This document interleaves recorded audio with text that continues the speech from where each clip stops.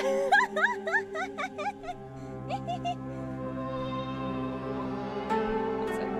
know, I introduced myself. My cat's causing a ruckus. I need to stop him. Okay, let's try that again. That's my bad.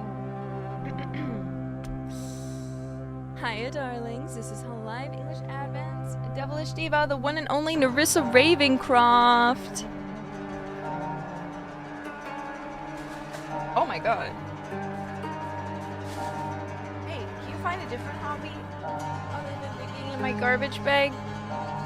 Thank you.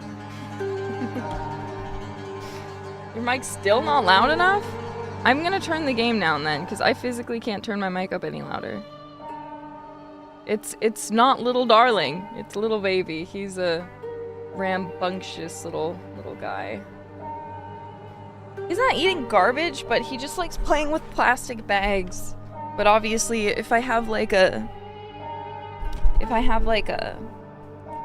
garbage bag next to me, usually it's just like a little like bag I get from Konami. So he's like, ooh, but it's like filled with garbage. So I'm like, please, please stop. I woke up, I fed them, I gave them love, and I checked their litter box and topped off the litter. I refilled their waters, gave them wet food. They are well taken care of. He thinks plastic bags are toys. I know. I've given him like a million balls, like some things to like some actual like toy-sized toys that they can like cuddle with and like play with. He doesn't play with those. I gave him like dangly toys. I have one hanging in here in case he comes in so he can come play with it. I have the cardboard scratchers because they enjoy that more. But the weirdest thing happened, you know, little baby learned how to turn on the lights in the room that I've been putting him in at night. Because when I woke up this morning, I went in there and the light was on, and it definitely wasn't on when I went to bed. So oh, the lights, that's what I'm saying. Did he jump? Admittedly, it's my fault. Let me clarify that I put the cat tree right around near the light switches, so he probably jumped up and then hit it, is what actually happened, but I don't know, because it's been there, and that hasn't happened before, so. Anyway, I currently, wrist pain is pretty high the last few days, so I'm wearing a wrist brace. So if my playing style is a little shit, that's why. It'll probably be fine though. We are starting right before the entrance of the Shimizu household. So, we actually have to backtrack. You see this little thing right here? This question mark? We have to go towards it. Oh, not here. So I gotta go back down. I wish I could have saved right by where it actually was, but que sera, sera. It is what it is.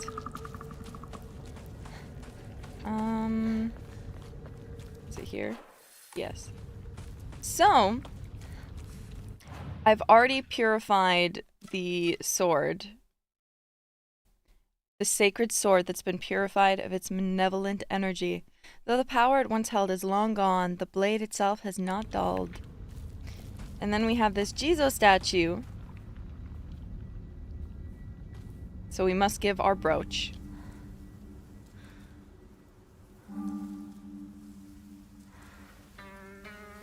You've given me an amazing gift. Thank you so much. I appreciate the sentiment.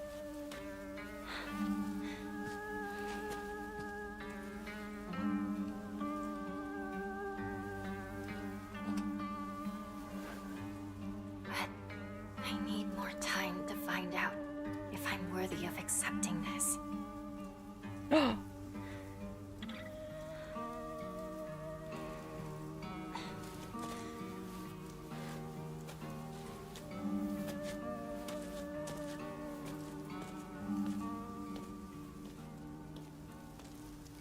Ooh. Okay, hello? Okay. I see the game looks a bit quiet, so I'm just gonna bump it back up a little bit. Hopefully that's a bit better. But now it might be a bit too loud. We'll see. It's hard. It's hard to get a good thing, you know? It's hard to get a good...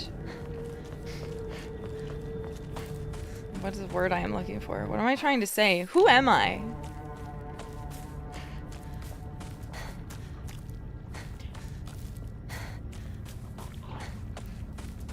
Anyway, so I'll give you the rundown of what happened. Where the hell is my house? Oh my god.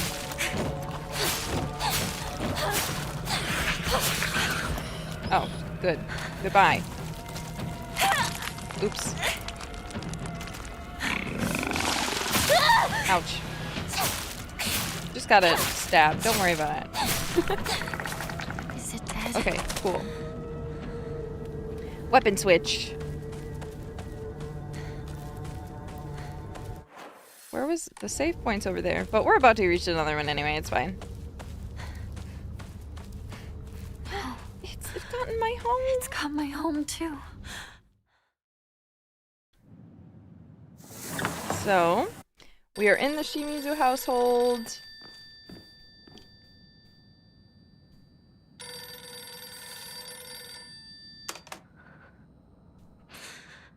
Hello? Is this the Shimizu household? Hello! This is Okamoto Fisheries. Thank you for your continued... Hello? We're not skipping the ad. It's important. The ad is important. Okamoto Fisheries.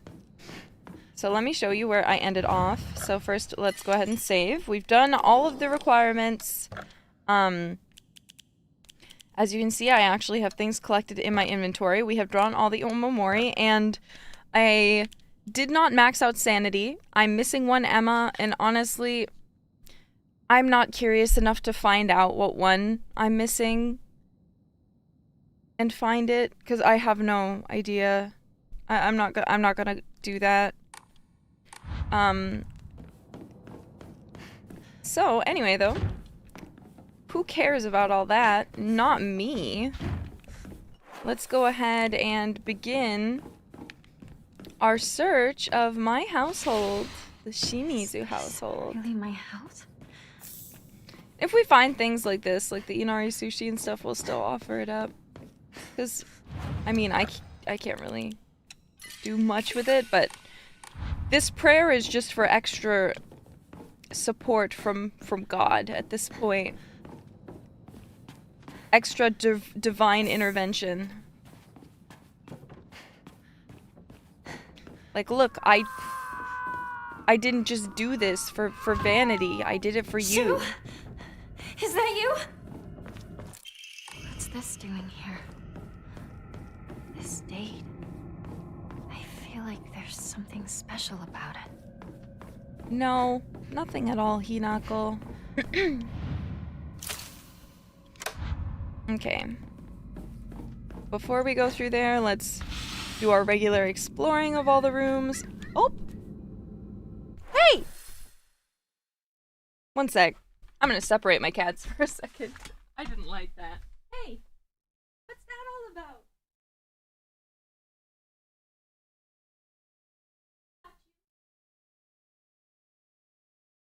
What's that all about?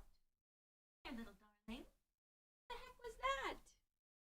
What the heck was that? You scared me. That was scary.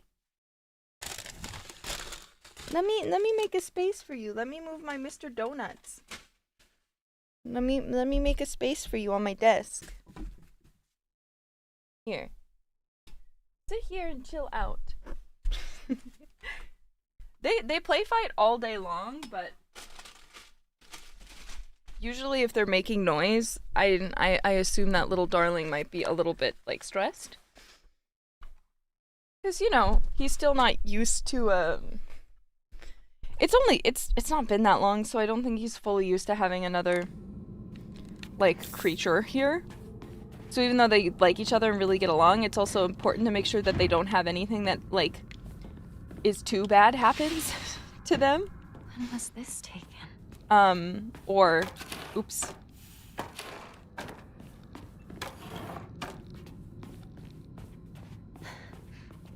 Or it could ruin their friendship, so I've got to be careful. This is my parents' room, isn't it?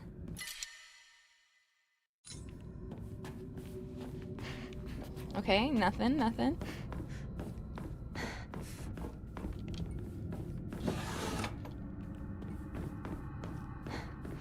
Don't really need any of this stuff at this point.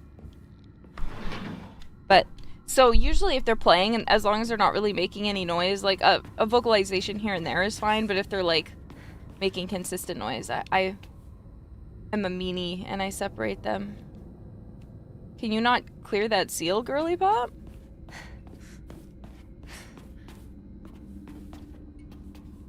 Aren't you like a god? Hello?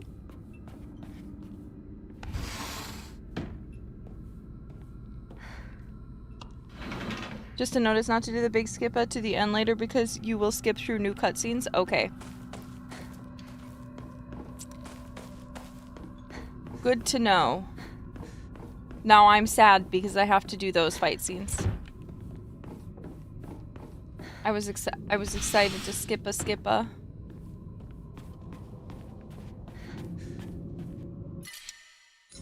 But, you know, it makes sense. It makes sense. That, you know, perhaps you shouldn't. Nerissa Ravencroft. Okay, cool. We've done all the exploring that we can at this time. We already know what we need to do.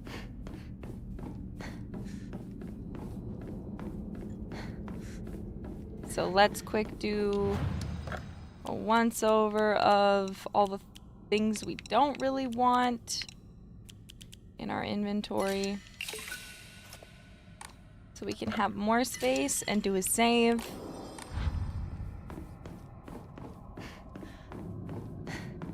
Use Wolf and Weasel if you want to just mow the Pringles down. Okay. What's that monster actually called? We need to stop just calling it My house. Prego. What the hell's happening? Prego. Check journal. Good point.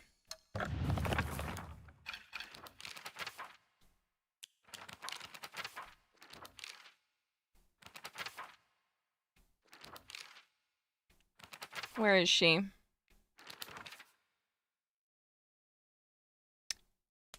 Hello? A hideous monster covered in countless skin cysts. It spawns monster after monster from the dreadful smelling clumps of flesh it drops, filthy, foul, and repulsive. The wonders of birth do not apply to this. Okay. I thought she'd have a name, but I guess not.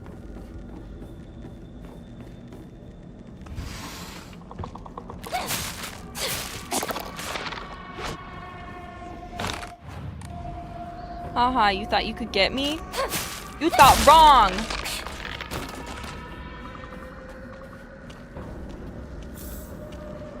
Damn.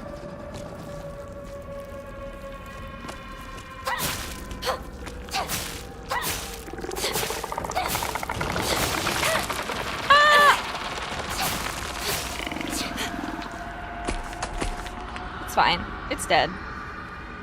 We only got caught a little bit.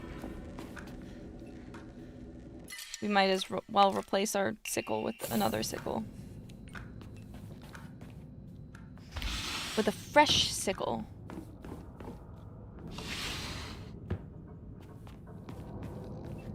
We got some chocolat.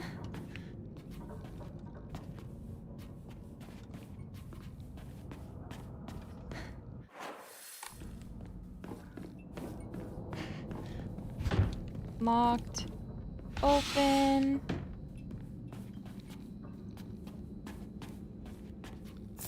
Arare. Arare? Sorry, I'm so fucking stupid.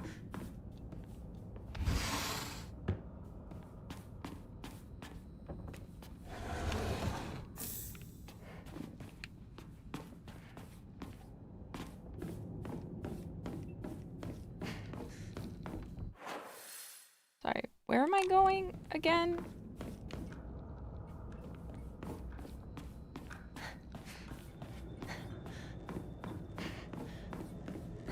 The picture. There's a monster. We gotta fight it.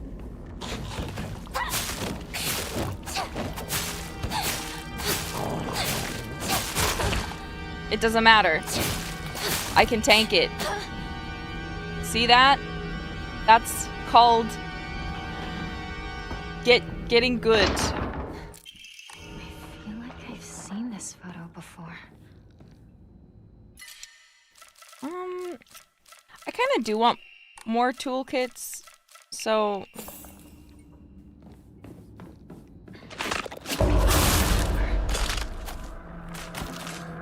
God, you scared me.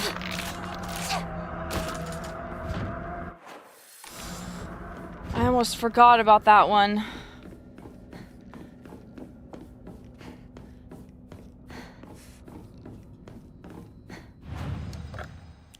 Quick, just drop this off. It looks like easy mode. I didn't turn on the easier difficulty. I'm still using the same difficulty we've been on the same time. Because as I mentioned, I don't need baby mode at this point. Maybe for my first run through, if I was starting over again, I would like go back and maybe do that just so I could feel less stressed learning the combat.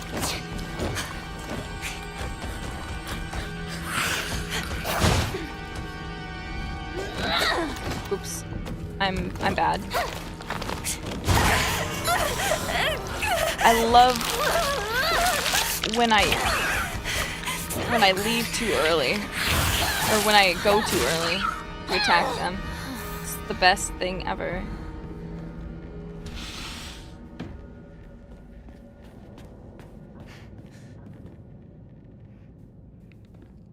Okay.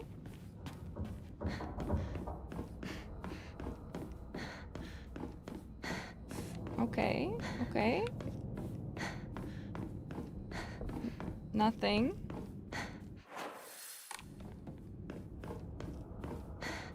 Oh yeah, the Kokeshi dolls. I used to play with this all the time.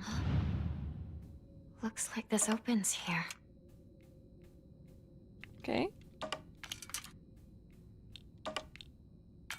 How heavy?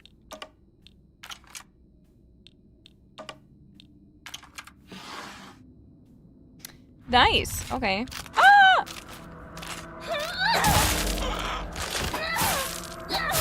Take my katana. What's this?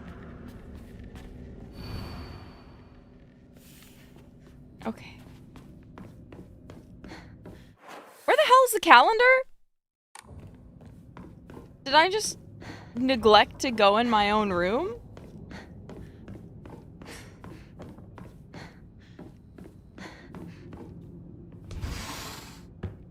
Is this? I had always thought that that's just how things are. So, when the offer for an arranged marriage came up, I thought, now it's my turn. Why did you choose to marry someone you didn't know? Well, our parents talked and brought in a matchmaker. And I was introduced to someone they felt was a good fit for me.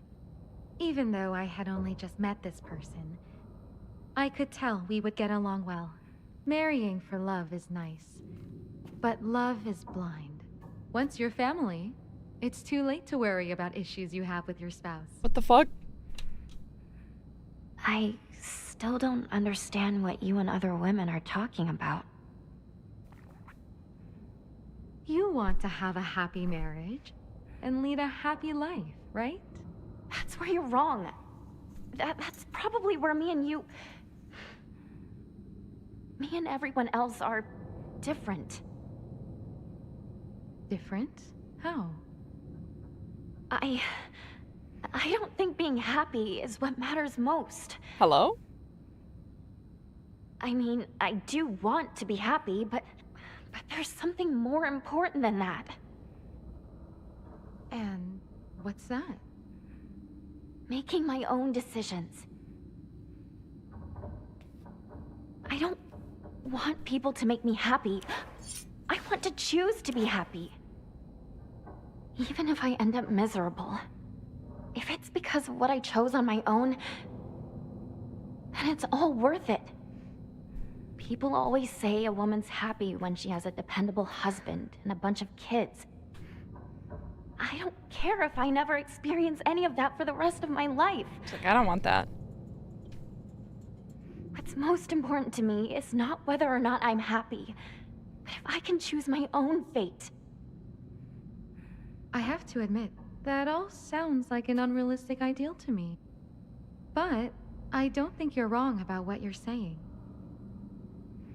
In another 100 years, no, perhaps sooner than that, there will come a time when true happiness is choosing your own path, no matter the outcome. Damn. I obviously can't live in that world, but I hope you can, Hinako. Oh, that's sad. Happiness is choosing your own path, no matter the outcome.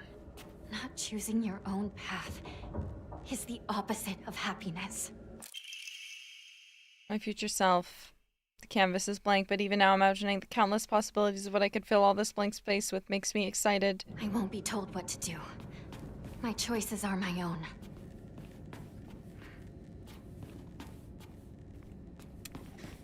Damn. Memorable Man, thank you for the 20 gifted memberships to the community. Okay, let's continue. We need to get the propane, which should be in the next area, and the key.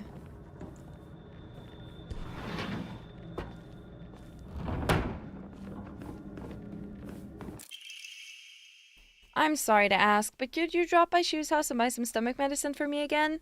Also, please let his family know that I've been getting better thanks to them. Traditional medicine truly is better than all those modern drugs, and herbal remedies are far greater on the body. Tell them I'll pay my bill at the end of the month.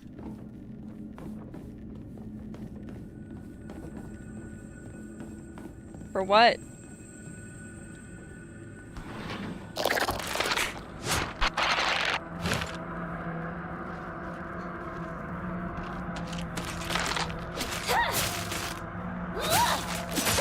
Oops. It's fine. Might as well replace my kitchen knife. Might as well replace my sickle with the kitchen knife.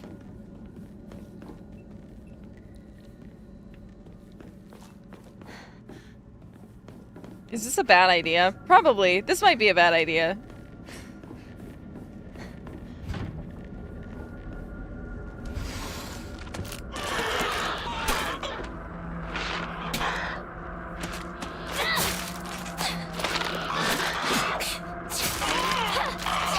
Me and her both failing to hit each other. We both fucking suck. Oh yeah, there's another monster outside this door. Wait, let me just open this, and then we can fight. We can duke it out in the hallway.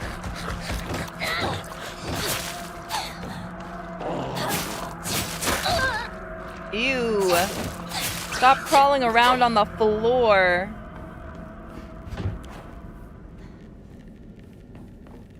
I'm gonna just partially use every single knife.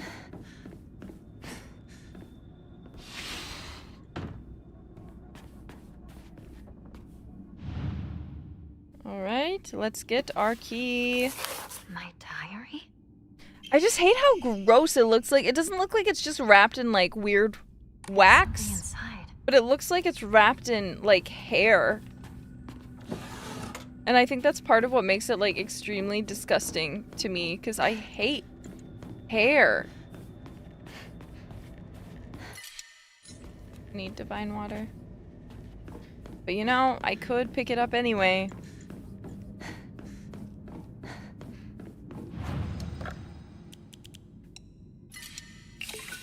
Look at me. I'm so faithful.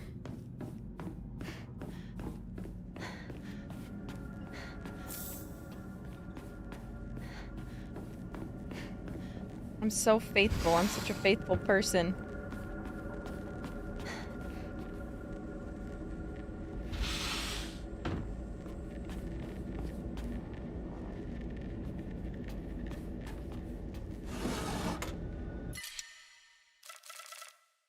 Ugh.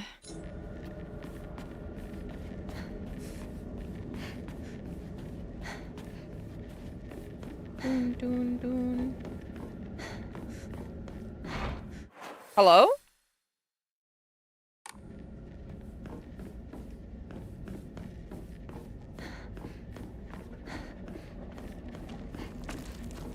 I thought the bird door was over here somewhere.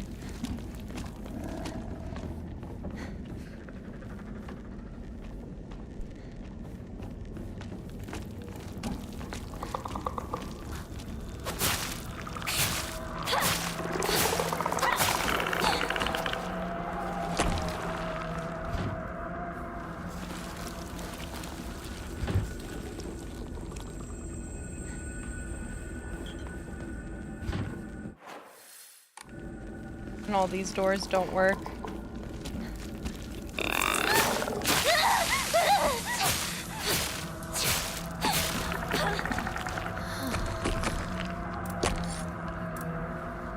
Okay. It's fine.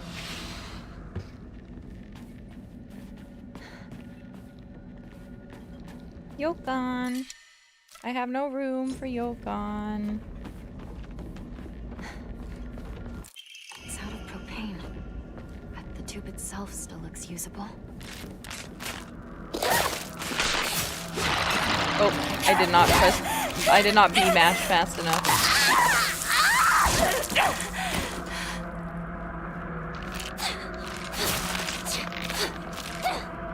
Oh. She's down. Way down. Mark the grave. Where the searchlights find us. Drinking by the mausoleum doors. And they found you on the bathroom floor. I miss you. I miss you so far. And the collision of your kiss. Do you guys know what song I'm singing?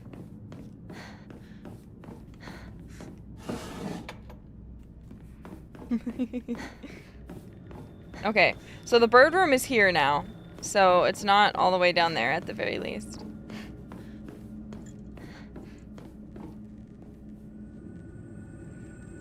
And the collision of your kiss that made it so hard, made it so hard. Oops.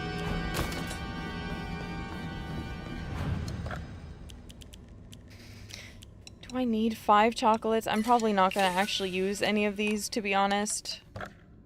Just being realistic. The way I am, I'm just probably not going to use them. Does something go here?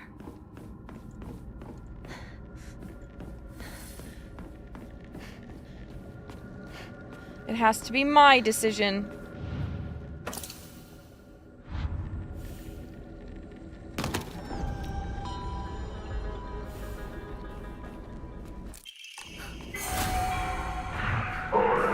Hello?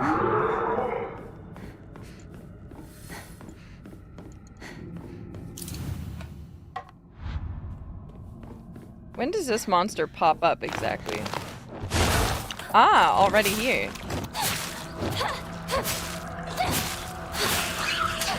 I'm gonna preemptively kill it, because I feel like I usually save it until, like, until I'm actually going down that way. Okay. Anyway, to the kitchen.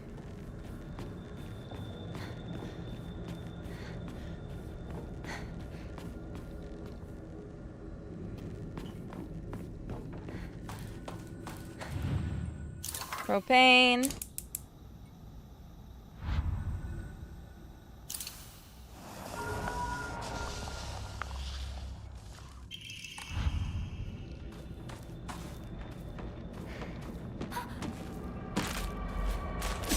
Oh. Hello? Take my plastic sword. I will not lose Space Wars.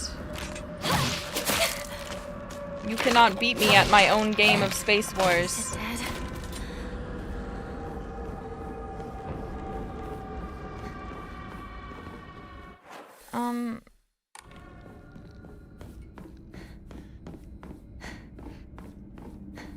Okay. So we can fully skip this one, right?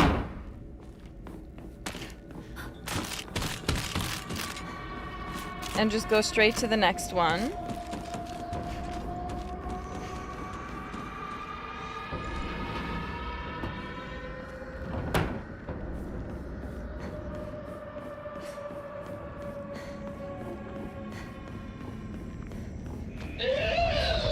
Yeah.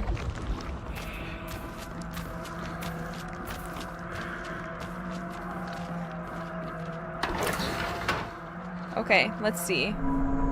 Hiya, would you come over here?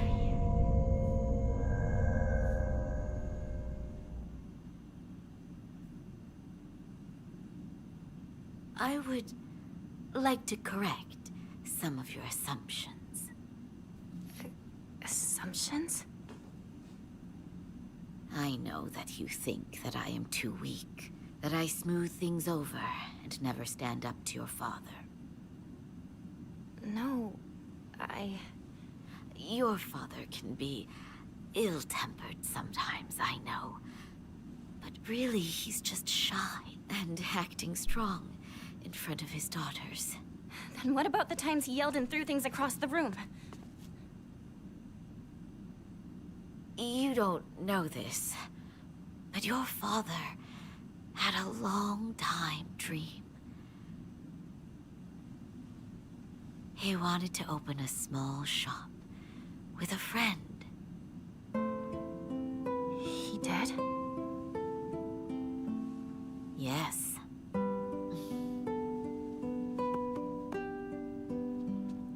She's interested. She sat.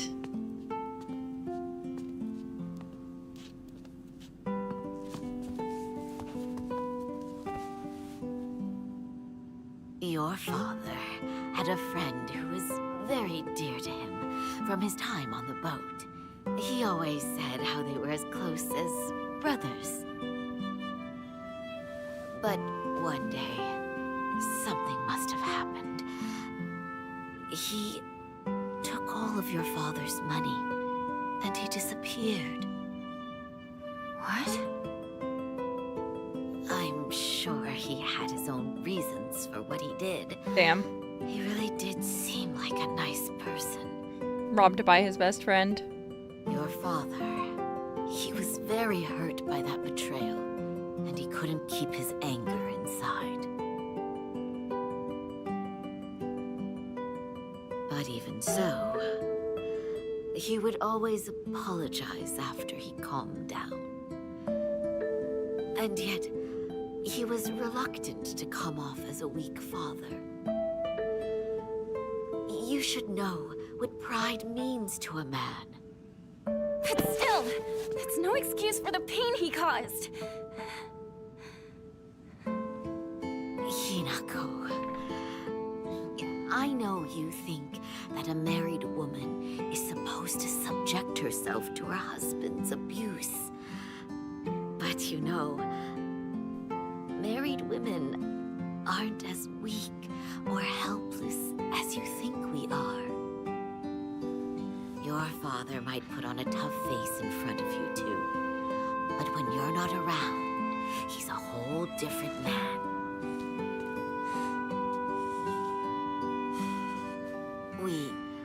Your mother and father got into a big fight once.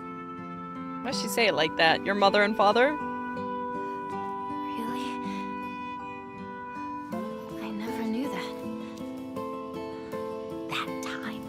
I completely ignored him until he came to apologize. I acted normally when you two were around, of course. Not only that, I made his meals out of all the food that he hates. And for the tea that I gave him, I wrung dirty rags into it. You did? I don't believe it. Your father, he caved in just 3 days. After you and Junko went to bed, he bowed low right over there, head to the floor. Dad did that? Really? Sure he did. Whenever your father and I got into a serious argument, he knew that against me, he never had a chance. But Hinako, that was just how life went with the two of us.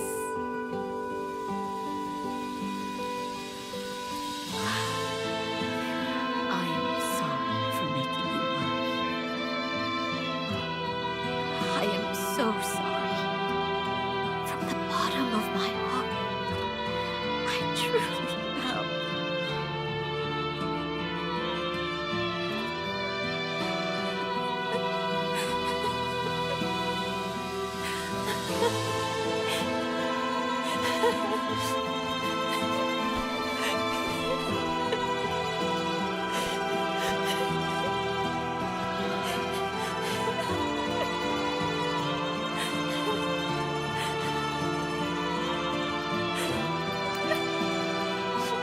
Damn.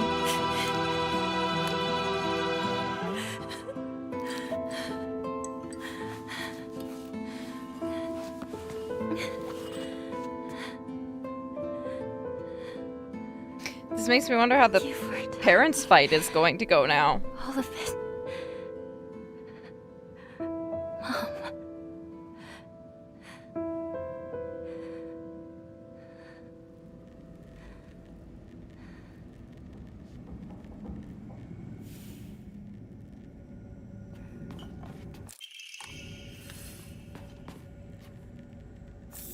Oh, it's just a bandage. Letter from my uncle. Kanta. I shall be brief and to the point. It is very unfortunate about Kimie. I'm sorry and I understand why you would want her to go ahead with the surgery. But surgery can do more harm than good. Remember how Mother never properly recovered after hers? I understand how you feel, I really do, but please reconsider before taking on debt for an operation that might not even make her better. Wouldn't Kimie rather you tried to enjoy the time you have left together? Either way, you need to talk it out with Kimie first. Knowing you probably haven't said a word of this to her, have you? I can't cover the whole operation, but I'll send what little I have to spare. Buy Kimie something nice with it. Got it? Shotaro. Oh. Seems like her mother is sick with something.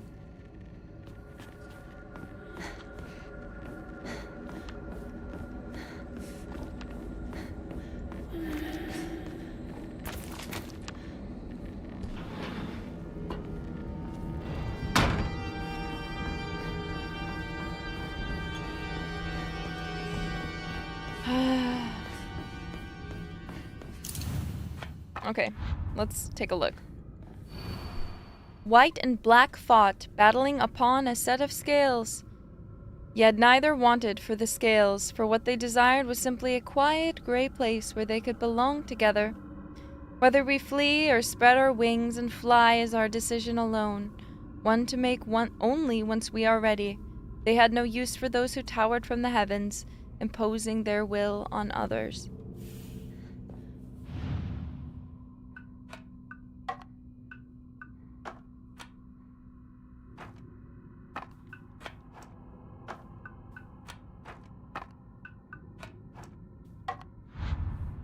No?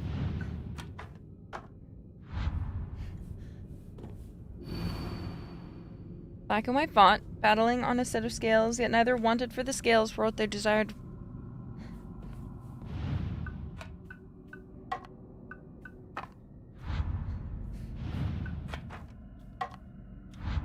No. Okay, what am I doing wrong? White and black font, battling upon us. Neither one for the scales I desired was simply a quiet, great place where they could belong together. Whether we flee or spread our wings or fly is our decision alone.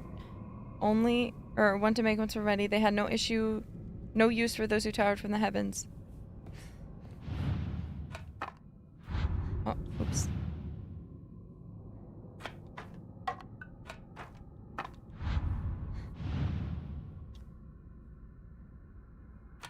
Eh?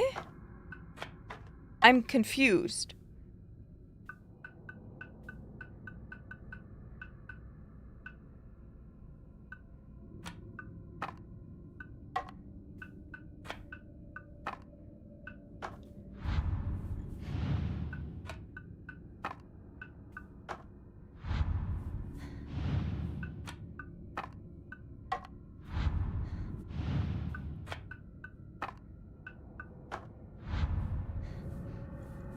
Hello?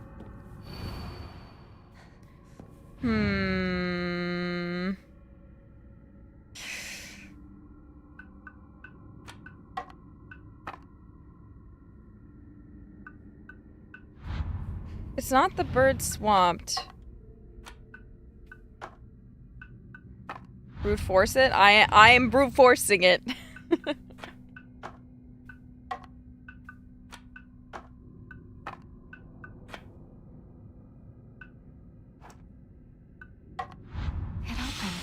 Hello? But what was that about?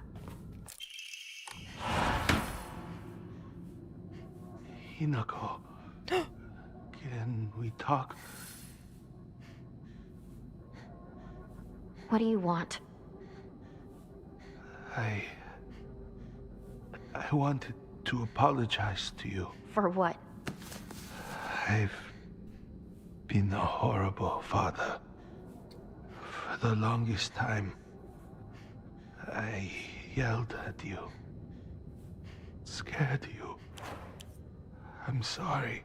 You're apologizing for that now? You think that's just gonna erase what you did? You made us all suffer for so long! You seriously think that gets you off the hook? No, I know it's not enough. I know. You can't forgive me. I understand, I truly do. But please, at least let me apologize. It's okay if you don't forgive me. Huh?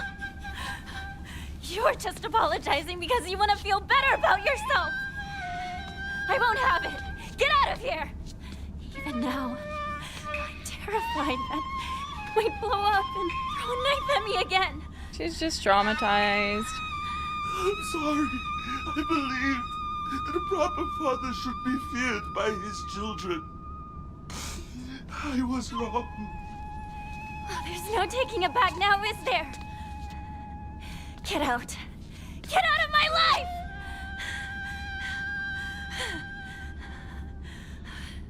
Listen to him. He's actually apologizing. Whether or not we forgive him is up to us. Even so, I think it's important for us to hear him out. At least he is sorry. Why should it matter to me if he's sorry? Because he's family. You heard Mom, right? Dad was betrayed by a friend. He was suffering. Oh, he was suffering, so I'm just supposed to forgive him? I won't! I refuse! Yeah, you're absolutely right. You don't have to forgive him. And you don't have to listen to any of his excuses or apologies either. But still, like it or not, he's family. And so, even if you can't let it go, just let him speak. He's still our father, and we're still his daughter.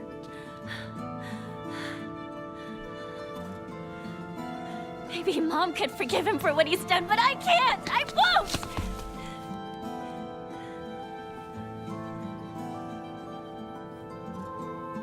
You know that you and I are bound to Dad by ties of blood. That Mom and Dad don't share that bond. Mom's only bound by marriage, yet She still listened to him. She even had the courage to forgive him. We should listen to him. His own flesh and blood should be willing to hear him out.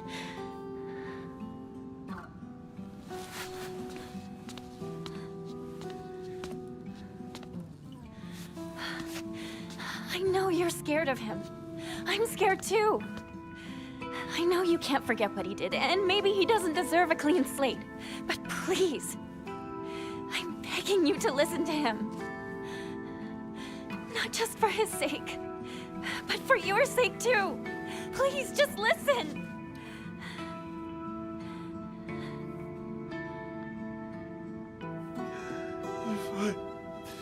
If what I did taught you to fear men, to never trust them, then I was a poor teacher. I might be hopeless, but not all fathers are. Kotoyuki isn't like me. He is an upstanding young man. He can give you a good life, a happy life. I'm sure of it. Your old friend Shu is a respectable man too. I always thought that two of you could build a happy home together. But no, how I feel about any of it is beside the point. It's your choice to get married or not. And I'll support your choice. I don't expect you to forgive me. I want you to be free of this curse of mine.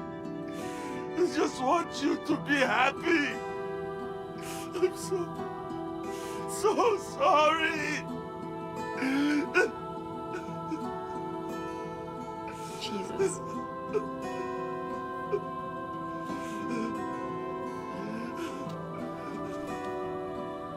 I'm still scared. And I still don't forgive you.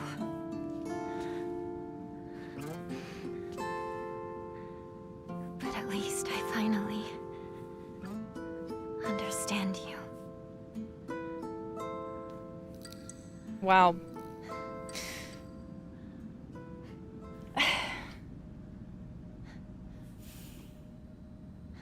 Shit, man.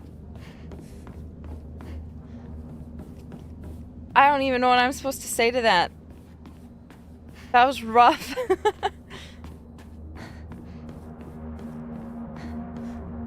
That was rough. Not bad, just rough.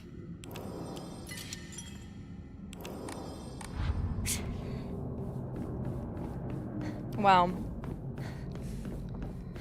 Ryukishi, you cooked.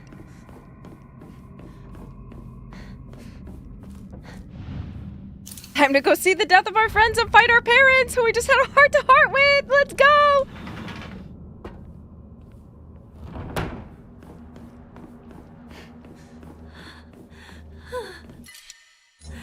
It's made its way in here.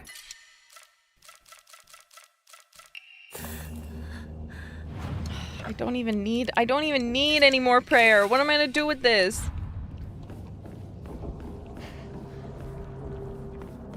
What am I gonna do with this?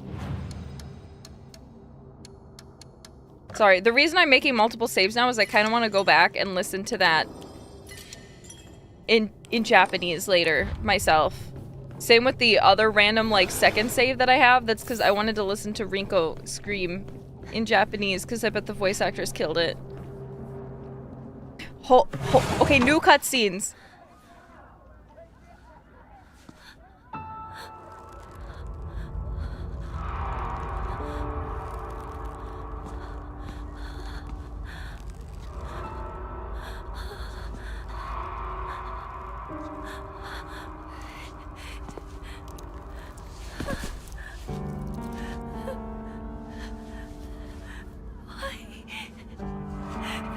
Why did it have to come to this?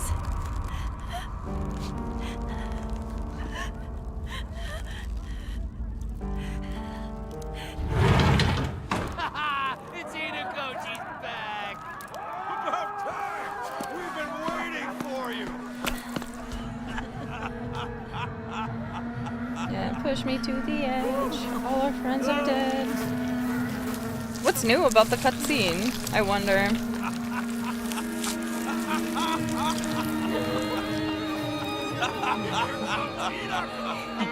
Hinako! You are late! Finally! We're about to get started here! What did you say? I was wondering if they would remove this entirely or deeply change it.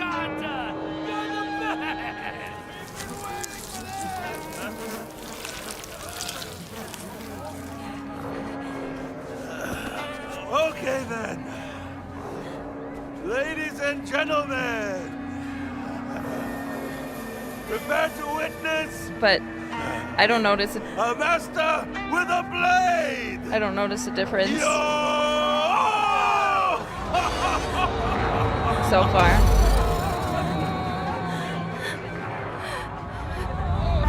Don't disrespect me!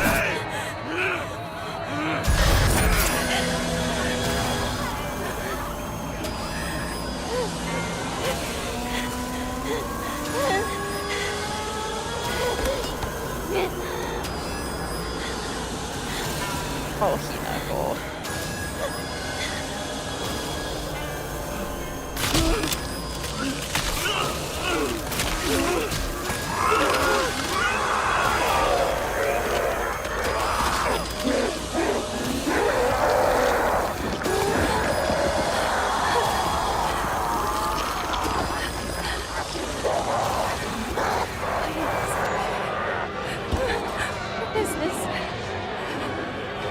What indeed?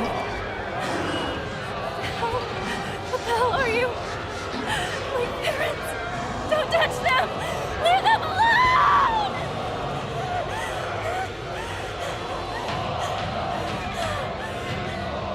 Oh, woman! Act like one! Let's say it time and time again! We don't have a choice. It's a woman's role in society. Stop making me fight my own mother and father! Show some gratitude! We raised you! You dare defy your parents like this? Oh no! My knife!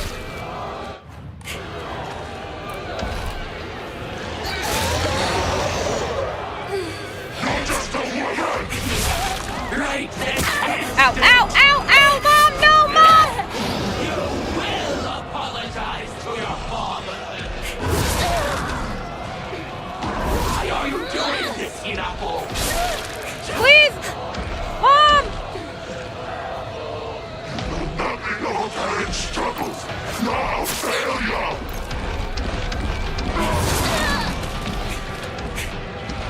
Hinako immortality.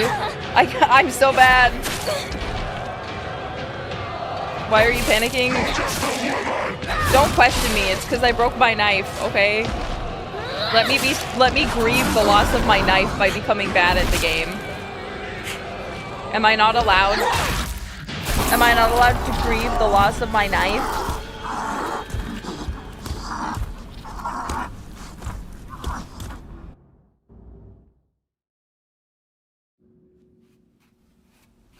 Okay.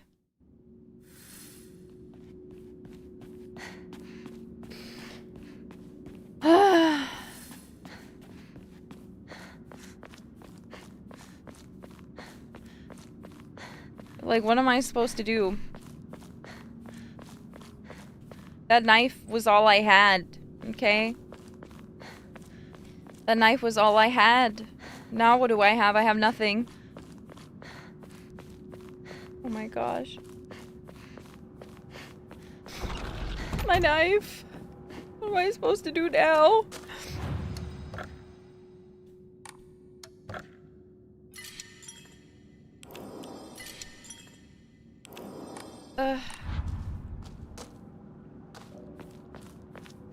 You have a sword, aka big knife? I guess.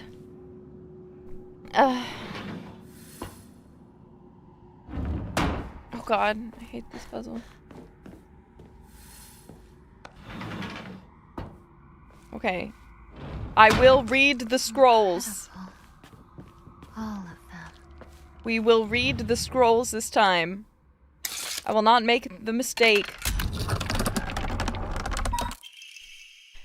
The time for rebirth is now. Respect us. Serve us.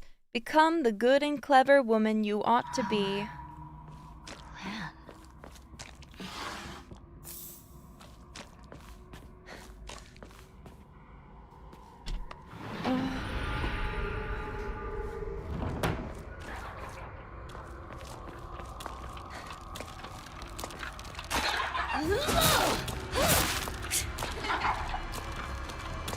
Come here, hopscotch. Hopscotch, kid. Ah!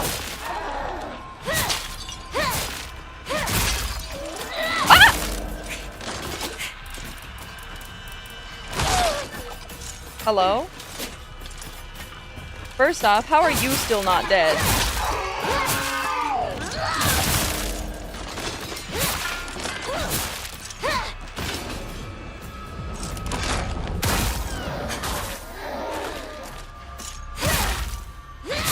Just funding for a new knife, thanks. Thank you for the $10. I will go to the grocery store and buy a knife with this money.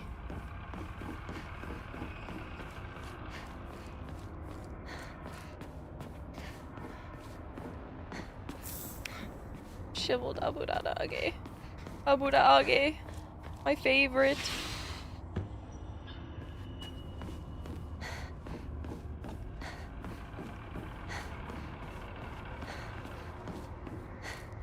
So awesome.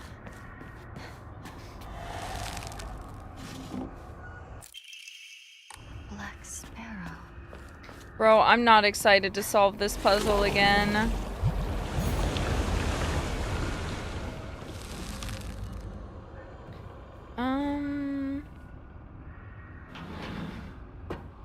Okay.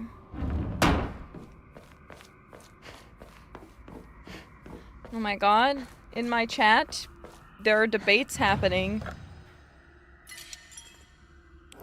Don't worry, just calm down and enjoy the story. It's gonna be okay. Realize your good fortune. This miracle is more than you deserve. Attitude isn't something you demand.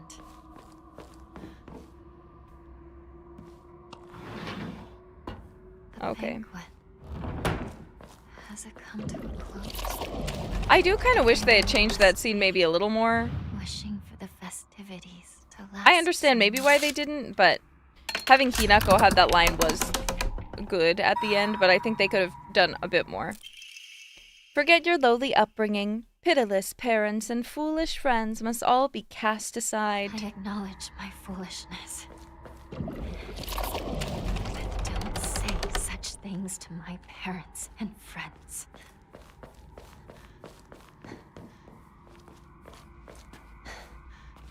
Okay. Yeah, it was just a very subtle change, but I think in my mind they could have maybe done just a bit more. Especially because for me, so far, let's be clear, I am thoroughly enjoying this game if it is not disgustingly apparent. But I also feel like,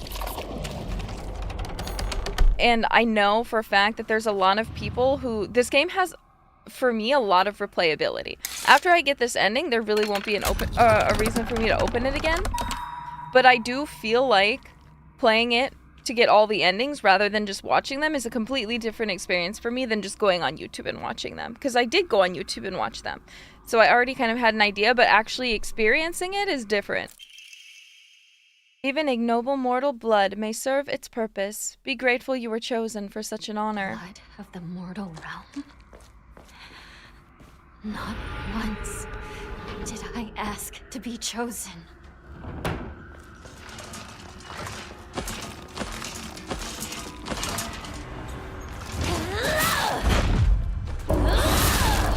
But I feel like with how long the game is, because obviously, thankfully, I've been getting better at the game. Thank God. But if you're someone who actually doesn't have any game sense, like, at all, like, imagine trying to play...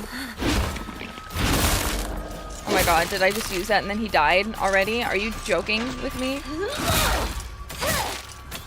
Yeah, and I've been playing off stream too, so I've already been streaming this game pretty consistently.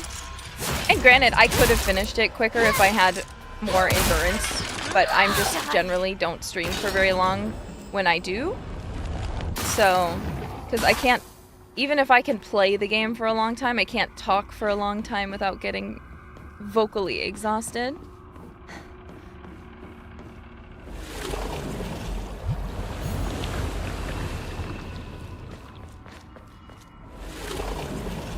But the reality is a lot of people just don't have time these days between work and family, like, circumstances, you know, or school if you're a kid. Because I remember even when I was young, you know, I was working a job. So I'd go to school, I'd come back home, and then I would have a little bit to get changed, and then I would go to my job, and then I would come back at 11 p.m., and then I wouldn't do my homework because I wouldn't have time. Innocent and afraid.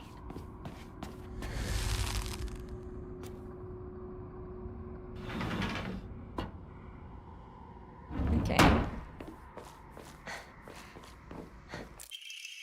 With her blood shall our clan prosper. May our ancestors rejoice. Am I just soil in which you can sow your oats? Don't be ridiculous. That's a wording. Am I just soil in which you can sow your oats? I can see why they did not use the word seed, but I feel like I'm sure it is a saying. I've just never heard anyone say, sow your oats.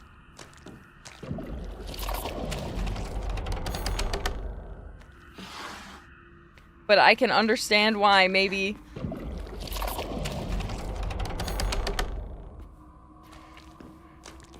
I can understand why maybe you wouldn't want to say that.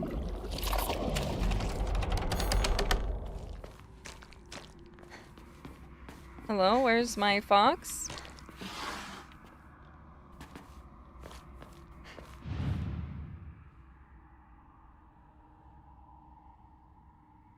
Right in his hip.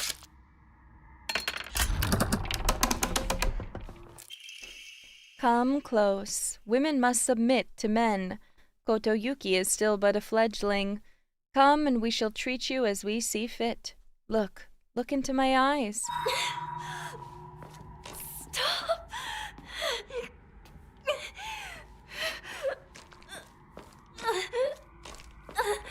I would imagine there's nothing new in here. No, we can't even go into it. Okay. Box insignia room is empty.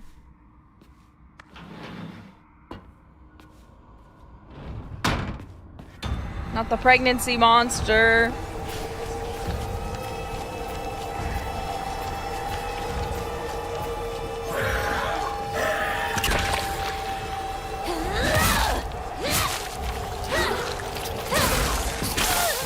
No, let me kill it. Let me kill your spawn. Oh god, it's too late.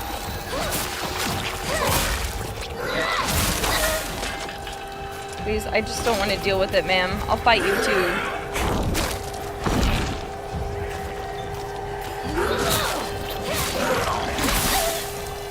Oh, I'm gonna have to fight so many of these today.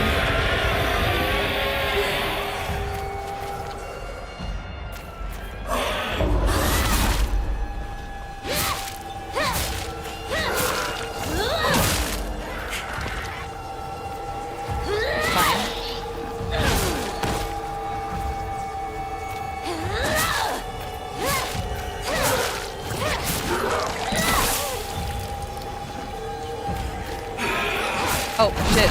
I missed it. I missed my moment!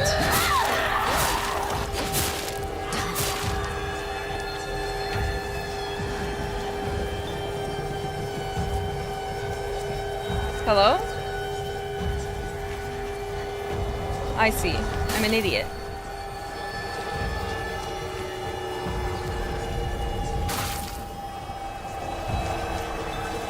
I'm stupid.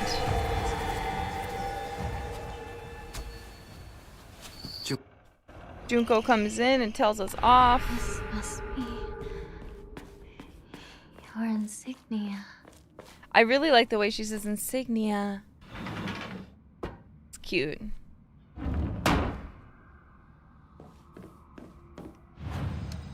Okay, give me 1 sec. I'm gonna quick go let my kitten out of holding. Since it's been about an hour, I'm gonna assume that whatever was going on has calmed down.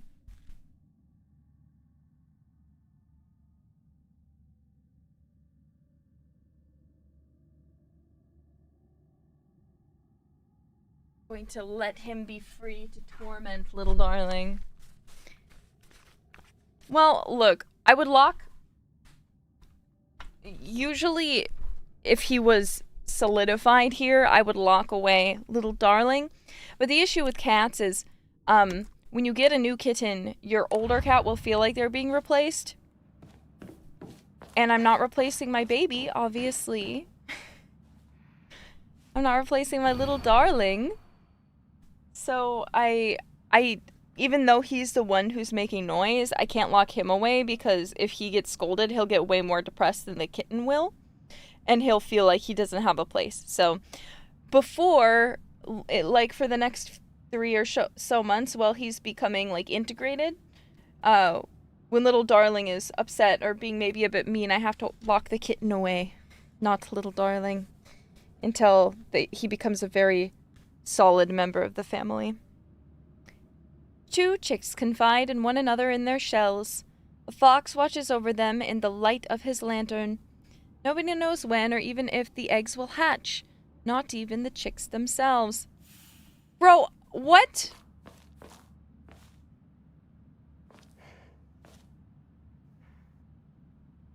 What?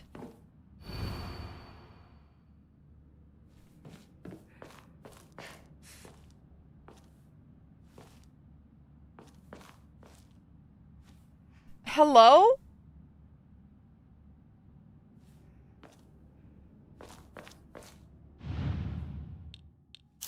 I'm gonna show you my guess. This isn't gonna be correct, but I'm gonna show you my guess. Oh.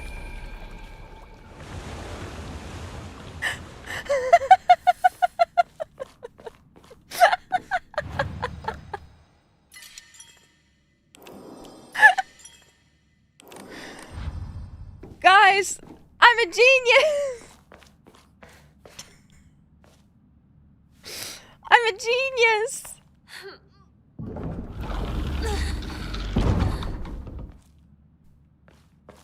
Koto Yuki-san.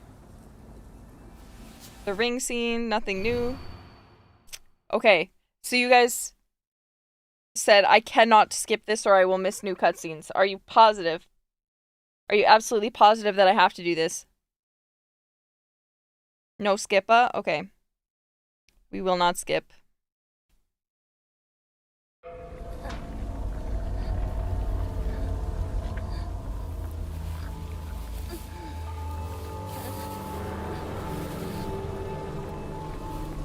Guys, we have already given the brooch. I cannot give the brooch again. We already gave the brooch. We don't have it.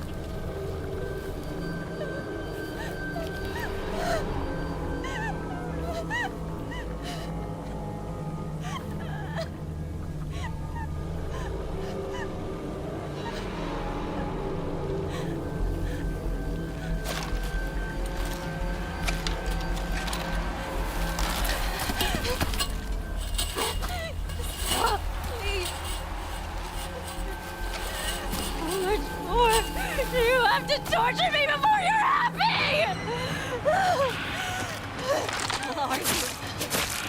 Hello? Why are you doing this? Can I attack first, ever?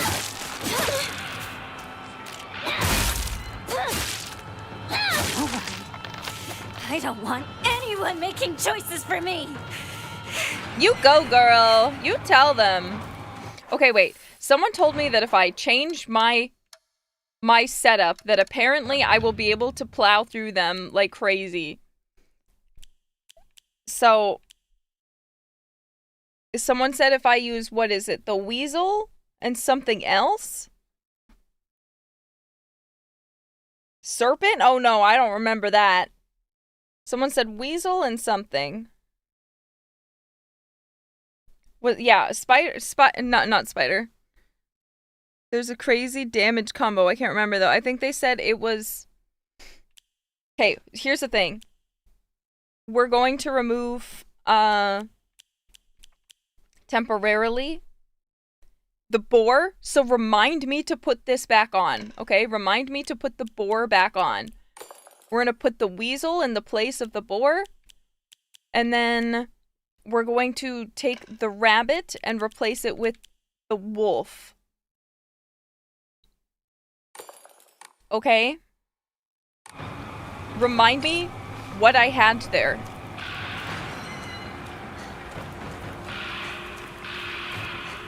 Why are you running? Why are you running?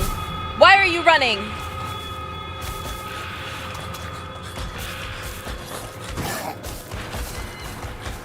Going down the mountain.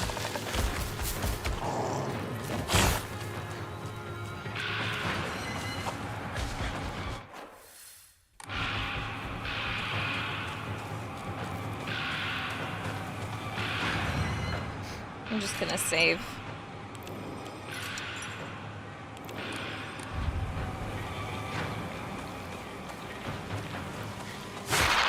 Oh shit, I forgot. Oops. That's my fault. That's on me. That's on my fault. I wasn't paying attention.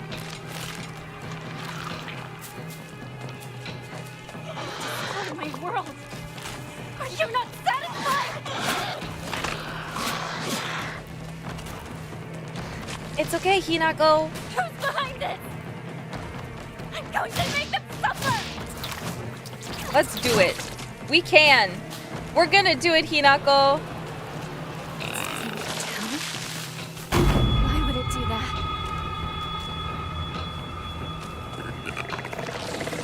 Where are the pregnancy monsters? Oh.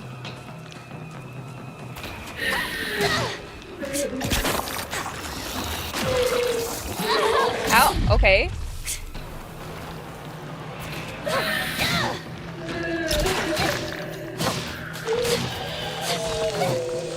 Okay, hello? You weren't joking. The corruption's spreading. I have to hurry. You were not joking. All right.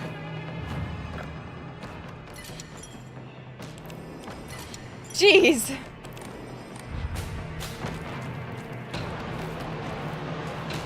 When you said it was going to make me plow through them, I didn't believe you. My choices. But you My were correct. happiness. You were absolutely correct. They're all mine. Mine.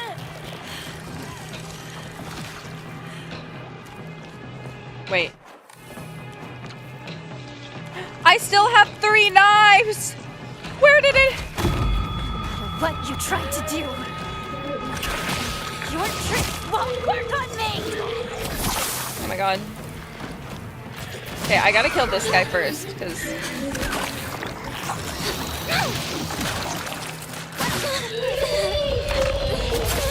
Hello, leave me be for just a minute.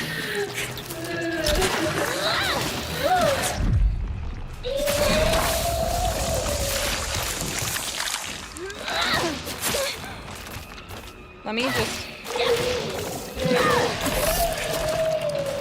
Okay, we got her. I don't know where the blockage was. Was it this? We're just gonna run.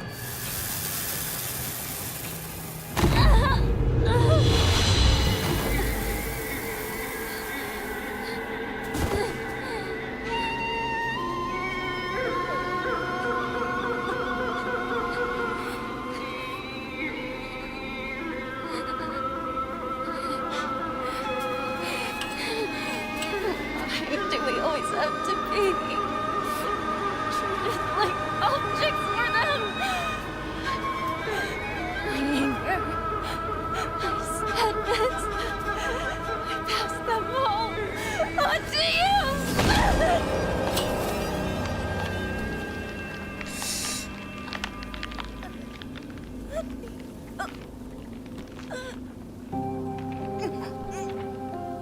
Is this how you want to live your life?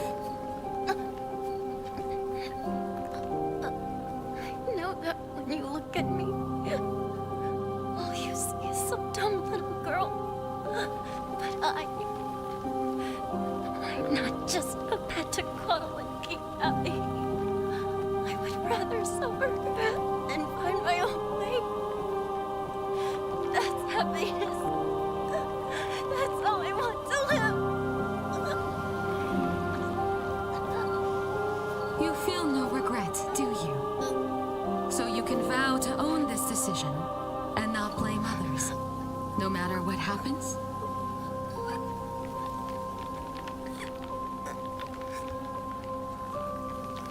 This is the choice that we made.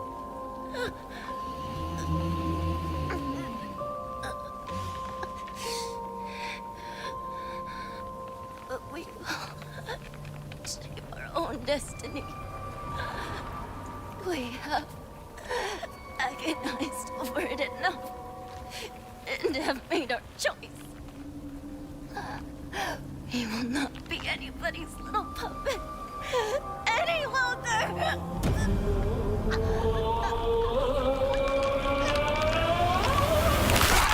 Oh my god.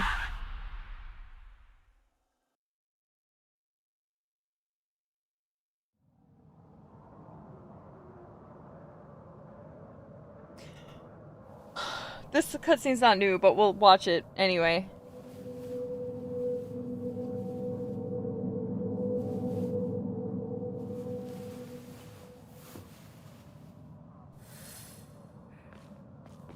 Oh my.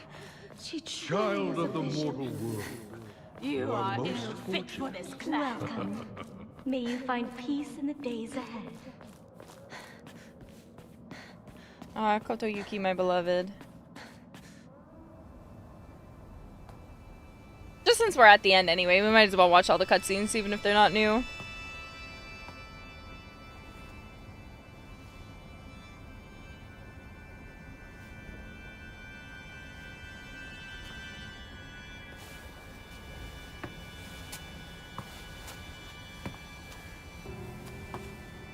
Yeah, we can't skip my wedding.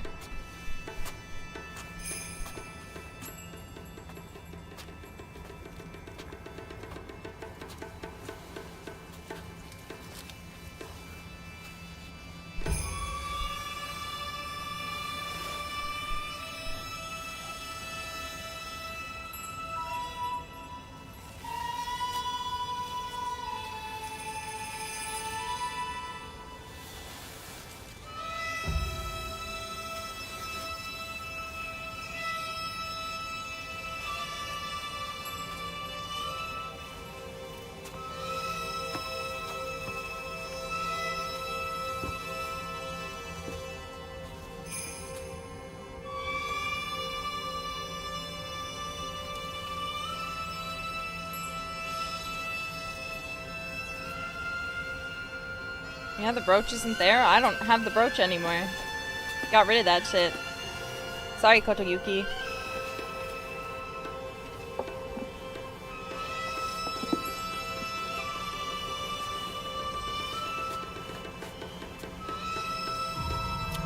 She set hers just a little bit too high. They're not even. It's bugging me.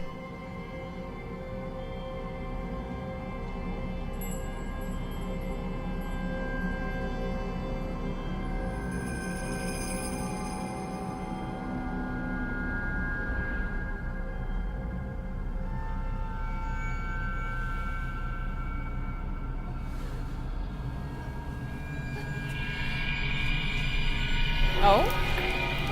Oh my god?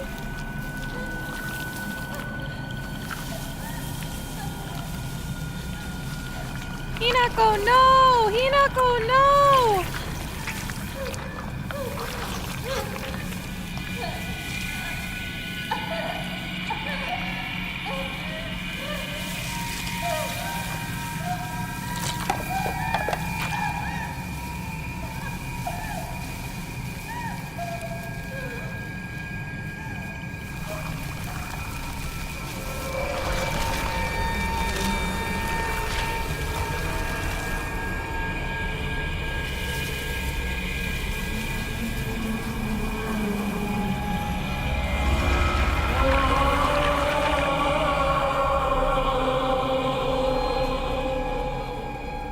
I wonder how they came up with the design for the face when there is no face because it's fallen off.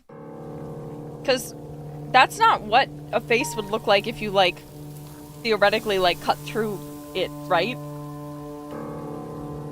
Now say your farewells. I sincerely It's close? hope Is you it find really? happiness. Truly. Oh no, someone else. Bisected face does not look like that.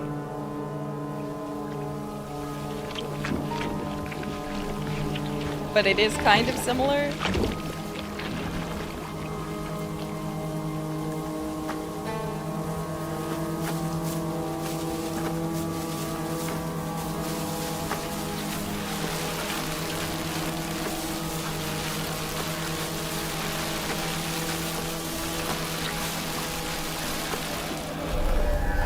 I love making flowers sprout when I walk.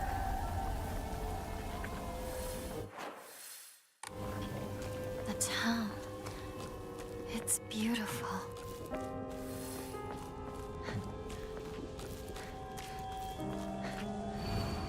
Play with me forever.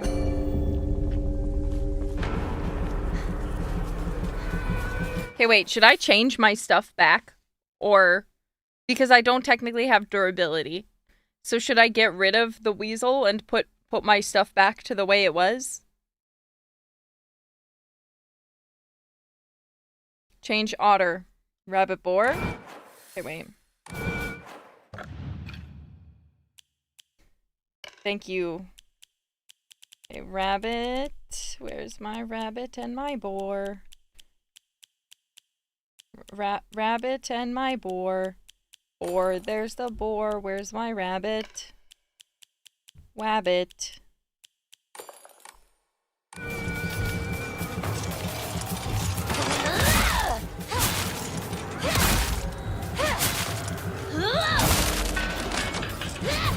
Oops. Okay, I suck. Okay, I'm shit. I'm shit at the game.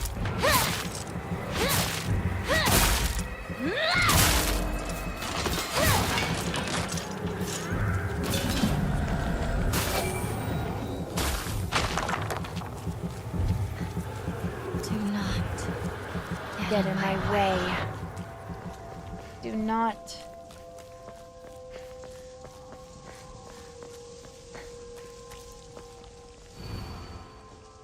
Yes. This is my decision. You know, the car's not gonna be in the way anymore.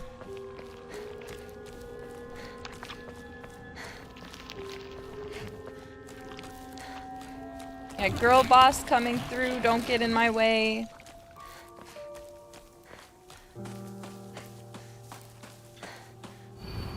I am the only one who truly cares about Shimizu Hinako's happiness.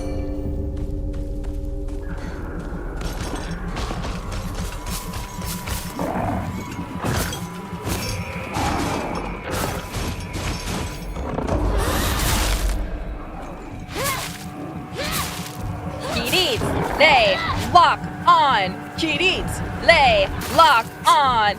Oh yeah, sensei, target on. Uh-oh, I blocked, but I wasn't able to hit it. He was screaming.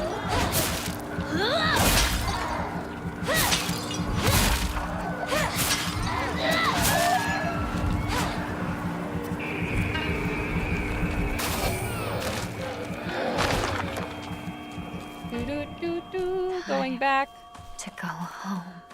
to the Shimizu residence to kill my parents. The world is celebrating me. You watched that show Go before? see my parents. No. I only know that song.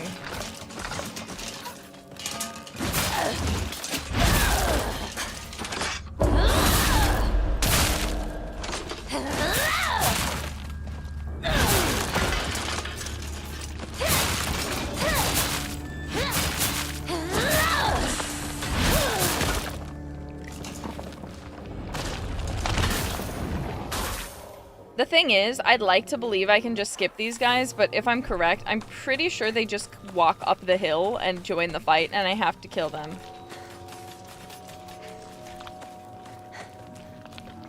It's good and fast. Only 48 episodes. Do you know how many episodes 48 episodes is? Fast? You don't know the meaning of the word fast, okay?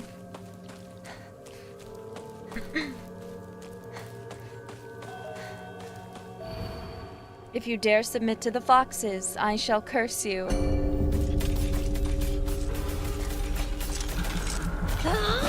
If you try to, you can pry me from Kotoyuki's cold dead hands.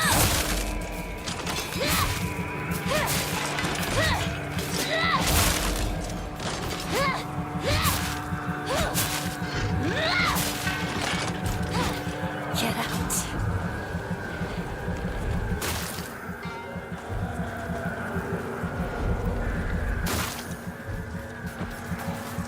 Come on. Are you kidding? It isn't this one? They just make a new one? I didn't have to fight that one?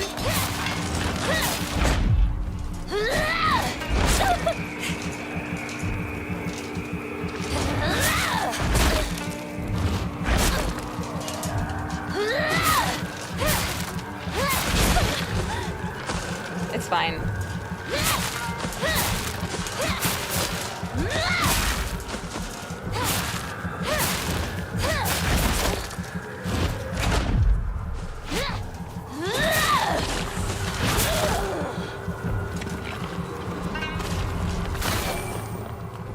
Okay. Thank you. Almost there.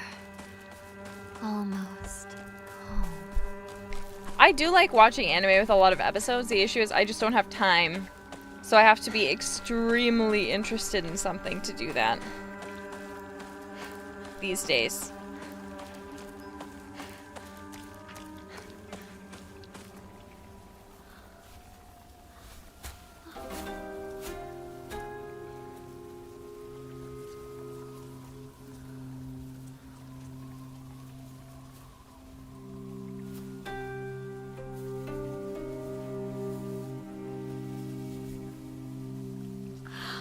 Hinako, our beautiful girl. Come on, dear. Look at her.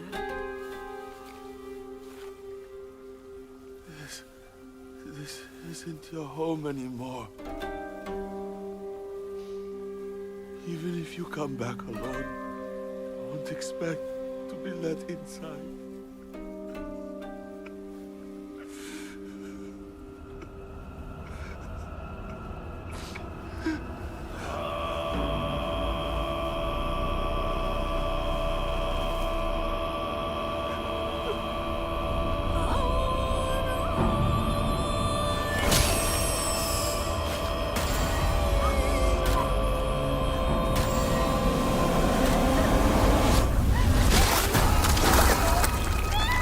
Crazy as hell.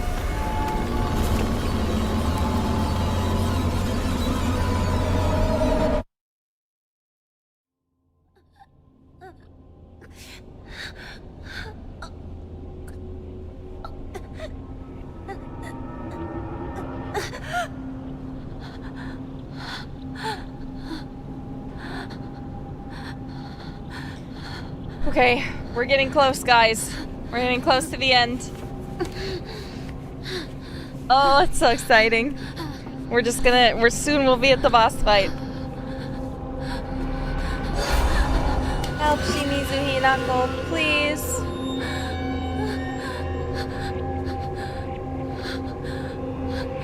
The true ending is parental dismemberment? Apparently the true ending is also killing our friends. Okay. Let's go back to our equipment. And swap back out the rabbit again. With the...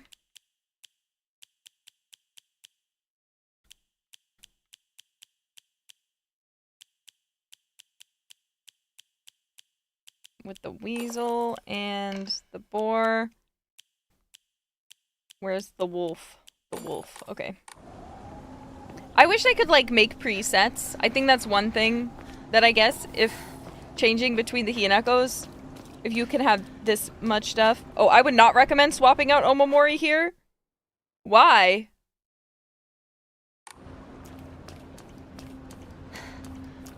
Why not?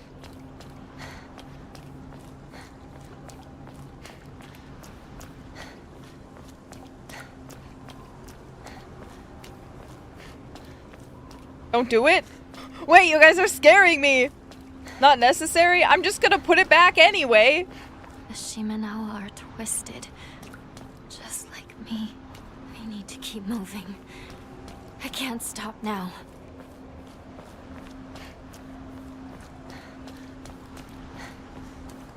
Can I not change my Omamori during the fight?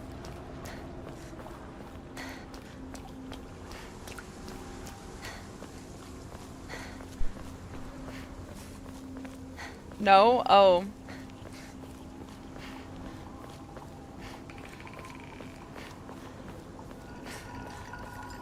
Who are you? Why are you trying to control me? I can't change in combat. So, just before I get to that area, you're telling me I should change back.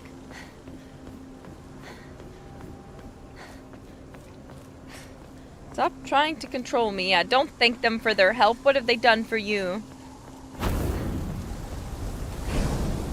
Come on. You won't let me pass. You asked for it.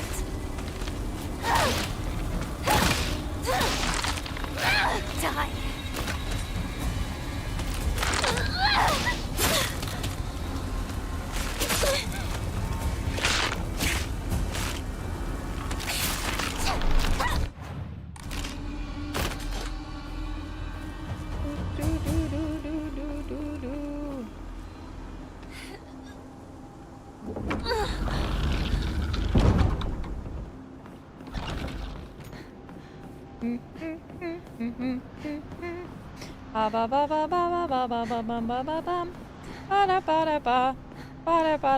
I won't let things go your way.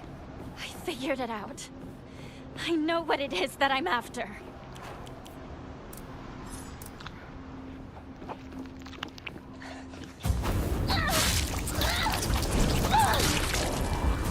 Stay out of my way.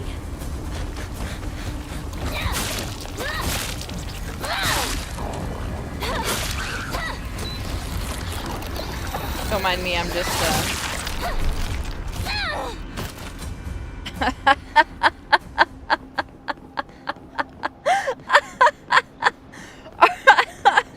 That's nutty!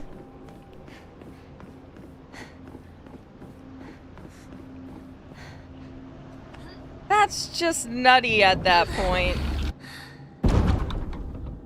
This is it.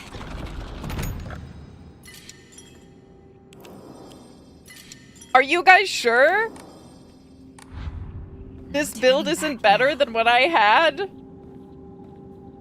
Like, obviously for Fox Hinako, that one is better. But the thing is, don't change it. I love nuts. My thought process is we're gonna be playing as both of them. Spoilers. You will see why. You will see why I should change it back.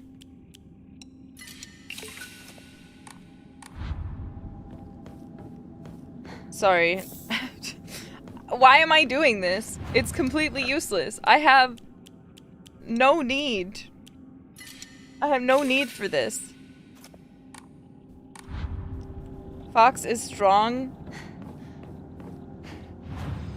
Fox is strong.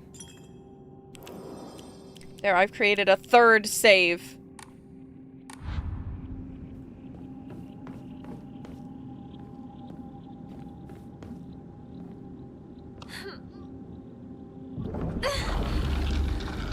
Yeah, I feel like the fox is strong, because, here, wait, let me look. We look at my equipment right now. The fox deals additional damage when using weapons with high durability, effective only for weapons with durability. But then I still have the hound, which restores max sanity.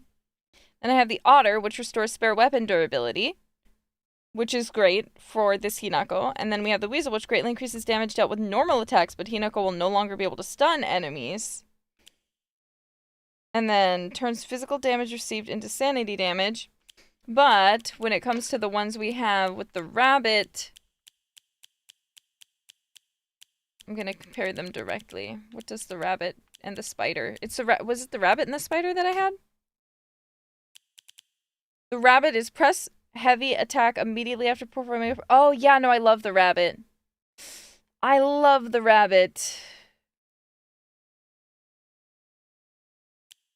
I love the rabbit. Let's take the rabbit back. But then, yeah, the other one's boar. You're right. Let's see. Comparing the weasel directly to the boar. Greatly increases damage dealt by normal attacks, but Hinako will no longer be able to stun. Boar, boar, boar, boar, boar, boar, boar. Boar, boar, boar. Where are you? Greatly increases stamina recovery speed, which shortens out of breath duration. I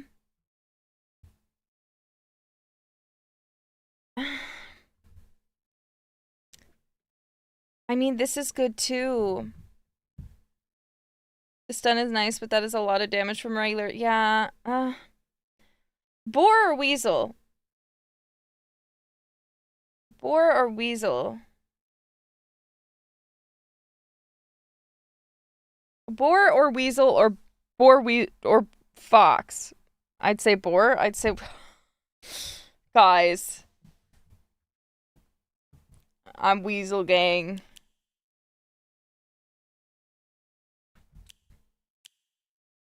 I'm making a poll.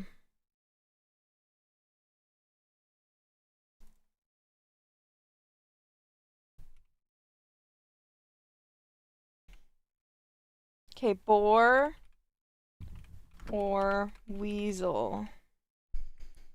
I wrote boa o weasel. I've got to end my life. What's wrong with me?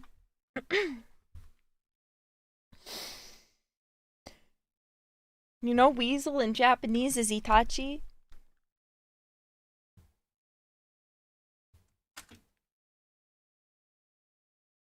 Boy, oh boy.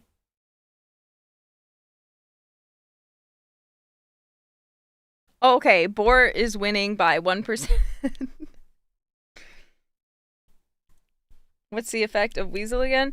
Greatly increases damage dealt by normal attacks, but Hinako will no longer be able to stun enemies, versus greatly increases stamina recovery speed and greatly shortens out of breath durations.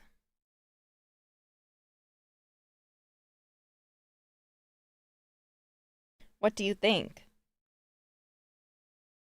Okay, currently boar is winning, so I'll trust you guys. I'll trust you guys for your type of gameplay. Boar, what's that supposed to mean? Let's do this. Shimizu Hinako.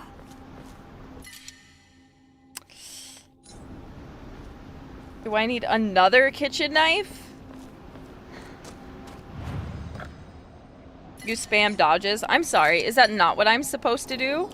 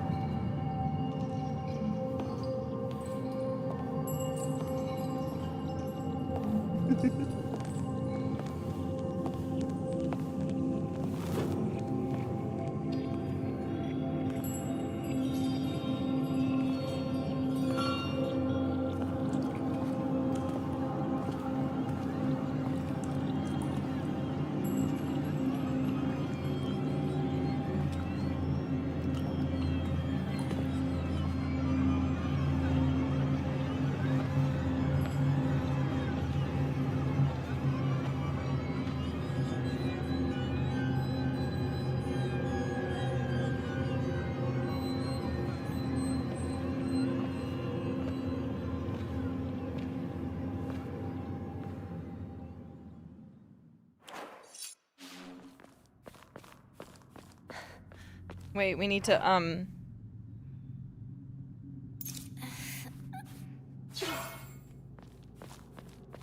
we gotta get the full lightsaber action going.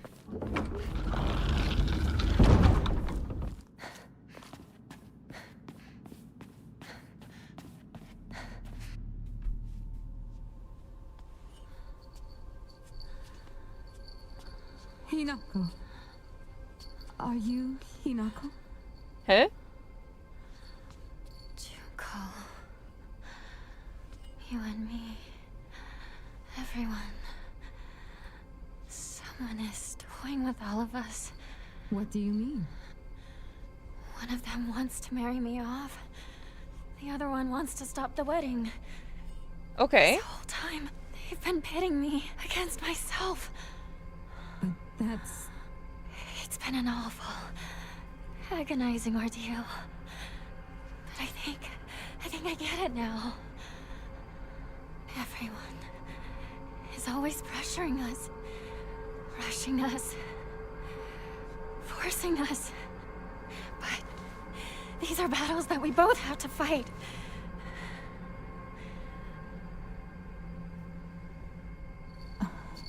Hinako always seems just a little crazy.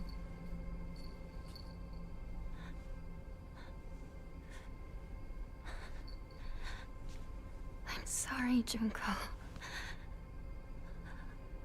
I'm sorry, Mom and Dad. I know. I've been a terrible daughter.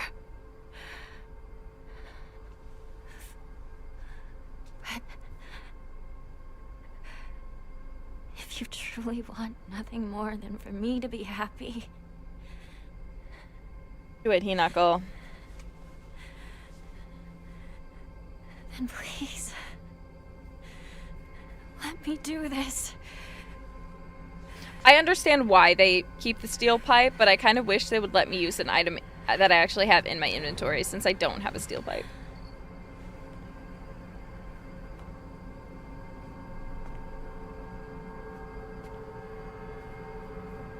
Let me use the lightsaber. This is my decision to make.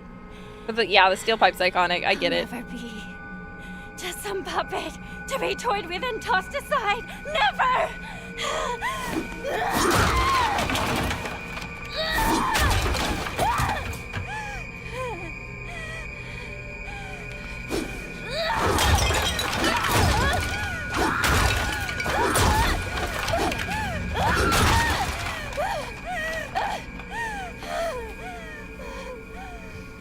Yeah, the costumes do change, which kind of low-key makes me wish I got the deluxe version so I could have the bunny costume. That is one of my... That's my one regret. Is that I did not get the deluxe version. Because I thought I did, but I guess I didn't. Why must we fight to the death just for one of us to survive this nightmare? Why do we have to bleed? Just to begin seeing eye to eye.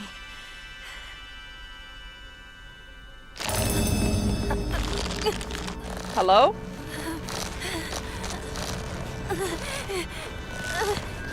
You don't have to fight, girls!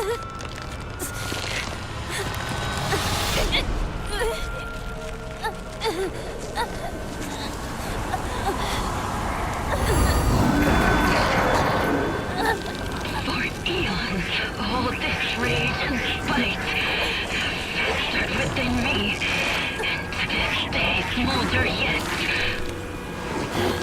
You insignificant wretch. Such rubbish means nothing to me.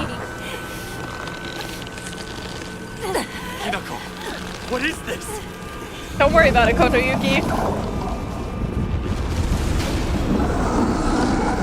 I need to fight gods.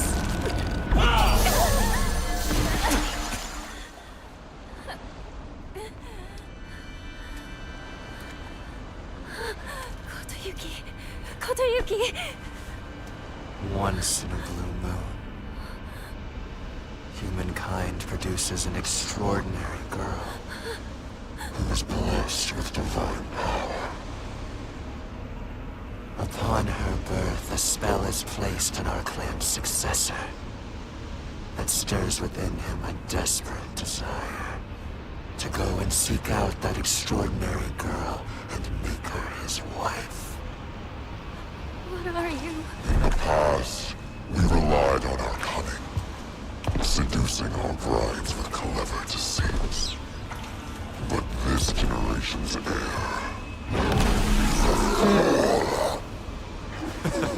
Leave Kotoyuki alone. Failing to charm his bride to be demonstrates what an inexperienced failure he is.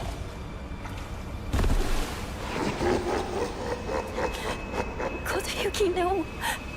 He just... all he wanted was for us to get married and be happy together. He tried so hard.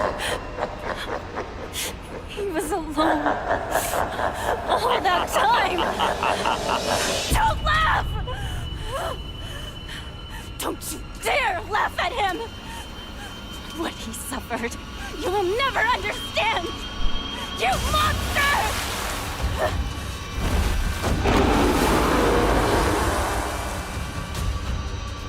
Okay.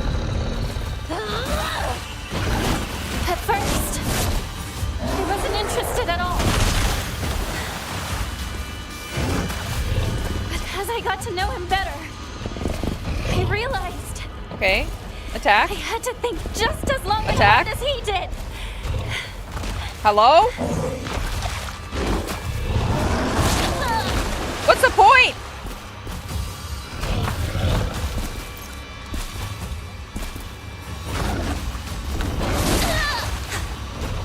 Oh my god.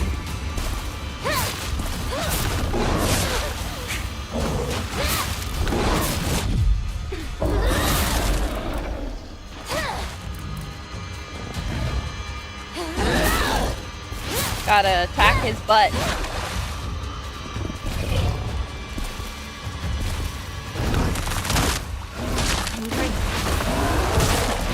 I love how at this point she's still like, yeah, I'm grateful for this arm. Hell yeah.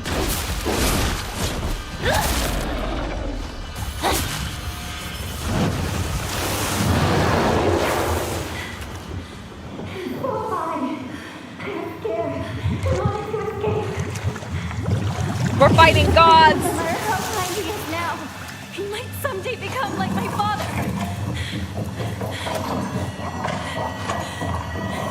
Don't laugh! The only one who gets to laugh at me is my future self!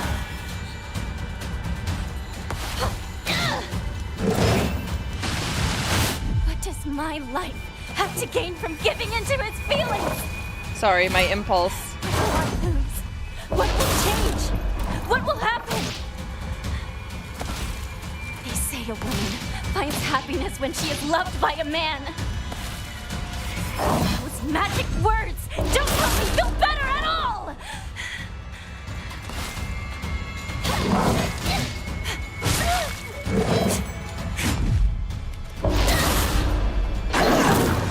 Yeah! Get him, Hinako!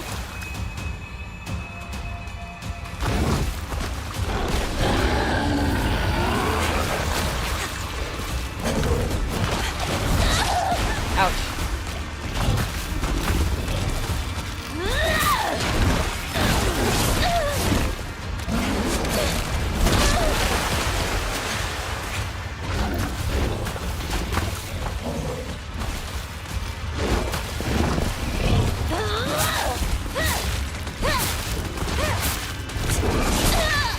I'm just not good at fighting the box, is what I think. I'm not sure I figured out where exactly his moments are where I can like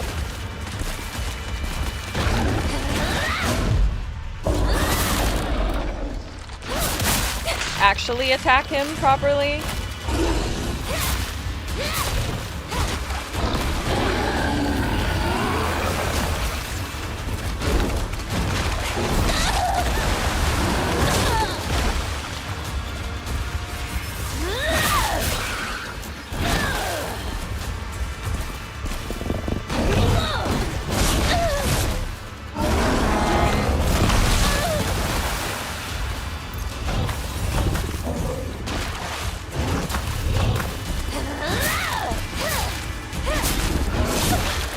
Well, one of the issues, and I understand why, is while you're mid-attack, even if they have the moment, I feel like a lot of the time you don't see where they're actually, like, where their weak point is.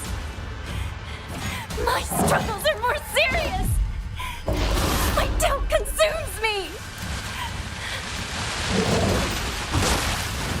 So the game kind of does depend on you have the courage to spread our wings and overcome it to be, not an idiot.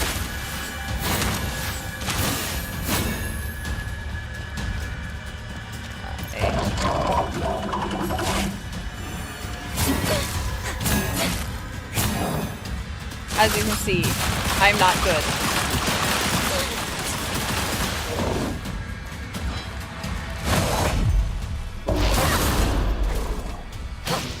But because I am not a patient person in this sense.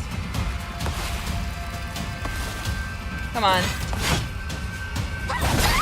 Oh, ouch! Is this gonna insta-kill me? Hello?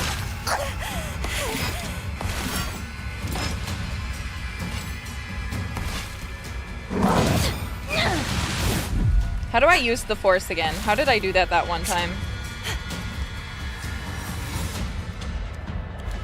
No, no, no, no. Back, back, back, back.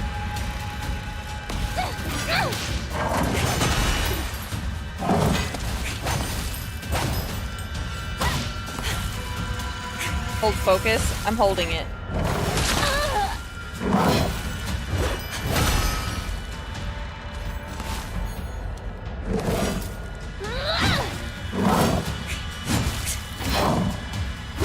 What do you mean full focus? I'm trying to remember. Oh, yeah. Okay. Destiny. Just like the thumbnail. Oh, God. Never mind. Getting my ass kicked. Okay, wait. Let's back up for a second. Okay. A. And B.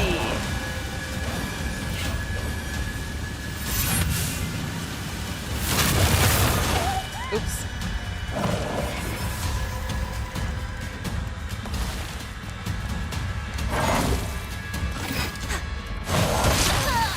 Okay, wait. Sorry.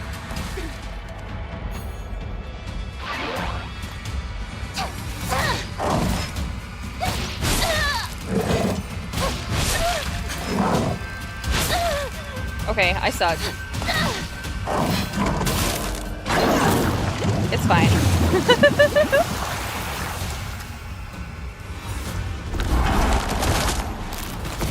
Hello? Bro, are you joking? Are you joking?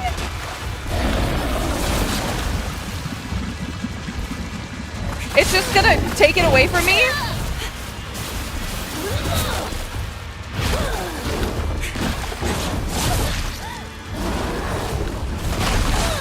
Oh shit. Oh no, I didn't have enough stamina recovery items.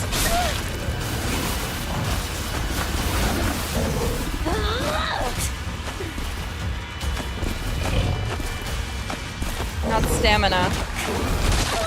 Oh shit.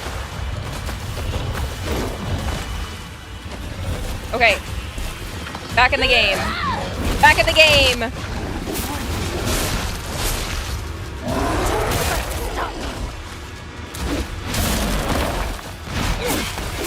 You really want to marry me, then know this! No one, and I mean no one, laughs at Kotoyuki! Yeah, don't laugh at Kotoyuki. That's my husband. I'll learn how to... I won't learn how to dodge at this point, but...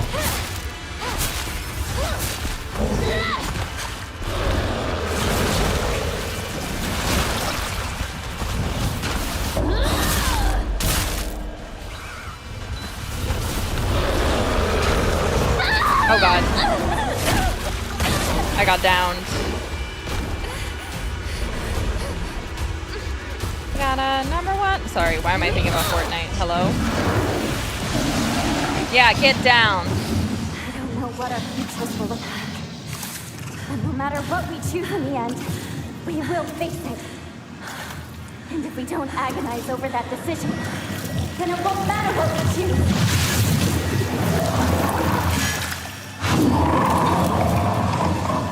Just let us think!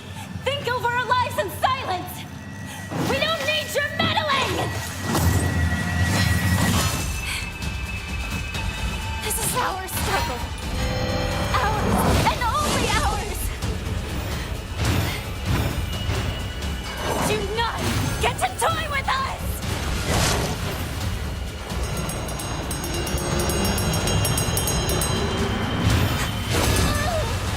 Please, I need...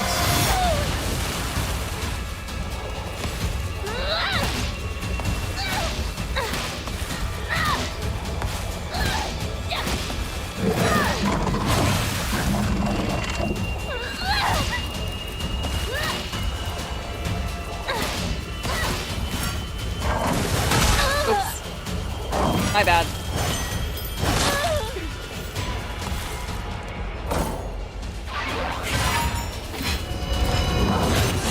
Are you joking? I picked the worst time to do it.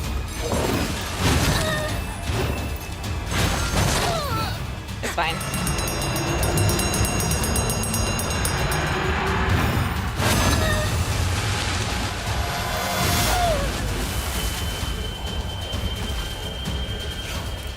Are you scared of me?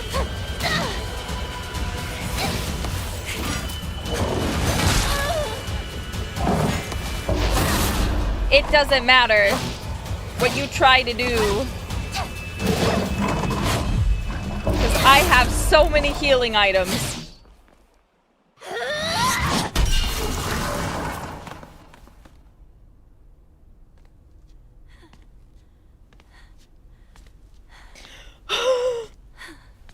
First try, easy game. Sorry. I'll make sure to perform the last rites.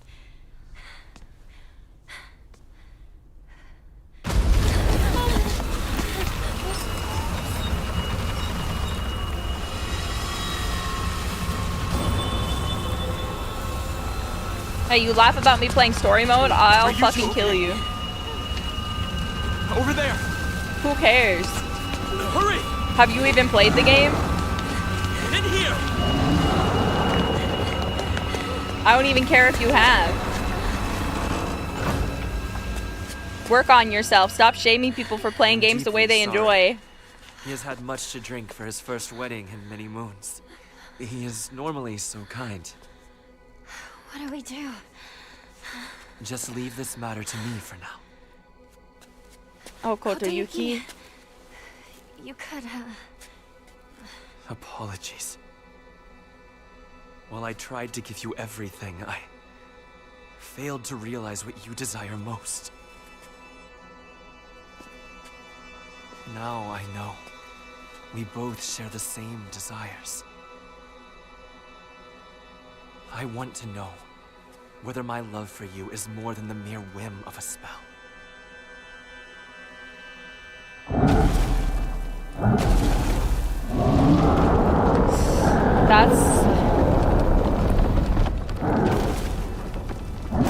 I wonder if it's his dad?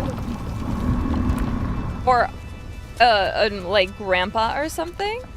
If the love you have for us was real, I hope that we can meet again.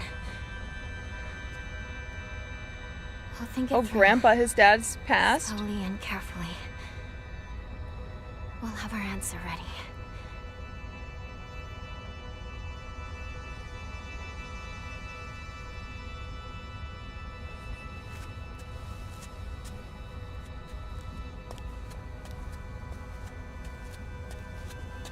Oh, Kotoyuki and his 2 girlfriends, who are also both collectively leaving him.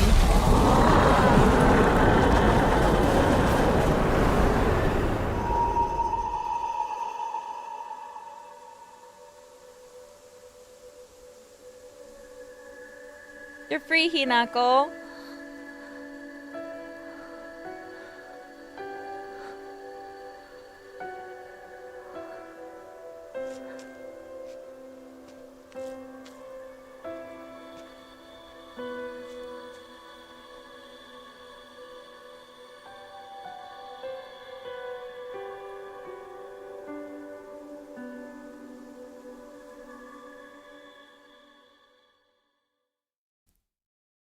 All right. There's an after credit scene.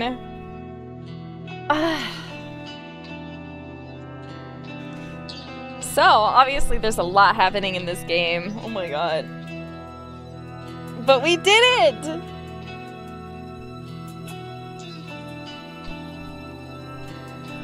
We played through. We got the best ending.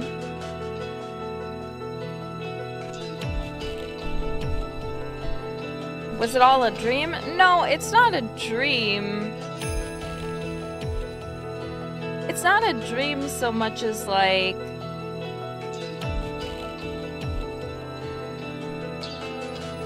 She was given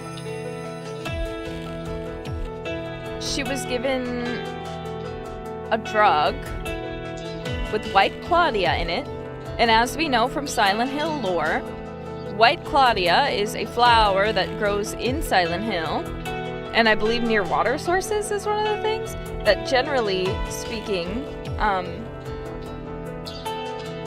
causes you to have these sort of weird hallucinations.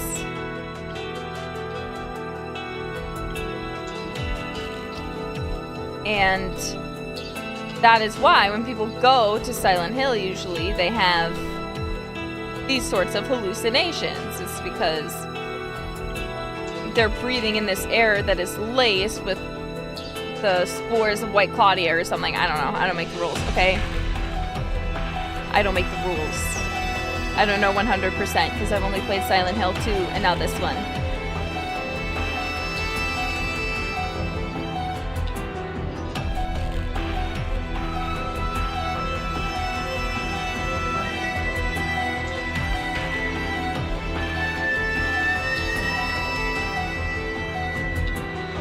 So, where's Mary in this game? I don't know. James wasn't here. James is stuck in Silent Hill. Are you planning to play Silent Hill 1? If they do like a remake like they did for Silent Hill 2, which I think they are, I'm definitely going to play it 100%. Not even a question.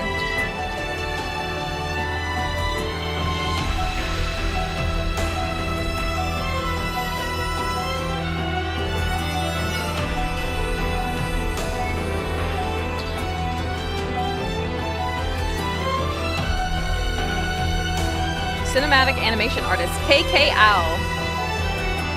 What a name, KK.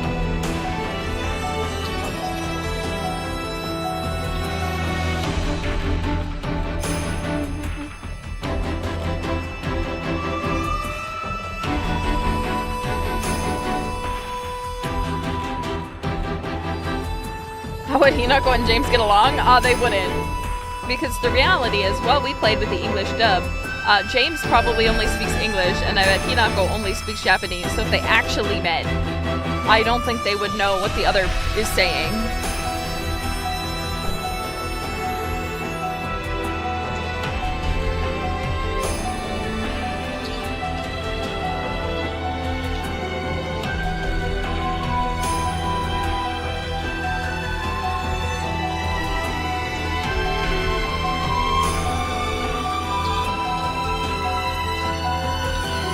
They could cross paths in a future UFO ending. That's true.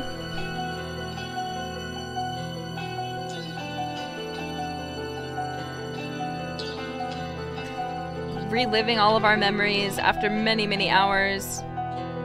I think 20 plus hours spent in Silent Hill F currently. We'll check my current playtime after.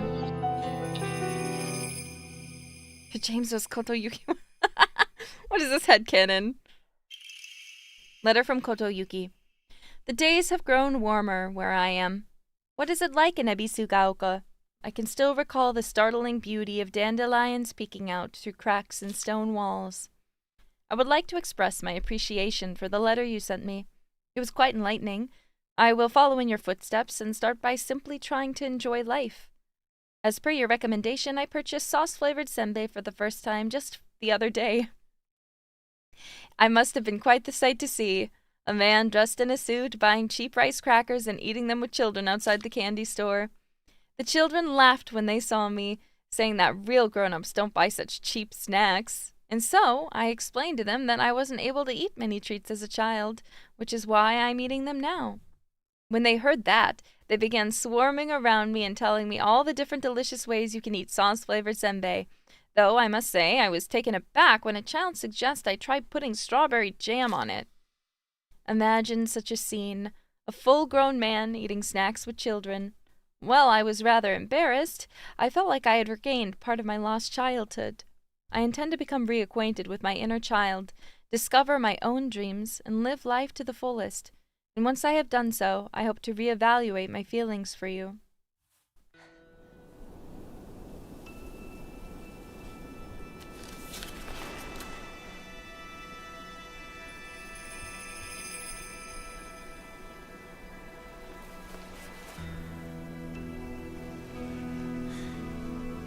So, what should we do about our future?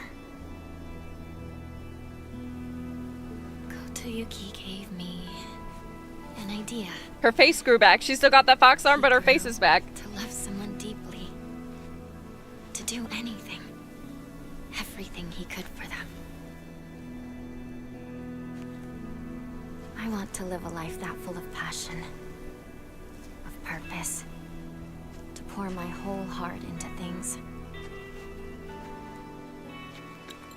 To live with such passion that I might actually propose to Kotoyuki when I'm ready.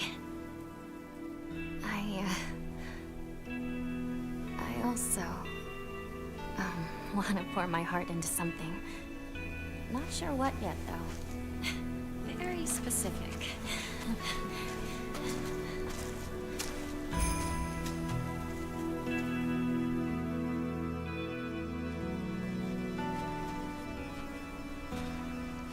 It's quiet here, isn't it? It's silent on the hill.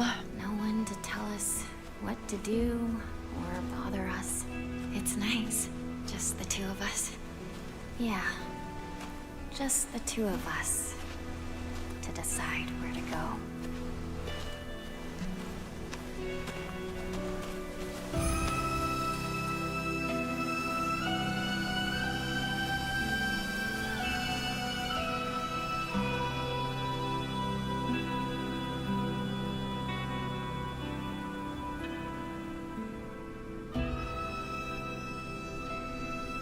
I don't think it's ever been this quiet in Ebisugaoka.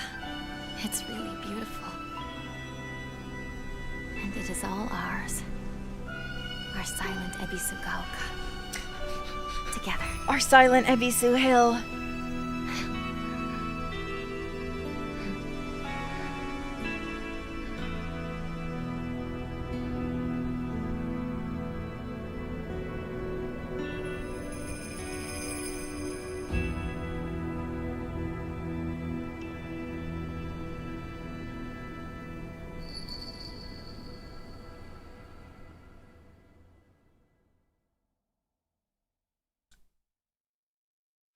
Alright. Alright.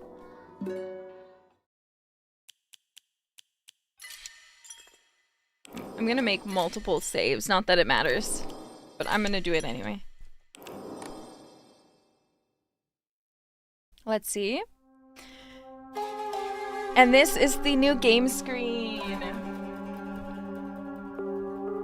Too many saves? No, I don't. You can never have too many saves. Alright, we've got all 5 endings.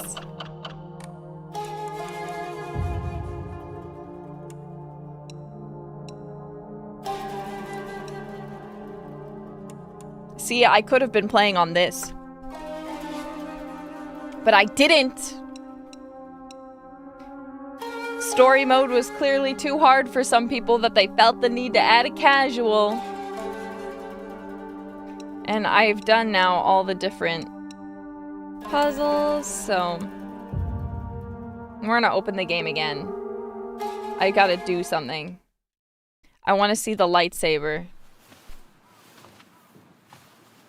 But we also have stuff to look at. Wait, I opened the right save, right? One sec. No way. Never. Yeah, we gotta look at the journal entries, and I want to try and look at the lightsaber. I want to see how long it is.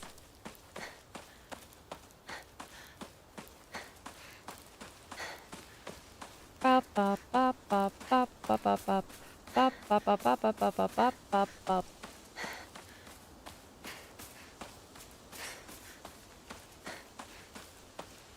Guess I'll pray. I opened the right save, right? Yes, I did. Okay. Oh, gods. What should I do? We're not caring about anything, because I don't need anything. So, we're just gonna go straight through everything. So, I really liked the game. I thought it was fantastic. I do have my critiques of the game, granted.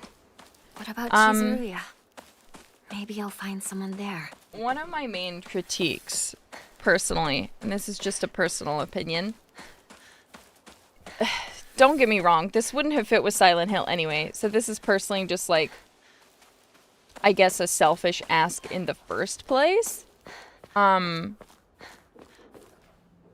But I feel like, for me, at least, I remember there was a shortcut up ahead. I would have appreciated actually getting to see the real world at some point, because presumably, the boy from the Iwai family? I guess presumably, in the end. Oh, it only has 3 stages max? Oh, I already have the max length? Should I krill myself? What do you mean I already have the max length? I understand the issue, is you'd have to make actual models, because the reality is Hinako isn't a teenage girl. Hinako is a woman in her 20s, right? Who is getting married. Like, it makes sense that they wouldn't want to do that, because then they'd have to put in, even if it wouldn't be like max effort, but they'd have to put in effort to age her up, you know, and it's still effort nonetheless. You have to make more models. You have to make more models of everybody else, because everyone else is made to look like their teenage selves. But just having it, I should be able to skip this scene. Oh, yeah, I feel like my issue that I have with it is she doesn't, like, we never get to see Hinako when she is not a child, so to say. So even though we know all of these things, we still have to kind of infer them for ourselves rather than getting to see them. And like, again, it's not that that's not regular for Silent Hill. It's not that that's like wrong or bad or anything like that. Like, it's a correct choice at the end of the day. But I also feel like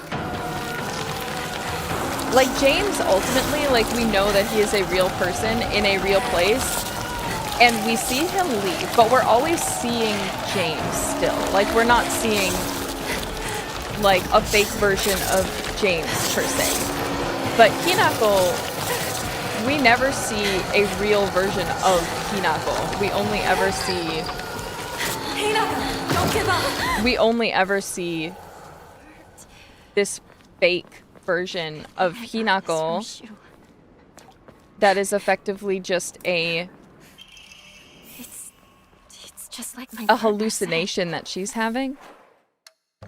And again, I get it. I'm not, like, so mad at it.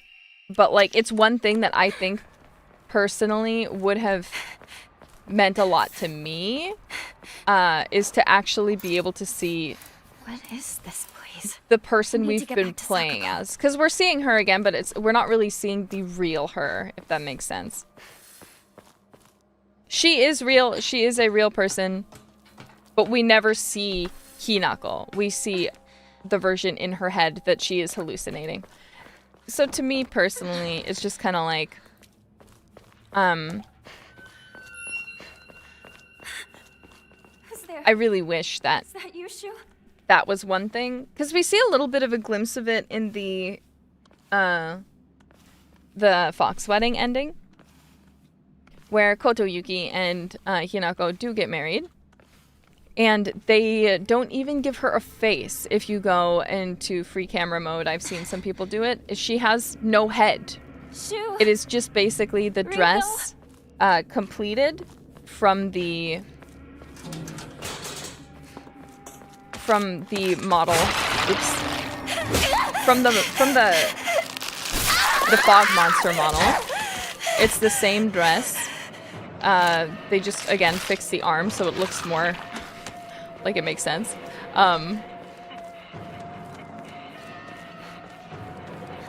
And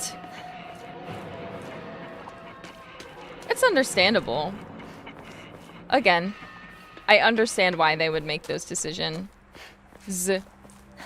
But I also just kind of wish that we would have seen more of the actual happenings. Ugh.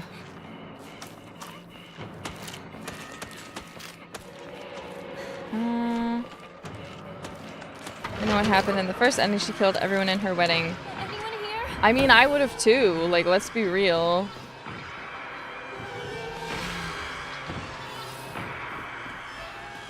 Who wouldn't? Oops. Who wouldn't do that? So I think if the reason I feel this way strongly about it is Silent Hill 2, it doesn't demand that you play it again and again, right? Like, it's fun. You can definitely replay it if you want to, but it doesn't demand that you play it again and again. As to where this game does demand, like, again, I think the experience is way better. But the amount of time that it takes to play through this game multiple times versus the actual amount of wholly new content. Because if you think about it logically, generally, it's not like you're getting fully new cutscenes all the time. There are definitely some, but like per playthrough, it's really not that much. Again, it's still good. I'm not complaining and being like, oh, there's none. There's no reason to play between. I definitely think that there is very, very valid reason to play this game again and again and again. But the first two were the biggest, but this game wants you to get 5 endings, you know. Technically 4. Let's say it wants you to get 4 endings. The 5th one, yeah, not everyone, and I've seen that repeatedly as well, where I've seen people saying how they're only going to, like, play like once and then just watch everything on YouTube. And again, like, it's a big time commitment that when you can do that, I think that it is completely valid that people would, with the amount of new content, like, I still think it's better. Like, it's 100% a way better experience to do it yourself, in my opinion. But again, I can also see... Oh. I got caught. Showed my ass. Too busy talking. Like, again, like, I've dedicated... Silent Hill 2, it was not a short game by any means. Let's get that out of the way. And it took me a respectably decent amount of time. Now that I played this game so many times, I can just kind of run through it generally and know what to do and know what I can skip and know what, you know, is going on. But while I think the story was phenomenal, I really think they could have put in a bit of more of an effort into making the routes a bit more unique and actually doing some more cutscenes, perhaps. Like, I think there could have been more. I think they could have made it so you can set ending differences earlier. rather than making it basically be like, oh, only at the end can you really like decide what ending you're going to get kind of deal. Because that's very much how it felt. Like, oh, just so, like, obviously some of them you have to do stuff just throughout the whole game, which is sensible. But like, for example, the true ending after we've gotten the 2 endings, like you basically have to wait till the end of the game to properly set the ending, right? Because you have to be at a certain point in a game to go to a certain shrine that, technically speaking, since it's by the Shimizu house, you should have theoretically been able to do at the pretty much the beginning of the game. And then there's the pills, which, I mean, you could always change. And like, if someone accidentally takes a pill or something, have the ending be changed, right? But it's pretty much the exact same path until the Shimizu house. Where am I? And then it changes. What's this? Oh god. I hate this. So, my point being, again, I think the game was fantastic. I think it is a wonderful game. Like, again, I think the experience was phenomenal. No question about it, right? But at the same time, I also think that... What the hell am I doing?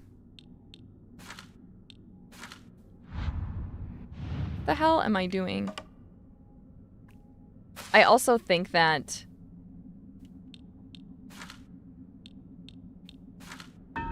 there's a lot of potential that was lost because of the fact that the fact that I feel like they didn't take it as far as they could have. I would say another thing that I'll be completely honest. As a woman, this game should be very, very scary to me. Mind your step. This game should be terrifying to me, okay? As a woman, this game should be very scary. And maybe it's just a thing to say about society. Sorry, I'm gonna talk about society, oh my gosh. But like, a lot of this sorts of things that are being brought about here are so regular that it's kind of like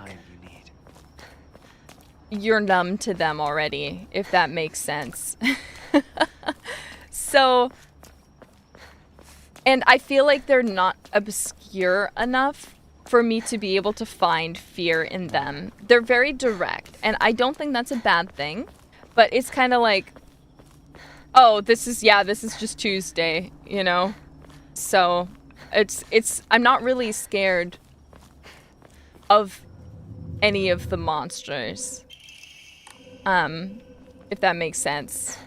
It's not that they're not scary, but like as to where like, in Silent Hill F, or in Silent Hill 2, for example, like, Pyramid Head does instill fear because I don't know what he is. And even by the point, like, the game never handholds me to tell me what he is.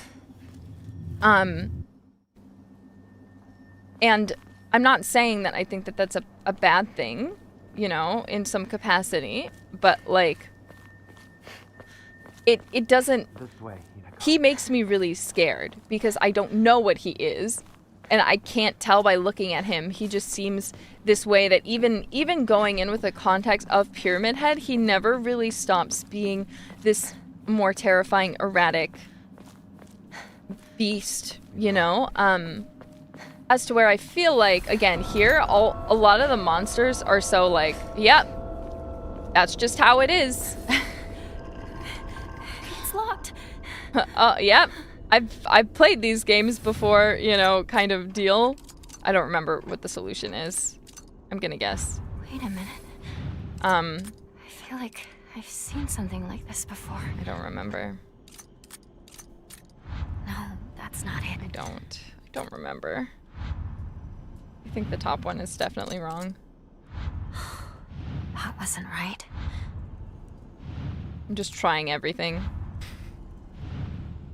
But, like, again, I think this game is phenomenal. I think the way that it does things is great. But because of the fact that it is so direct, I feel like there wasn't any point where I saw anything and was actually like horrified of it. Does that make sense? And in terms of the actual gameplay, I do have a complaint, actually. I really heavily disliked the fact that hello? Why is my stamina already depleted? Not my stamina, sorry. The gameplay. When it comes towards the gameplay, it often does this thing where we have the weapon durability.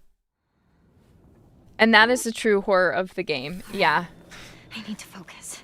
It's the weapons durability, because instead of just being able to focus on enjoying the game, I have to worry about my weapons durability. And I feel like because of the fact that there are unskippable fights, the weapon durability loses all meaning. Because with weapon durability, you know, it kind of becomes an inventory management type game, right? Where you have to now be mindful of these different factors.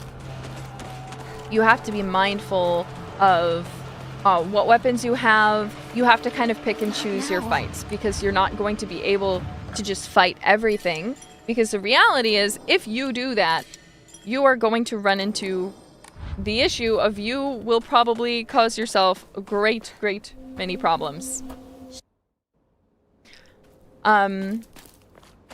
But this game forces you into a lot of fights, especially at the end, which isn't in itself a problem. I don't have a problem that the game is forcing me to fight things, right? But my issue that I do have is that it forces me to fight things, and then I have weapon durability. Because if you're going to give me weapon durability, then you can't have your cake and eat it too, you know?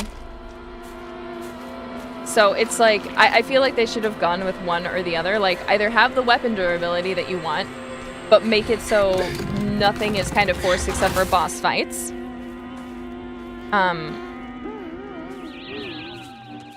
Yeah, because I never, like, generally speaking, apart from my first playthrough, I really didn't have any, like, that many issues with weapons.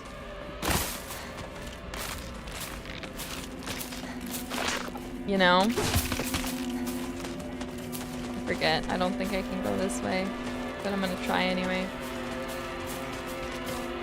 Shit.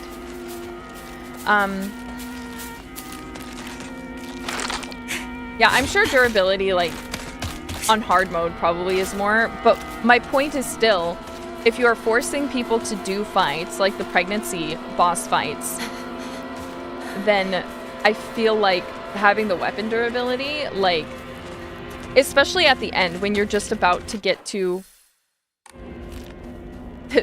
the boss fights, when you want to have all of your things, it seems like it's basically like a forced, oh, you have to use all of these. You have to use all of these things, right? So I feel like the durability takes away from it, is my point. I feel like it takes away from it, it ends up causing problems, because I can't just skip fights.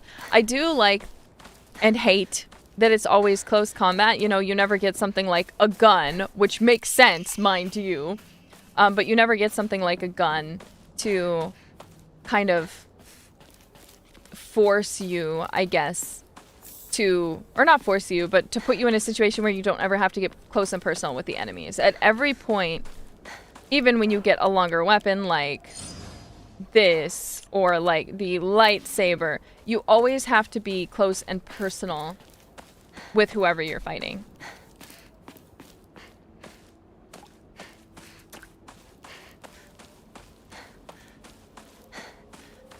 We're gonna go up to the safe shrine area. And then we're gonna look at the journal now that we have all of our weapons. Sakuko's shrine is up ahead. Now, I do think, I know there's some people who are like, oh, the game, the only true end is the first one, and all the rest of them are just like, if Hinako could, but I'm like, do you know who fucking wrote this? It's fucking Ryukishi. Obviously, she's looping. I hate to tell you this, but she's looping. They literally have one of the swords from Higurashi on the, like, the doll monster. He has the sword that kills loopers. Like, don't fuck with me. Don't joke with me right now, okay? This is... this is a Higurashi reference. Yeah, I feel like they're all part of the same events. Exactly. Sorry, gotta watch Sakuko's dance. Okay, let's go ahead and go to our journal. So...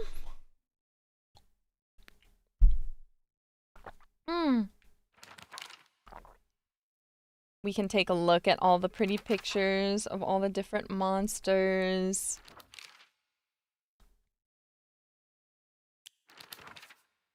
Did I miss something? Hello? Yes. Oh. The taiko drum monster. Sakuko. Rinko. You know, the one character we also never really fought, except for the boss fight, is Shu. I guess we fought Shu, but that wasn't really Shu we were fighting. Like, this is not Shu. You see that sword? You see that sword on the far right? That is the Higurashi sword, okay? That sword is from Higurashi. Large fox monster.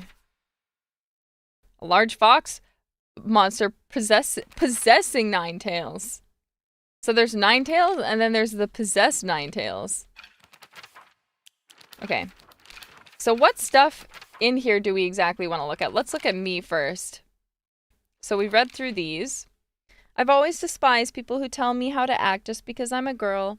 She was different, though. He was the only one who ever stood beside me. We were perfect partners. I considered him a true companion. As we got older, the pressure from our parents got stronger.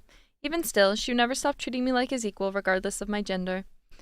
There exist two Hinakos inside me now. Shimizu Hinako, whom I have known since birth, and Hinako, a woman who is trying to steal my body from the old me. It's like an alien is trying to take over me. If this were Space Wars, my partner should be coming to my rescue, but there's no sign of him. Nothing gets on my nerves more than other people trying to make decisions for me. Even if what they're saying is right, it just rubs me the wrong way. I'd rather make 100 mistakes on my own than follow someone else's commands. But that can make for a lonely life, one where I refuse to listen to anyone else. I want to become the kind of person who truly listens to what others have to say. Of course, it'll still be up to me whom I listen to. And that will be someone I can trust, someone who will walk alongside me hand in hand. However, making long lists of things I hate is just a way of running away from the real issues I have with my inner self. I have to step up and face what's inside me, even if I don't like what I see. Being able to take my time and carefully think things through before making a decision is what's most important to me. Here's Mother. A woman's happiness begins with marriage. She told me that every opportunity she got. Am I supposed to believe that she's actually happy with the life she has now in this house? Today, my father threw a knife. It got stuck in the tatami mat. There are chips and dings all over the house. Every last one is from when he threw something. Is that what happiness is to my mother? Seeing her house in such a sorry state and full of scars? My mom smiled through tears of joy when Junko got married. Was she really happy to be sending her daughter off to suffer the same fate as her? Did she raise her just to be beaten and abused by some man? What even is a bride price anyway? Why do they make a profit off of Junko getting married? Did they get more money because they taught her how to cook and sew? Well, I won't learn those things. You won't make a single yen off of me. I won't be like my mother. Not now, not ever. Why did my mother even marry him in the first place? How could anyone call themselves happy having to spend their entire life with someone like him? Once, Mom told me, a husband and wife support each other for their whole lives, in sickness and in health. You see, it took me a long time to recover after giving birth to you. I caused your father a whole lot of trouble with my mood swings. But no matter how much I complained, he stood by me through it all without so much as a frown. I knew he may not have turned out to be much of a father to you girls, but all in all, he's been a good enough husband to me. My father, Kanta. I've heard that Dad used to be a fisherman when he was younger and would go on long fishing trips way out at sea. He managed to save up enough money doing that to open up a restaurant, a place where he could put his skills with a knife to use. It didn't work out, though. Not only did he lose all his savings, but he took on a new debt, too. Now he spends his days drinking his life away in this sleepy little town that's a long way away from the sea. He's never even tried to cook anything anymore. It's only when he complains about Mom's food that he pretends to be some kind of important chef. I used to think it was just my dad who was like this, but after listening to all the married women around here complain, every man seems just as bad. All their husbands are just as short-tempered, just as violent, just as useless, and do just as little to help out their wives. After learning this, every grumpy-looking old man in town I see reminds me of him. When I think that I was born and raised just to support these horrible tyrants, I lose all hope. If everything works out, they're going to give my father a lot of money. I'm sure he's desperate to use it to pay back his debts. My father is selling me to pay back his debts. After Dad saved up enough money from fishing, he decided to start up a restaurant with his longtime friend, someone who was like a little brother to him. That friend, however, stabbed him in the back and ran off with all his money, leaving him with nothing but debt. Apparently, that's when things really started heading south for my dad. I mean, I do sympathize with him, but his past is his problem, not mine, and it definitely doesn't excuse him for making every day a living hell for me. When it's just him and my mom, he apologizes for the life of poverty he's forced us into due to his debts. According to my mom, there is nothing more shameful in this world to a father than letting his daughter see his weak side.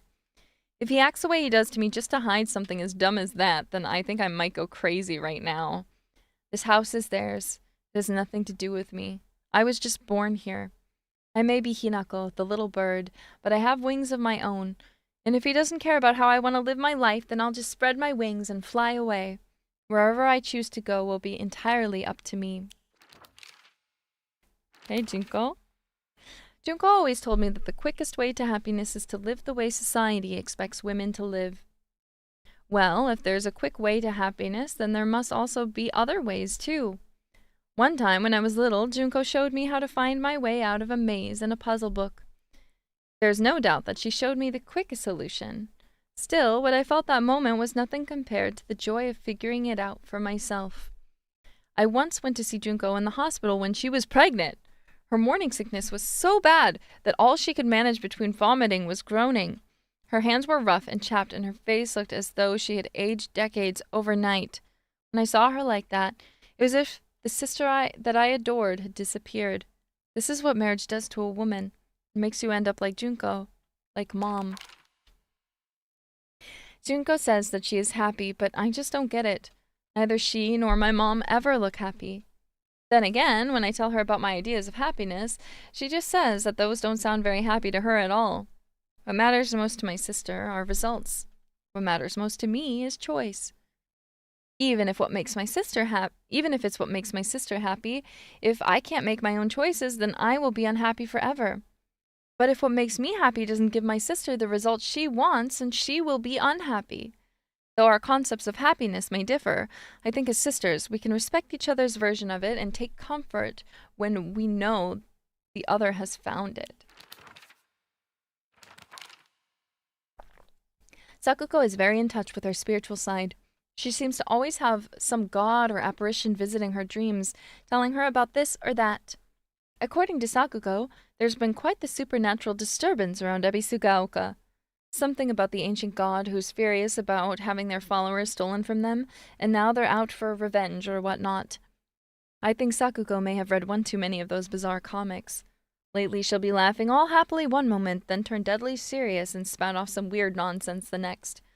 Apparently she's acting like that because she thinks it's cool, but it kind of creeps me out the first few times she did it. I hope she gets over this weird supernatural phase of hers. Sakuko made me a promise that if either of us was going to get a boyfriend, we'd have to do so at the same time. no exceptions. I honestly have no interest in that kind of thing, but I went ahead with it because she seemed so set on it. Some time after that, rumors of Kotoyuki asking for my hand in marriage spread all over town. I can't even begin to tell you how horrible this turned out. Reached Sakuko, and now every time she sees me, she calls me a traitor this, traitor that. I really didn't want it to be this way. Shiu always has a vast knowledge of plants and flowers, so his nickname came to be Professor Horticulture. He has many aspirations for his future. He wants to be a gardener, herbalist, matsutake farmer, and a member of the Space Army. Shiu comes from a long line of pharmacists, with his grandmother still working as one. Following the war, a town doctor was finally able to open an actual practice. Before that, the EYs were said to have been stand-in doctors. As Shiu was a grandma's boy, he spent a lot of time learning about various types of plants, flowers, and medicinal herbs. That seemed to have sparked his interest in medicine, which eventually led to him learning first aid. It seems that he was interested in learning first aid because of his family lineage as pharmacists, and to fulfill his duty of becoming a member of the Space Army. Shiu's knowledge of medicine rivals that of a veteran pharmacist. From ingredients, efficiency, to the medicine that best matches your body, you name it, and he'll be able to tell you. You can consult him with all those pains that come with growing up, like headaches to acne, and just like that, he'll recommend you medicine and also give you advice on daily lifestyle choices. Rumor got around that listening to Shiu's advice really does make acne go away, and now he's really popular with the girls. I suffer from frequent headaches, so Shiu gets me medicine based on my symptoms, and it really helps out. We've always had this unspoken rule that we shouldn't view each other as boys and girls, so we've always called each other partner growing up. But with time, our bodies slowly developed into what we would reject, or into that which we rejected. If I start viewing Shiu as the man he's growing into, I feel like our precious relationship will come to an end. And the thought of losing him absolutely petrifies me. Shiu's probably also starting to have the same thoughts as me, but he still treats me as his partner. I swear that I want to stay by Shiu's side as his partner, and not in a romantic way either. But at the same time, there's some strange part of me that wants him to acknowledge me as a girl.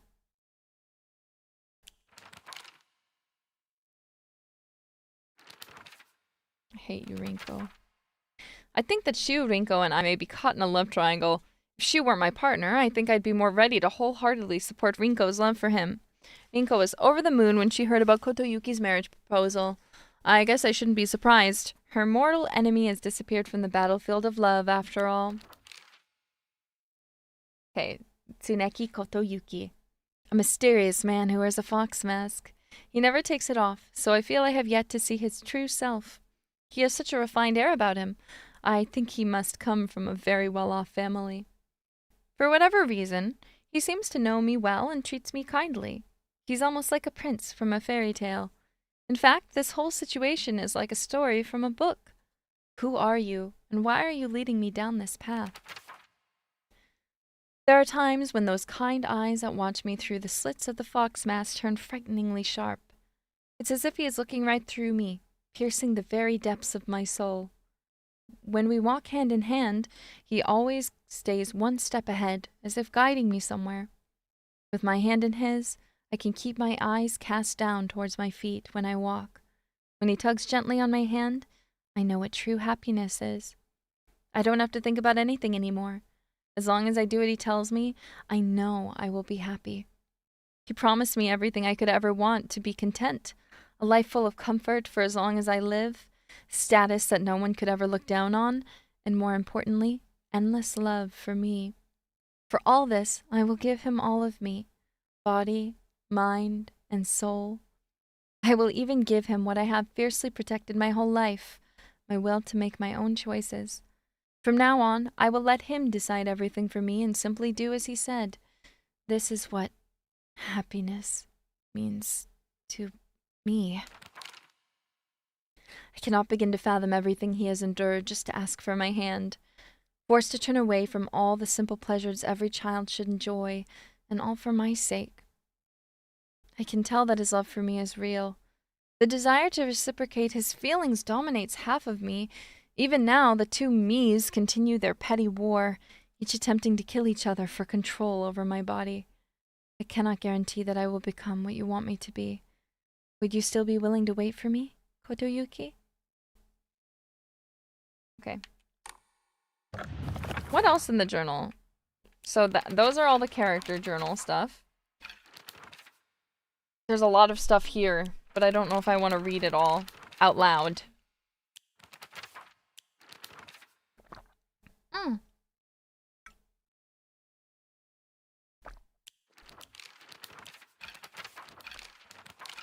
But I guess this information is the stuff that we need to read. So I feel like the important stuff is characters and information, right? I think so. Yeah, I'll tire my voice out quick if I read everything. What are you drinking? Just water. Reads the one that sound interesting? Well, they all sound interesting to me. That's the issue. It is said that the kanji for Ebisu is in Ebisugaoka holds the meaning of a person who has migrated from far away. The most fanciful theory for the origin of this town is that it was once a hidden village for Taira clan soldiers who lost the Genpei War. In this town's old customs, there's a few rules that seem like part of a secret village's code, including things like not owning dogs or washing things in the river, but whether or not it's the truth remains a mystery. According to another legend, once upon a time, a water dragon that resided here spewed poison so people would not approach. Then Inari-sama subdued the dragon and made the land hospitable again. This area also has a surprising number of onsen. There's research suggesting that the tale of the water dragon could be in fact referring to an incident where an onsen water containing noxious gas spouted out the ground like a geyser. I feel this theory is the most likely. From the findings of a recent town hall investigation, it was observed that the mountains to the north and south of Ebisugaoka have a very brittle surface. The town hall declared that a landslide could occur at any given time, but the residents argued back, saying that in the last several hundred years there has been no record of such a disaster. Sakuko says that the divine protection of Inari-sama is actually what's protecting Ebisugaoka. I also remember her telling me with a straight face that when the residents no longer believe in Inari-sama, Ebisugaoka will return once again to an uninhabitable land.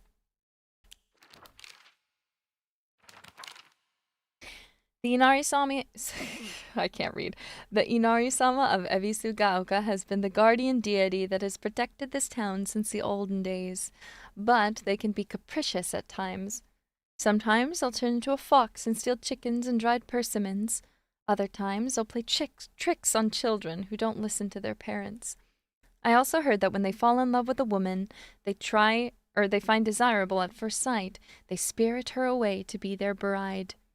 Generally speaking, Inari-sama refers to the goddess of agriculture, Ukanomitama. The fox was the goddess's messenger, but over time their worship became intertwined. Nowadays, if anyone mentions Inari-sama, they'll think of a fox as well. Sakuko says that this is just the fox taking the goddess's agricultural position for itself. She also says the goddess and the fox are having a supernatural fight on top of the Inari statues. The wild imagination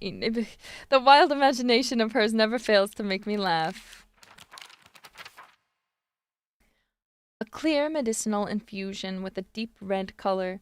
This natural remedy is a traditional folk medicine used to alleviate and offer pain relief and can either be ingested or applied to the affected area. Oh my god.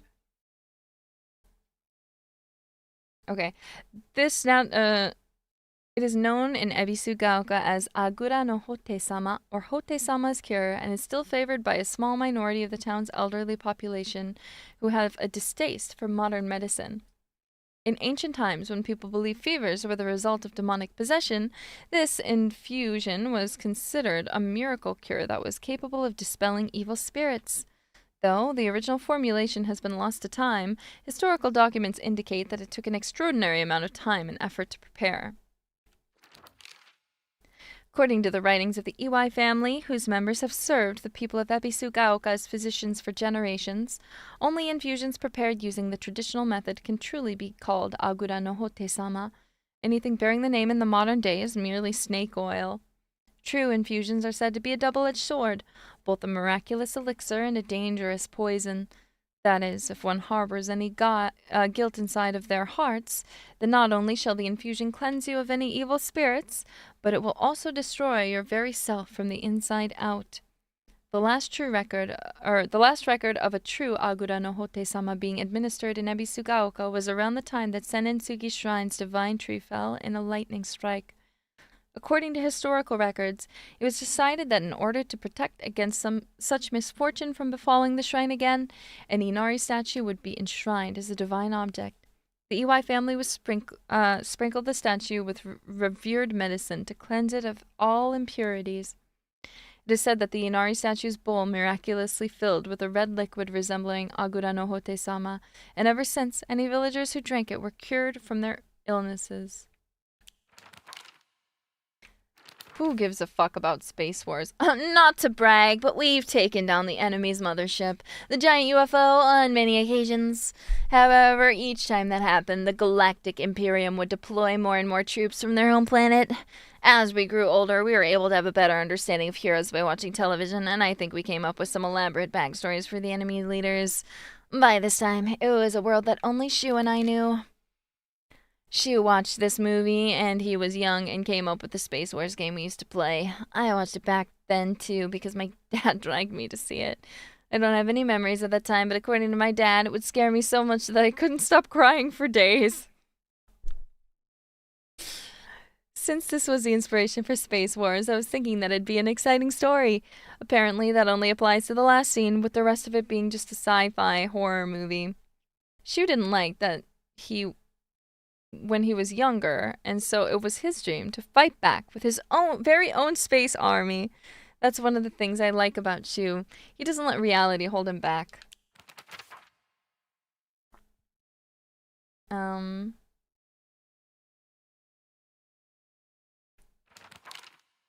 Sakuko says that the custom of putting old tools to rest is called the Tsukumogami faith. During the course of history, it somehow fused with the Inari faith, making it a special religious view of Ebisugaoka. The only shrine in town, Sennin-Sugi Shrine, was, as its name suggests, worshipping a 1,000-year cedar as its divine tree. After living to see 1,000 years, it was praised as divine. And then, once the divine tree turned to ash, it was time to worship the next oldest thing. Sakuko reckons that it just so happened to be the moss-covered Inari statue. I believe the world and the gods' realm are not impervious to change. No matter how revered a god may be, their believers can choose to worship another god, or that religion could prove impossible to preserve in its original form. The Tsukumogami faith, where one could worship old things, shifted over to Inari faith once the subject of worship changed to the moss-covered Inari statues. I'm sure that the mix of the Inari faith and Tsukumogami faith is only one of many cases, and once 100 years pass, who knows? The Tanuki statues of Shigaraki could be the next object of worship. Getting lost. There was once a time where I was playing hide-and-seek with a bunch of my friends when I was young. I got so excited and ran far away because I didn't want anyone to find me, and eventually got lost around here. I was sobbing and hollering and walked the wrong way for hours. Actually, I was told later that it was the exact opposite direction of my house. Even a town as small as this felt huge for me as a kid. I realized that I knew nothing about the town. Even these fields seemed to spread out endlessly into the horizon. I walk this path every time I go to Rinko's, but to be honest, to this day I'm still scared that I might get lost. I mean, I've been told that I should probably just ask an adult for directions if I get lost. But then I remembered that one time when I walked on the footpath of the rice fields for fun and got smacked by an old farmer all of a sudden. The trauma from that experience made me scared of adults, back then and even to this day.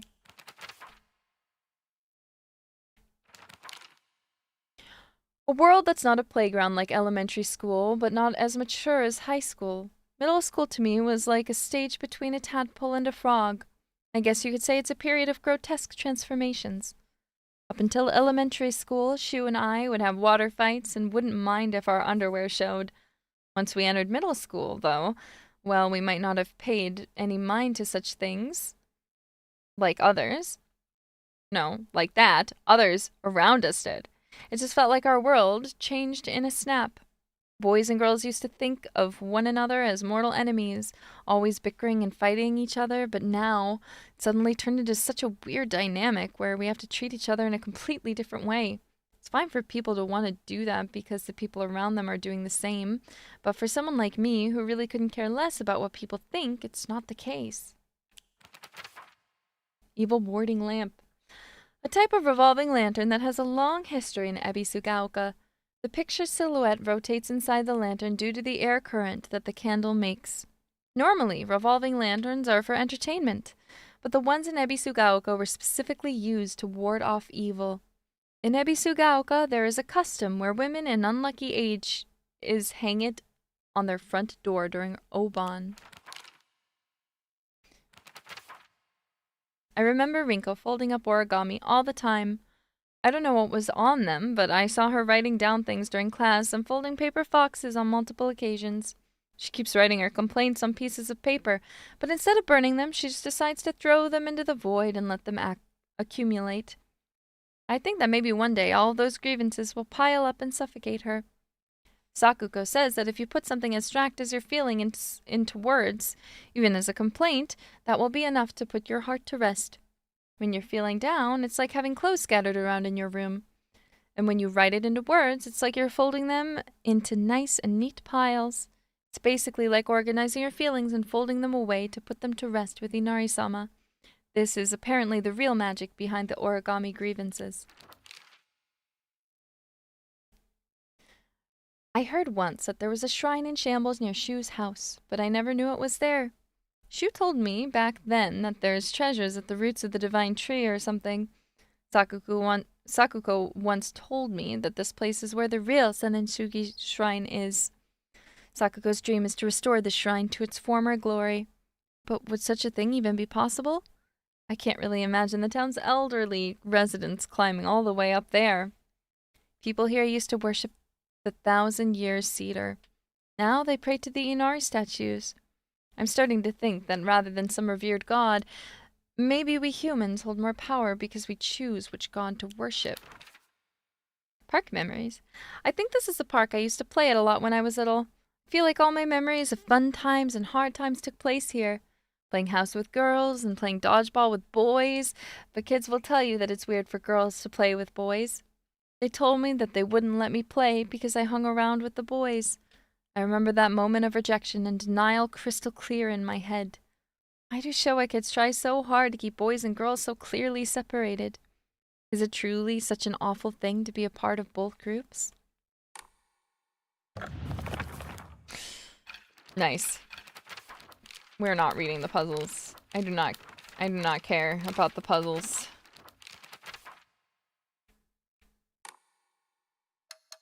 Obviously, there's the collectibles too, but I'm not going to... There's a lot of documents.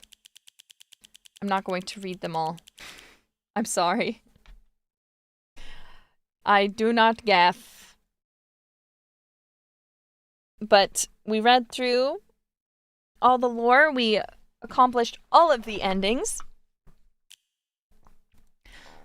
We talked a little bit about what we think of the game itself. We got the lightsaber. I learned how to become a Sith Lord. We are now the Sith Lord. You see? We could defeat Luke Skywalker with that. Hey, partner! I'll probably talk about this game some more at other points, obviously. But generally, very enjoyable. I am really grateful. Again, I know I kind of just spammed this game. I mentioned this before, but I was really excited for this game. And I was really happy to play it because I love Ryu Kishi. I think his writing is some of the most phenomenal to me. So I was really excited to be able to read and play this game. To be able to enjoy the lore and the world that was built. Yeah, I know this is apparent. You guys aren't surprised. But still. I was very happy to be able to experience this game with you guys. Phoenix Crown, thank you very much for the 20 gifted memberships to the community also. Hello? But for now, we have done it. We have beaten the game. We have all of the endings. And it only took us 26 hours, 4 minutes, and 35 seconds.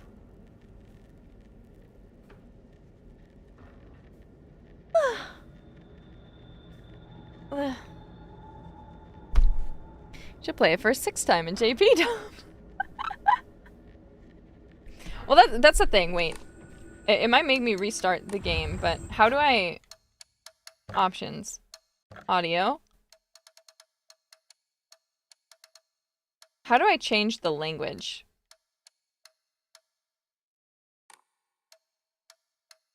Language. Display language. Voice language.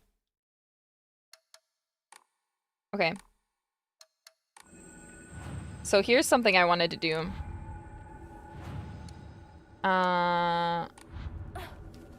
Let's go back to the title screen. But before we finish off this game. Let's do one more thing. We're not doing a JP run, no.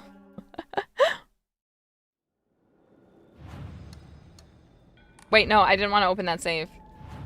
Sorry, one sec.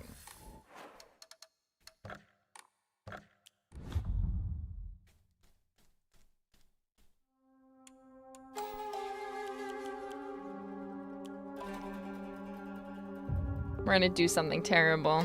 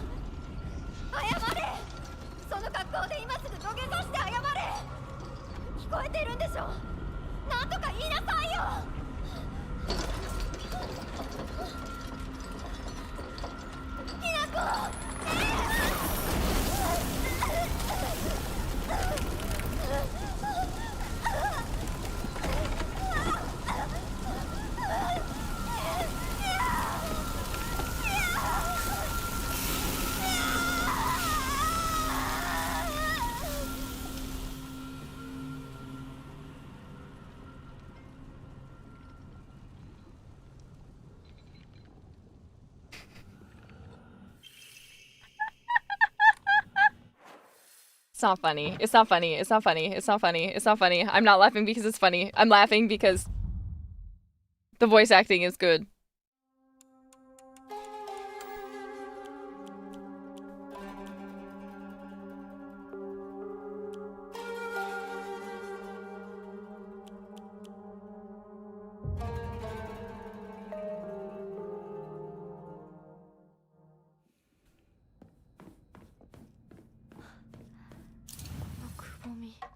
Oh no! Did I save at the wrong point? Did I save at the wrong point? I wanted to have the talk with my dad. I wanted to have the talk with my dad.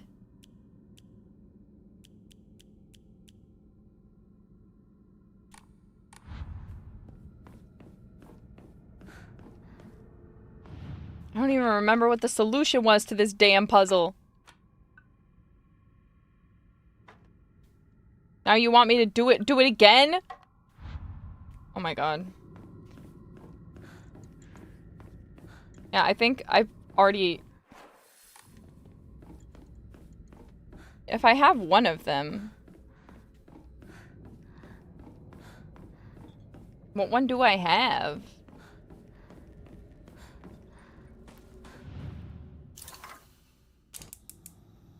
It won't take us that long. It's fine.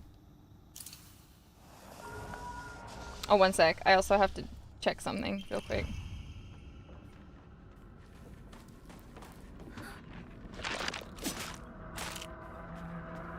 Did I ever... Did I... Oh. Oh no. Oh no, I'm gonna get killed because I'm gonna be in a cutscene. I'm so stupid. This was so dumb.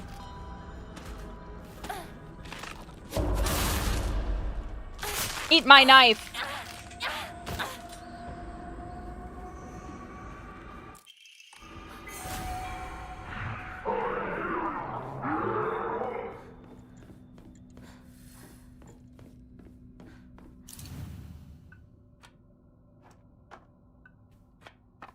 I don't remember. Did I not? Hello? What mistake? What am I missing? Didn't I just... No, I got the fetchling key. I need to go backwards to get the... I need to go to the room. I need to go to the room. And once I go to the room... I need to go to the... I need to go to the room! Okay. I need to go to the mom room.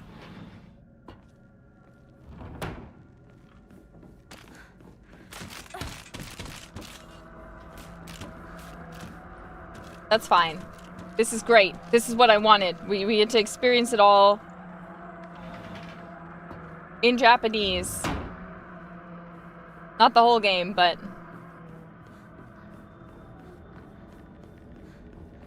It's fine. We've played these. I played these games before.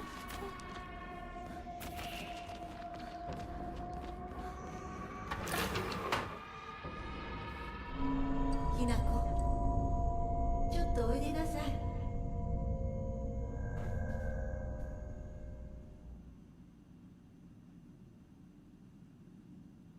お母さん、Hinakoの誤解を解いておきたいの。誤解って？Hinakoはお母さんのこと、お父さんにいつもいじめられてるって思ってる？そんなこと。確かにお父さんはちょいと短気な人だけど、娘の前ではいい格好がしたいだけの照れ屋な人なんだよ。あんなに怒鳴ったり物を投げつけたりしてきたのに。お父さんはね、ずっと夢があったの。自分と友達で小さなお店を持ちたいって。夢？そう。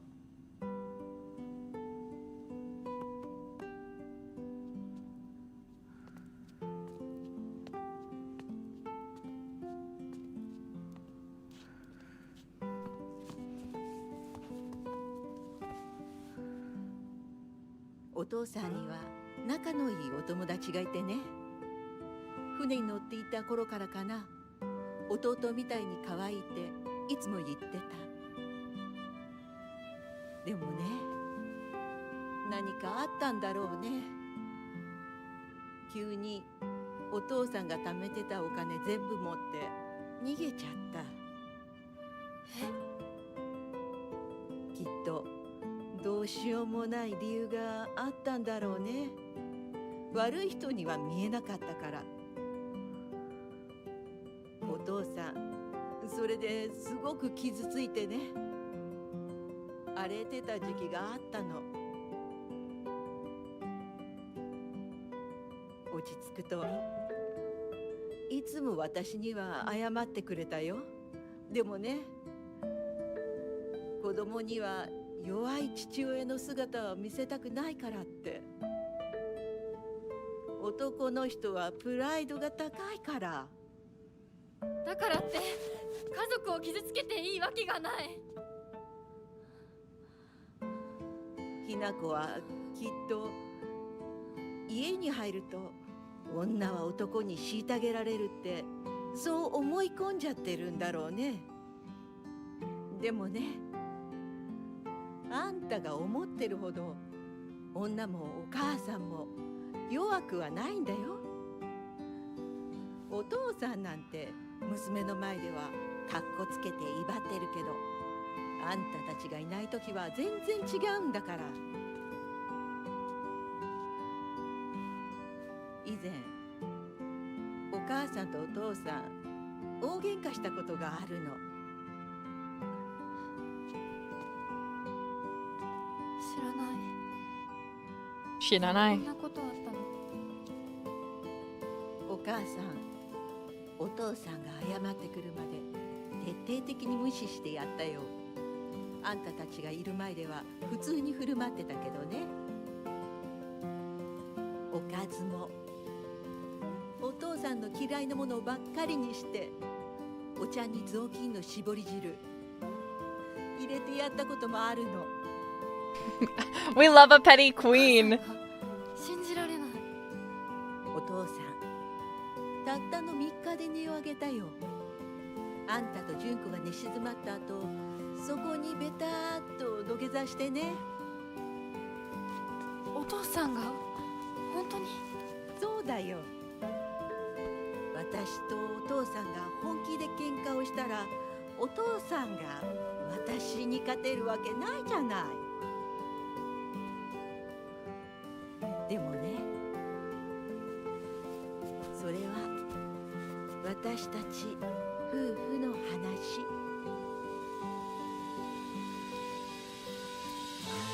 娘のお前に心配かけたのは本当に申し訳ないと思ってるよ。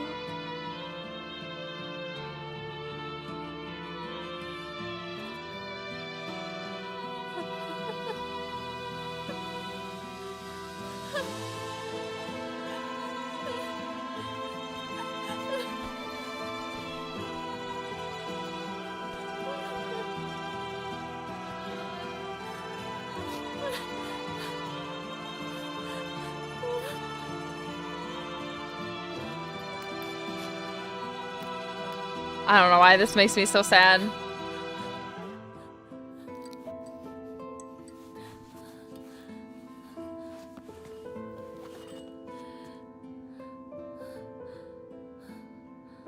話してくれてありがとう。お母さん。お母さん。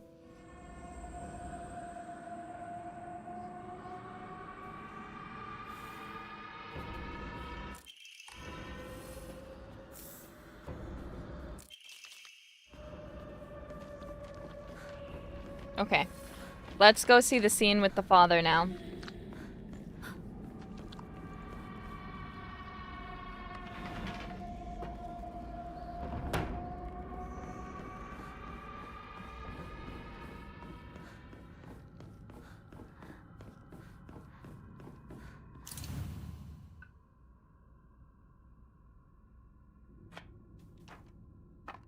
開いた。でも何の話だろう。ひなこ、今少しいいか？なんかよ。お前に謝っておこうと思ってな。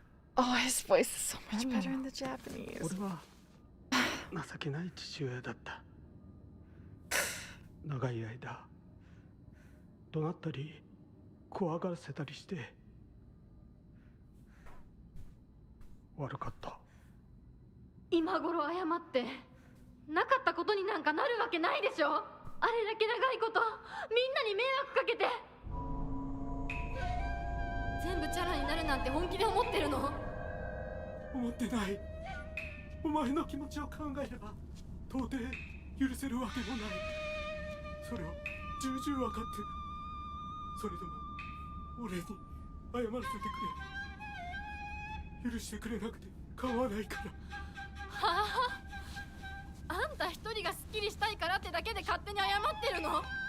迷惑だよ。帰ってよ。今だって急に怒り出して包丁を投げつけてこないか怖くてたまらないんだから。子供に怖がられるくらいが威厳のある父親だと誤解していたんだ。本当にすまない。Oh my god. 勝手にこれからもそうしててよ。出てってよ。 She didn't say get out of my life. She literally just said get out. それでもお父さんは謝ってくれてる。許す許さないは私たちの勝手だけど、お父さんの謝りたいっていう気持ちまでも無限にはできないよ。お父さんの都合なんか知らないよ。家族だよ。それでもお母さんに聞いたでしょ。お父さんが裏切られて辛い目にあったって。辛い理由があったから乱暴も許せっていうの。そんなのまかり通らない。そう、まかり通らない。許す必要もない。縁を切り言い訳も謝罪も聞いてやる義理は確かにない。でもね、家族の縁は切れないんだよ。だから許さなくてもいいけれど聞いてあげなくちゃ。お父さんの気持ちだけは受け止めてあげて。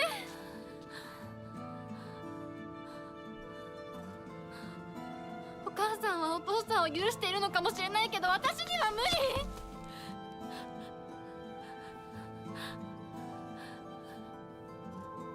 知ってる？私たちとお父さんは Sorry about the comment. A long kanji man. 血なんか繋がってないんだよ。結婚したってだけの赤の他人のお母さんがお父さんの話を聞いて許せたんだよ。どうして血のつながりのある私たちが話も聞いてあげられないの？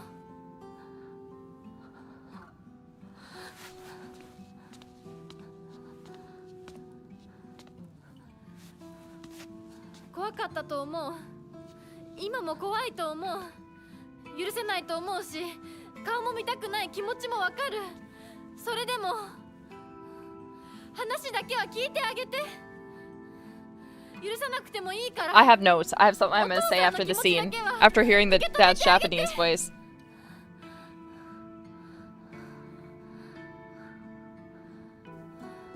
もし俺のせいで男というものに恐怖を覚えているのだ。それは誤解だ。俺はろくでなしだが他の父親たちは違う。俺とは正反対で、琴行君は立派な青年だ。彼なら絶対にお前を幸せにしてくれる。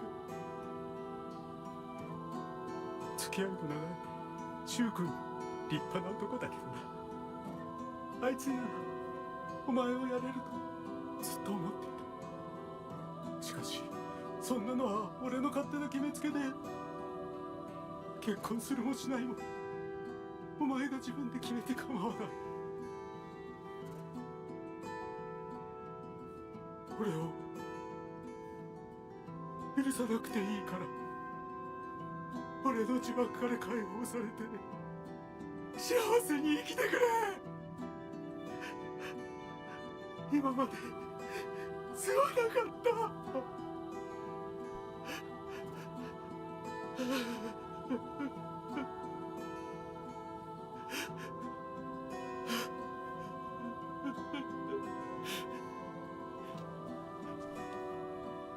今でも怖いし、許せるかどうかわからないけど、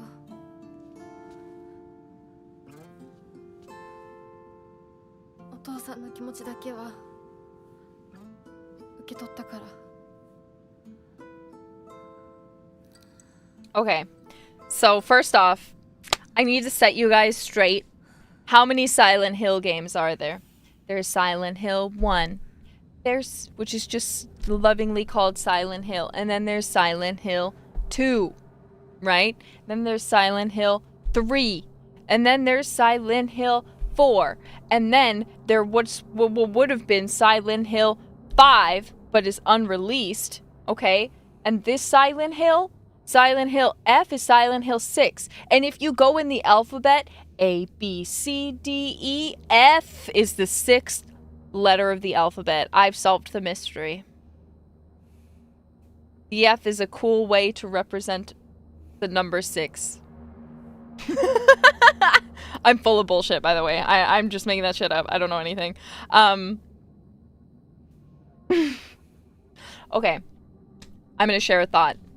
So, if we look at the English cast of Silent Hill F, Silent Hill F has a fully Asian cast for the main cast. F English cast. One sec. Which is awesome, by the way. So, but the thing I noticed, because I had one problem with the dub, and it's actually been the dad's voice actor the whole time. I actually really, this whole time, have, out of the whole cast, he's been the one I've disliked the most. So I looked it up, because I was like, did they just cast someone's dad? Because why are they doing... The game takes place in Japan, of course, right? But the dub is happening in... English, of course, but the story does not take place in America. He is voiced by the only Japanese member, I believe, of the cast, and I looked it up. This guy is an incredible actor. He is super duper competent. So I was really surprised that I was disliking his performance so much, and it's because he has this subtle ESL-ness to his voice, if you go back and listen to it. So, but if you actually look up the actor, he's completely fluent English speaker. So, for some reason, I feel like they made the decision for this dub.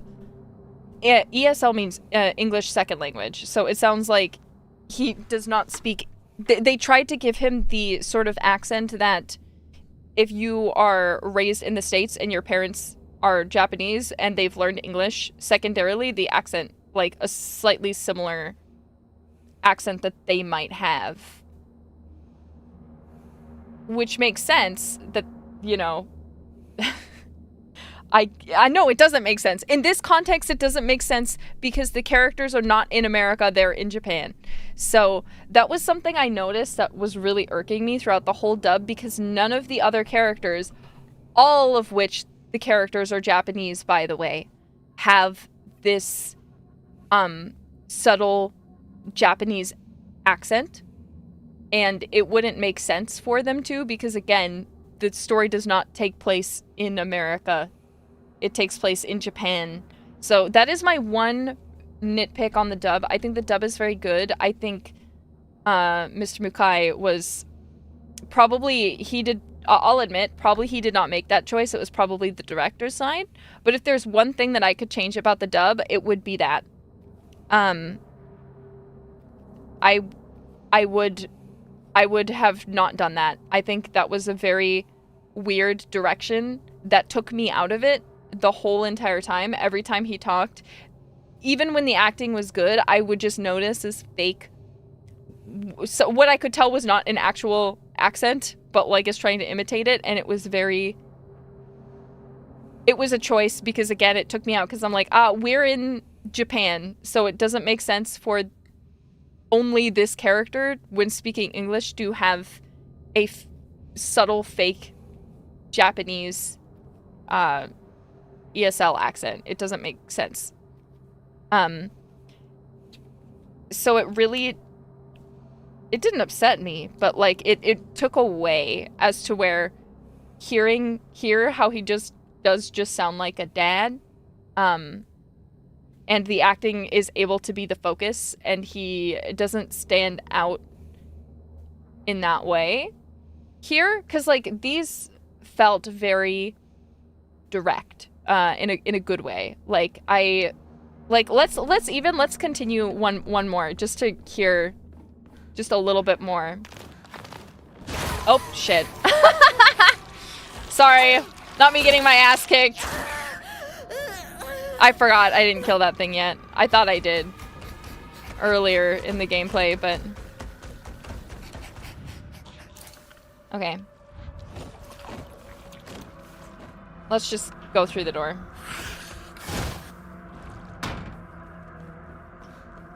We don't need to do that again. うちの仲間で。Uchi no nakamade! Uchi's house. No. My. Naka in Made. Already, I think? I don't know. House my. Inside already.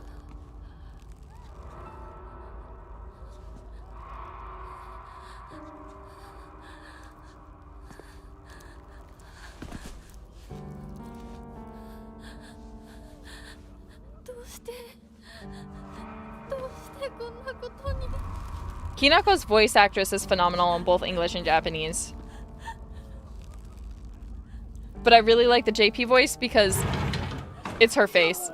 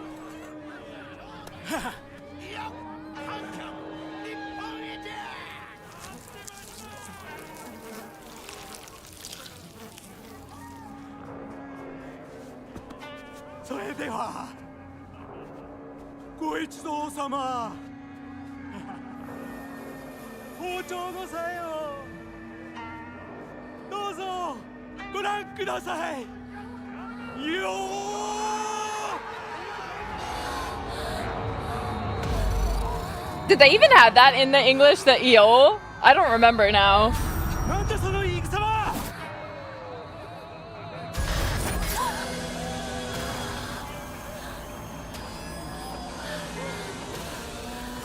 EO!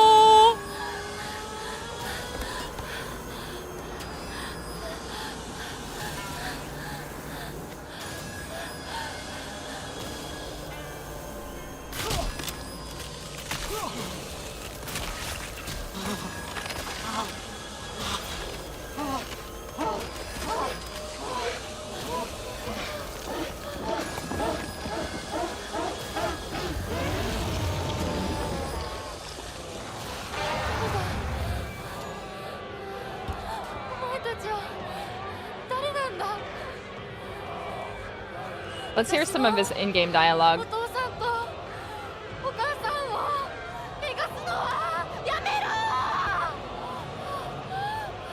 Yo, I don't remember it. Was it really like that?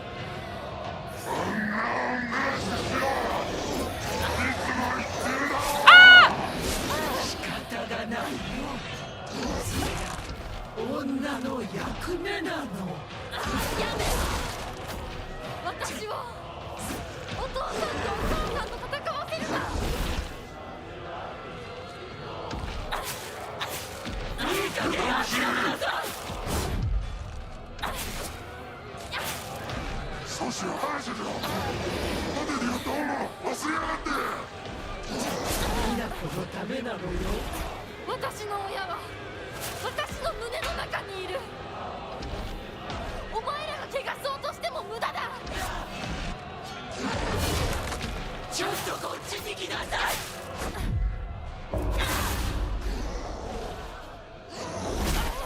Ouch.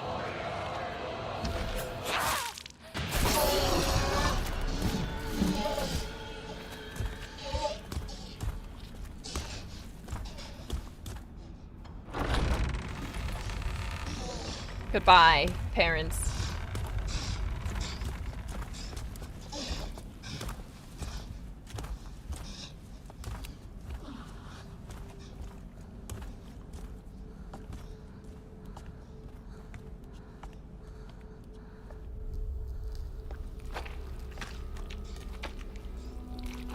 Okay.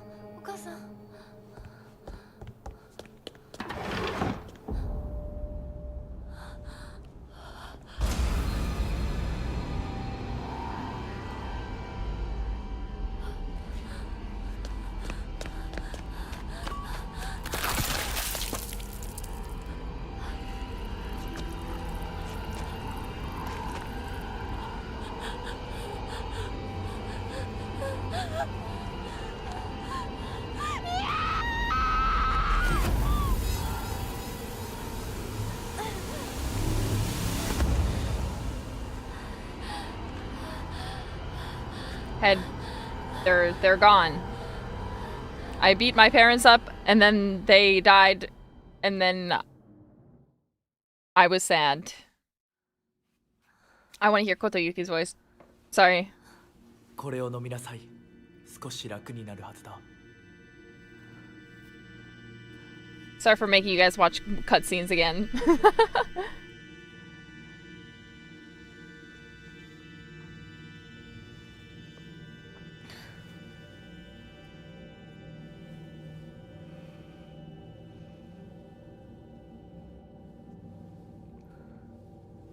Watashi wa ittai まだ体が馴染まないのだろう。よくここまでこらえてくれた。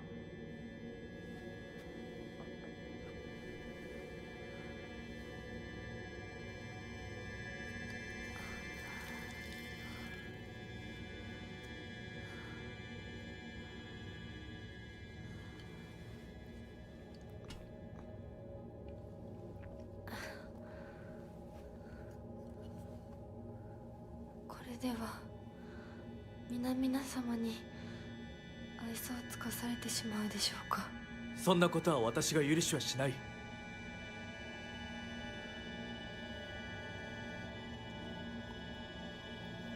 Beautiful.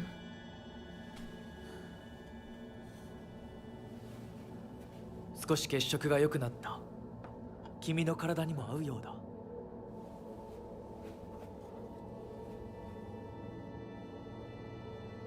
I can't understand him though.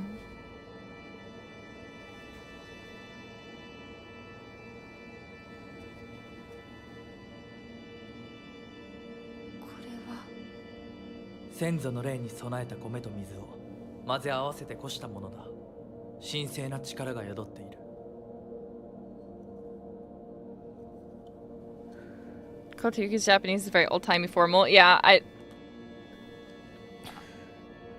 I can kind of understand Hinako, like, maybe 50% of the time, just because I don't know a lot of words. もう立てます。ありがとうございます。そうか、気をつけて。And like, I understood all that. Fine, but... 行こう。君のために用意した一番大切なものがある。一番大切なものはある。Something about the very most important thing is there. I don't know. What the hell is he saying? What the hell is he talking about? Kotoyuki, what the hell are you saying? Kotoyuki, what the hell are you saying?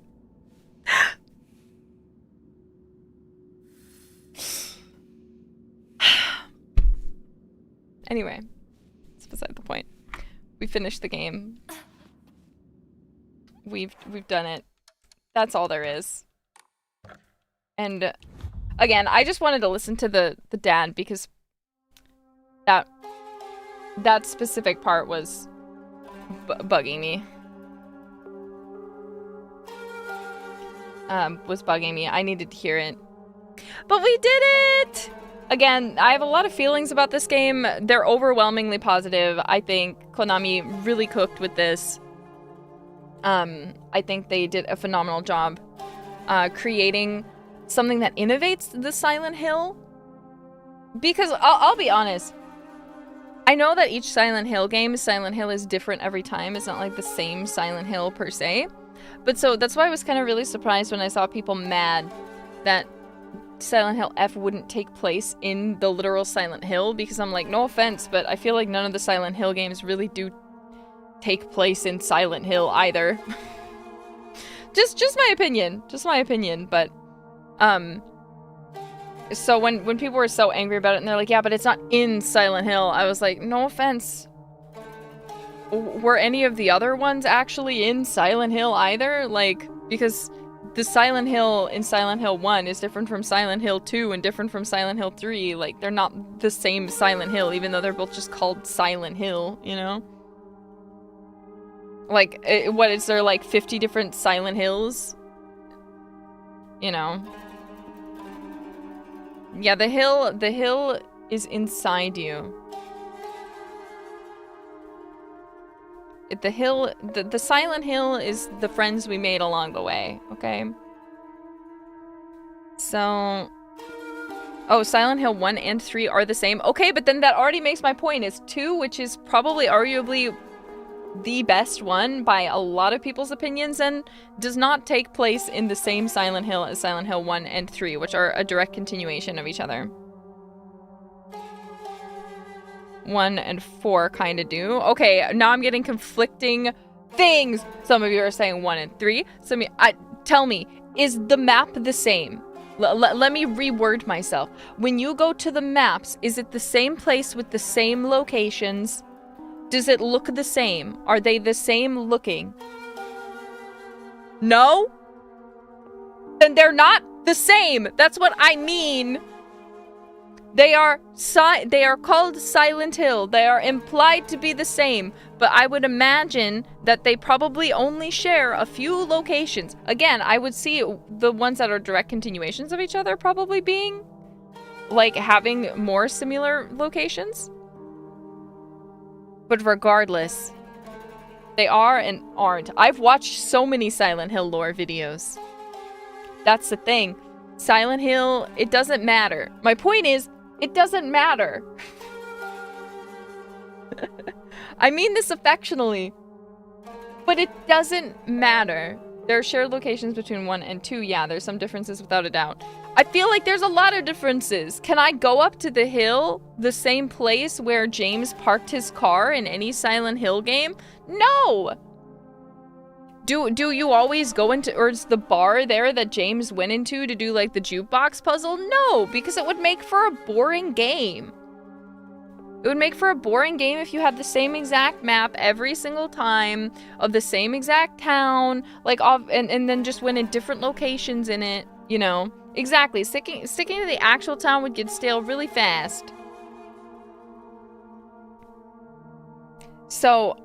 like, if we're talking something like, one thing that did this best, or well, reusing the map, was Tears of the Kingdom. Reused the Breath of the Wild map, but they made a lot of changes. So we came back, we're familiar with them, you know? We're familiar with everything, but we still want to explore because it's been years, things have changed. In Silent Hill, that is not the case. Not every game is open world. That's not my point. My point is that those locations don't exist in the other Silent Hills. Even if you could come out and look out, they just are not the same Silent Hill. It's a completely different map. That's what I'm saying. They don't just open it and then go to different locations in the same map. It's a completely different creation of Silent Hill. That's my point. And they get away with it. I'm not saying that I hate it. I like it. But they get away with it. Because Silent Hill is just hell, honestly. Like, it doesn't matter. It doesn't have to be the same place.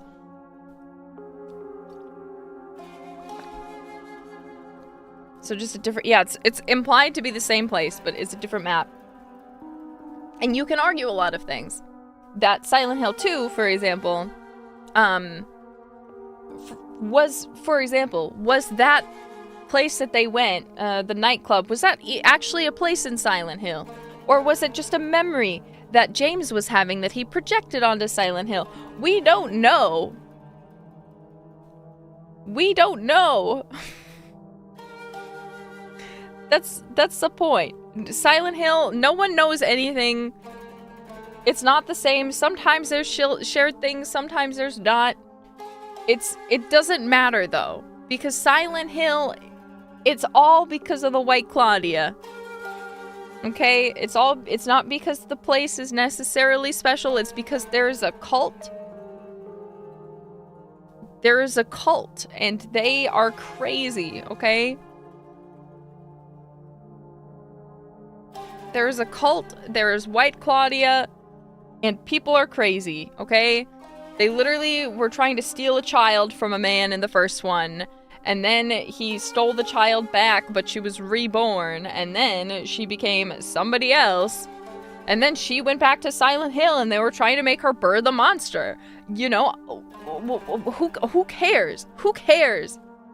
Anyways, that's not my point. I really like this game. I don't personally mind that it wasn't in the actual Silent Hill, because it uses the... It feels Silent Hill. Even though I am not in Silent Hill, you know? But, as I already said, my issue is that the New Game Plus... I feel like the first one is fine, but I feel like playing it anywhere past New Game Plus, there's not as much benefit as I would like there to be. I won't say there's no benefit because, again, like, honestly, once you've played the game and as you get stronger, it's really, really fast to get through the game. There's varying levels, so you can play at varying difficulties if you want more of a challenge. There's different puzzle levels, so if you want to keep that interesting, you can go through about 3 different ones, and you get achievements for all of them. But generally speaking, I would have liked to see more in the story, as I already mentioned, before the end. I would have also liked to have seen durability either not be a factor, or if it's going to be a factor, to make then all fights, pretty much except for boss fights, need to be skippable to some extent. In my opinion. In my opinion. You need to... I would personally like to see... Did it feel stale after the first 2 runs? It's not so much that it felt stale, but, like, for example, I got to a point where I was like, I'm going to mute the game and just turn on music and just play through without thinking about it too much. Because I'm just, like, trying to get to this point for the stream. And, I mean, ideally, I should feel like if I'm having to do a whole nother run, that all of it is going to be interesting enough that I should want to stream it, and that also, in turn, it should be interesting enough that you guys would actually want to watch it.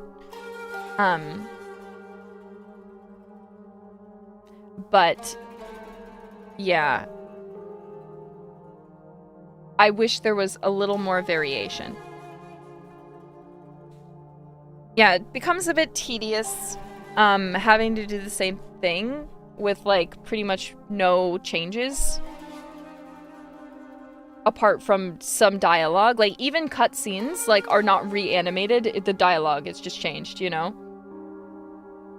And then there's no new models, so again, we never see the real Hinako. We never see... Even at the end, like, they hint to the fact that what we're actually seeing is not real, where Shu and Hinako are running away, and they talk about what each other's wearing, but none of them are wearing those things. They couldn't even for that, where presumably the illusion is no longer happening, they leave us, the viewer, still in Hinako's head, even though Hinako, as we can tell from her dialogue, is no longer in her own head. She is in reality, you know?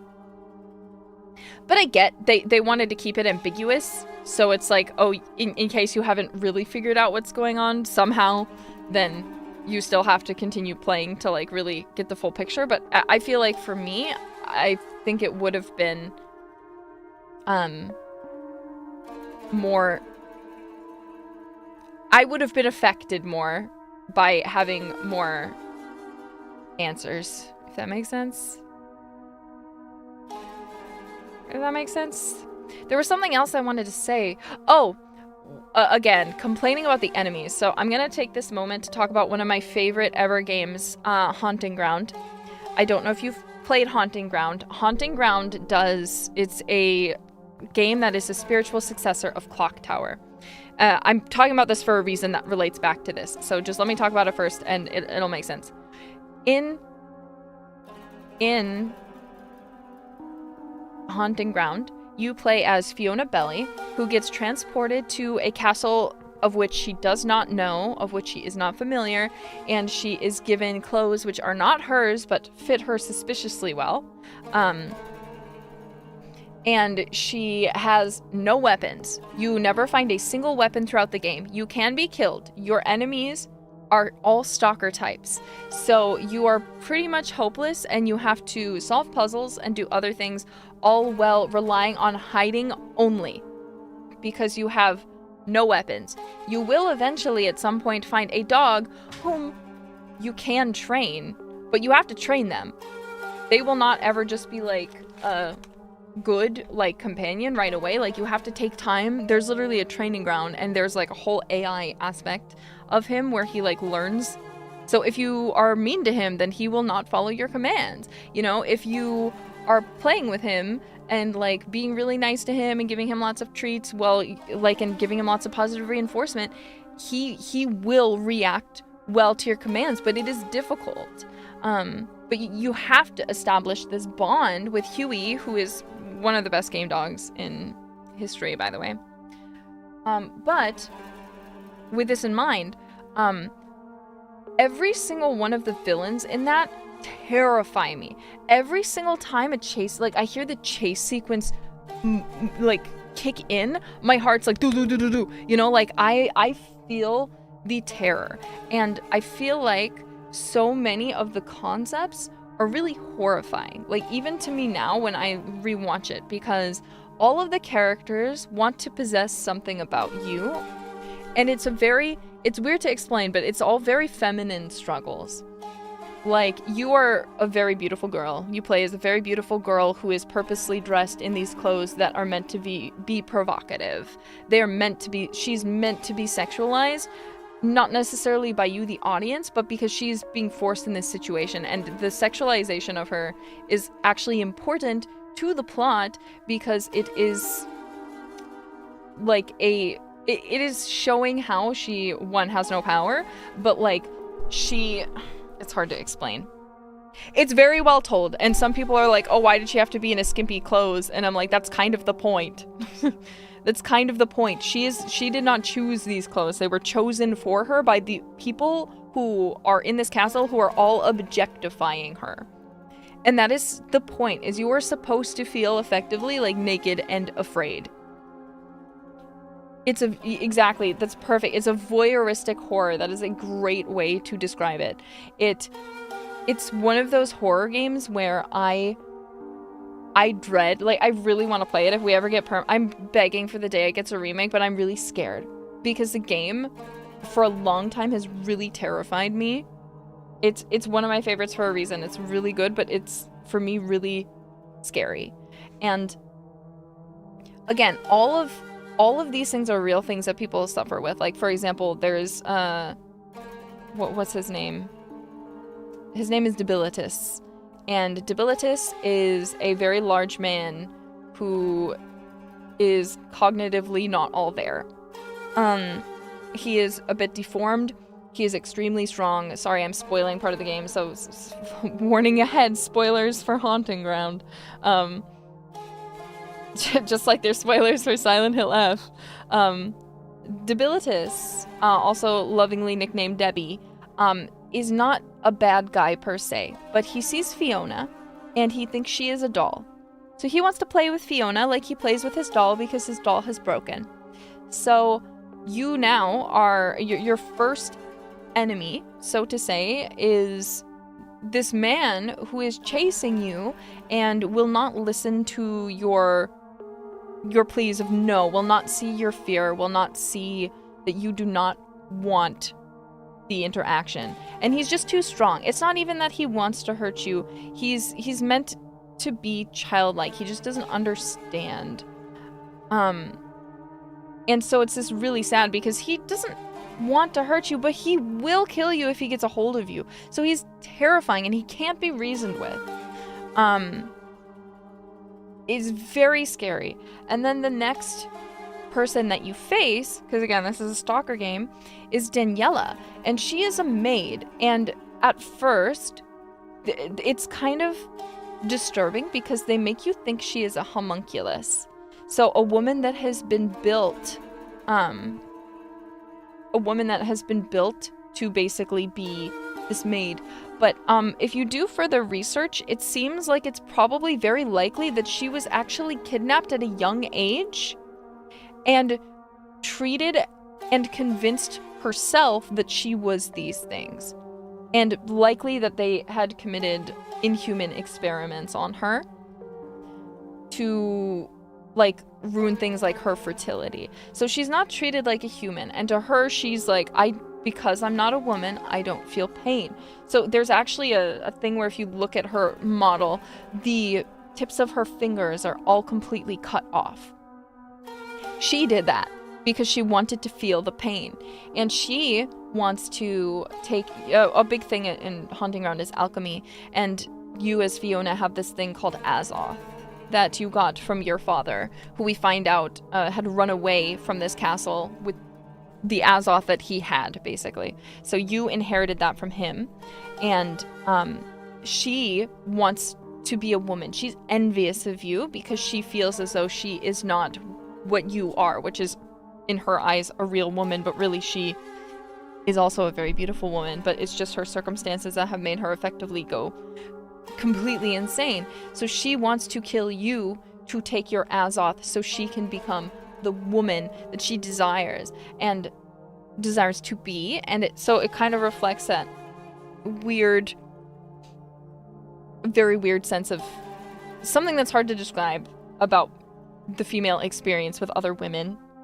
I can't describe it well, and I'm not going to for various reasons. The next guy you face is this man named Ricardo, and I hate this man. He actually acts very loving at first. He acts kind of like he's your friend, and he's not here to harm you. And he plays one of my favorite classical music pieces ever, which I did discover through Haunting Ground. It is called Liebestrom No. 3 by Franz Liszt. It is a very beautiful song. Liebestrom means love dream. And there's actually 3 of them, but that's beside the point. So he comes in, he plays piano, but you find out pretty soon he's kind of like this looming threat. Like, you don't really see him for a while, but he seems like he's in your corner until very quickly you realize he's not. And he shows you this sculpture that he has made of you, pregnant, with his baby. And later you find out that he does not want to impregnate you with his baby. No, he wants to impregnate you with himself. So he can be reborn and take your Azoth. He can be reborn with your Azoth. So he is going to forcibly impregnate you with himself. I'm sorry, what? Exactly. It's incredibly fucked up. It is terrifying. And that's a fear. That's a fear.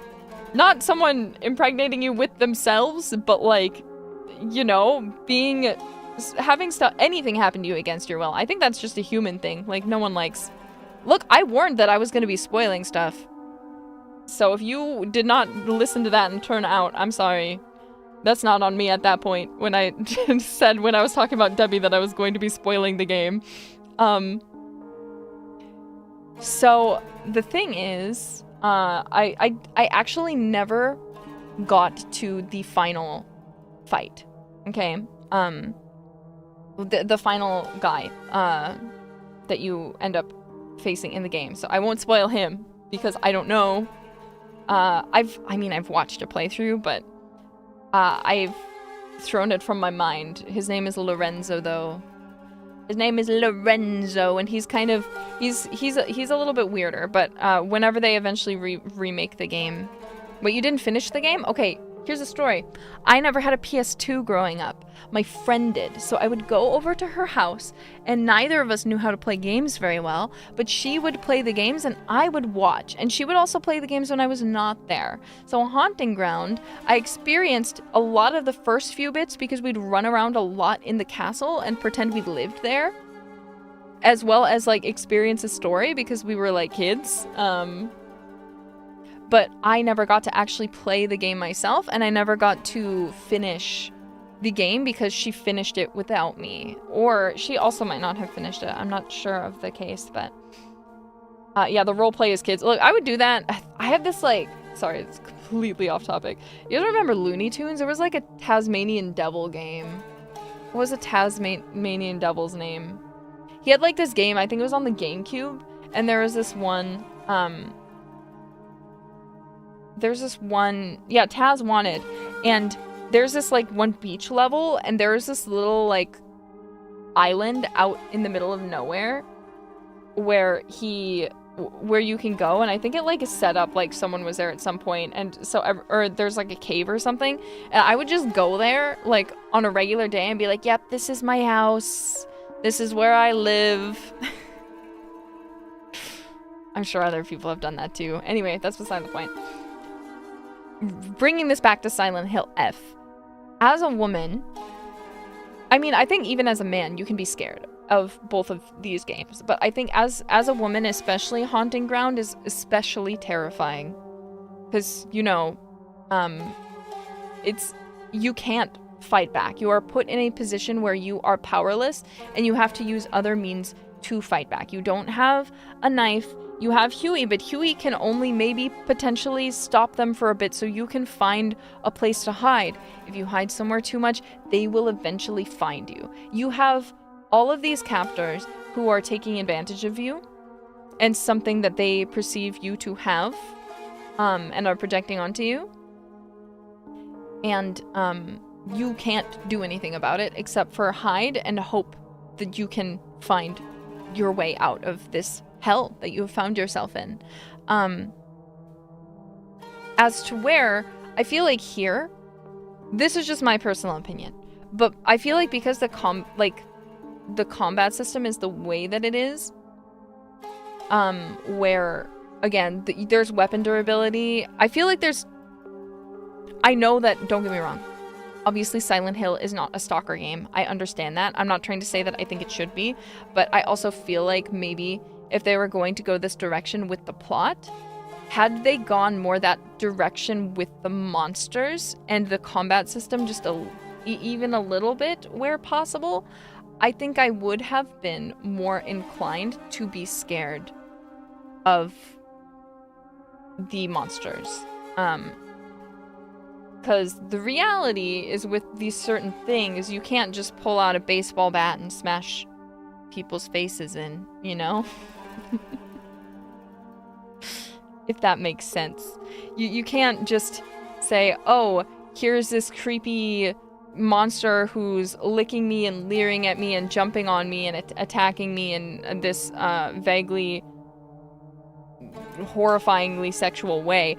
I can just dodge it and then hit them and then they will die. You know, it's very actiony, and I'm not saying that's a bad thing, obviously. That is the thing that happens in Silent Hill. However, I feel like because of that, a little bit of what was scary about it was taken away, as to where it was not as scary as I think it could have been. Is all I'm trying to say. I feel like the powerlessness, yeah, is part of the horror in a lot of the situations that were depicted in the monsters, if that makes sense. So yeah, it's more unsettling than it is scary. Like, again, I feel like because of how it was, I could literally just look at them and be like, oh yeah, yep, that's a thing. Yep, I see what this is representing. Yep, I get it. As to where, you know, in Silent Hill 2, yes, you could just kill them, but like everything was much more obscure. But this, again, I felt like I wasn't able to connect as much to the monsters or feel as much of this kind of like, it's difficult to describe, but I hope you guys get what I'm trying to say. I hope you understand what I'm trying to say. Yeah, I feel like Silent Hill F is an action horror game to me, but admittedly I don't really put anything in categories because I don't know anything. I just feel like the plot is really, really good. I feel like it would have been better as having less action. I feel like it would have gotten a better point across with less action in general. I think adding the inclusion of the fox arm even would still be possible where you're actually able to fight back, because the representation would be that through marriage, through this connection to a man, you know, there are certain things that change, you know. Sorry, I don't want to talk about life too much, obviously, or like things, but like in a way you're borrowing, yeah, it's a perfect way, yeah, you're borrowing his strength. So I feel like you could still even work that into the game, and then so on and so forth, but it's just my 2 cents. Obviously, I don't think I think the game is great. I think the game is fantastic. It's a rich and that's not again, I'm not gonna explain it because it's difficult to articulate. Like, obviously those things as well, but with the specific enemies you're fighting, not really. Not 100%.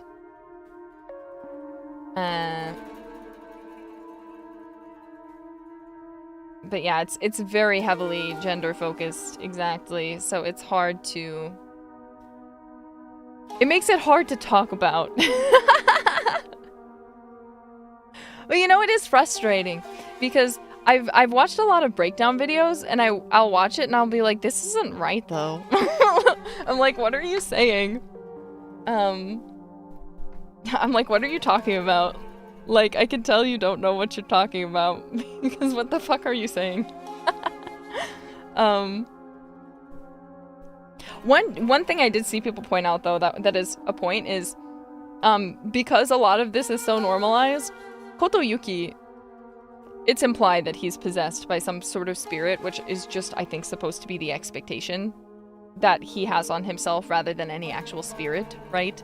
And Kotoyuki-san, he does love Hinako, but he views that because he is expected to find a wife, that it doesn't really matter whether she loves him or not, but it's his goal to marry her because he needs to find a wife, and he's been infatuated with her for a long time. So he has these expectations from his family, so how both of them actually feel about the matter of marriage is less important than the fact that he needs to marry Hinako, you know? Which also comes with the time period. I thought Kotoyuki... No, I mean, at the end of the day, it depends on if you think any of the stuff that happens in Silent Hill is real. Do you think Pyramid Head is real, or is he a personification of how James feels about certain things? Do you think the fight that he has with Maria is real, or is it not real? It's not, right? He doesn't actually fight Maria. He's not actually fighting Pyramid Head. It's real to the MC, but it's not really happening. So, at least my perspective, Hinako, just like she doesn't actually have a fox arm and there's not actually 2 Hinakos, she's having an internal battle where part of her wants to go with the expectation of her family, of the world, and be with Kotoyuki, who is a genuinely good man, who does genuinely care about her, but they're both kind of being pushed into this expectation rather than being given the option to think about what they want. So they also cannot process what they want, the things that they would like to experience and the things that they missed, or how, like, if they actually want marriage, you know, like, or if they, like, they didn't get to date. He just proposed to her and she was like, I remember him from my childhood. They know they like each other, but they don't know if they love each other, you know? So they're just kind of getting married because that's what you do. And versus Hinako, who, as we saw in this ending, really wants to experience things for herself, who doesn't want things to change, the young version of Hinako. So they both kind of need to accept that those 2 parts of yourself can coexist. They can coexist. So either way, she's fighting one spirit, and she's using the spirits, or rather the kami-sama of Ebisu Gaoka, both the old god, which is representing the old Hinako who doesn't want things to change, who was worshipped via the tree, versus the newer god, which is the Inari-sama, who is representing Kotoyuki and representing the kind of unclear future and expectation, right? And so they're not actually this is my opinion that, again, this takes a very Japanese perspective. It makes sense that she would be fighting God, because a lot of the expectation that comes from it is, you know, just from things that are deeply ingrained in culture, in Japanese culture especially. And even if someone is not heavily religious in Japan, you must admit that the frequency of, if you've ever been to Japan, both Shinto and Buddhist churches, not churches, but shrines rather, are very abundant. Like, religion, though it might not be widely quote-unquote practiced, and people might not consider themselves religious in many cases, is still extremely prevalent and ingrained in Japanese culture itself.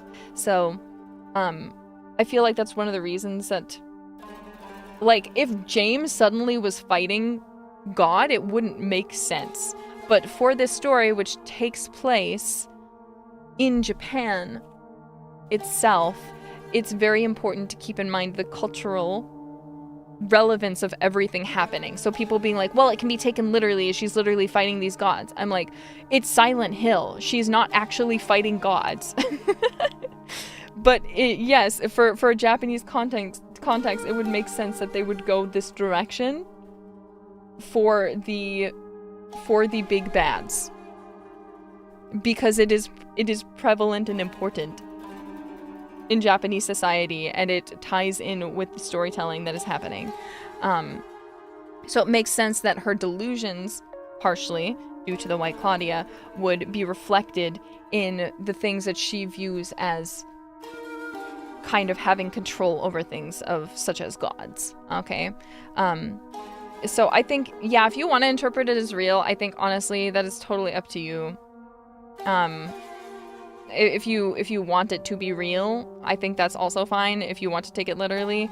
But personally, I just like, again, like, I don't think the Maria fight was actually happening. I don't think you were actually fighting Pyramid Head. I don't think we're actually fighting fox gods and you know, tree gods. It's just like, because we literally get it kind of spoon-fed to us, which is, again, one of the only things I have a little bit of an issue with, is I wish things were a little less direct. Some things are okay being direct, but I think some things were a little bit too direct. But I still think the game was amazing overall, by the way, just to make that clear before I say anything else. But, like, it's very clear that if you pick Kotoyuki, you fight off Shu, who is representing yourself, your childhood self that you want to get rid of because you want to accept the future and kind of ignore your fears for the future and leave them in the past. But this also includes things like your dreams. And that is what that represents. So in a way, both times, even though you're fighting Shu, he's in a monster. You are not literally fighting Shu. So you're throwing away something important to you, just like the people of Ebisugaoka threw away their old god to welcome and worship Inari-sama, simply because he became fractured by getting struck by lightning, as in the divine tree.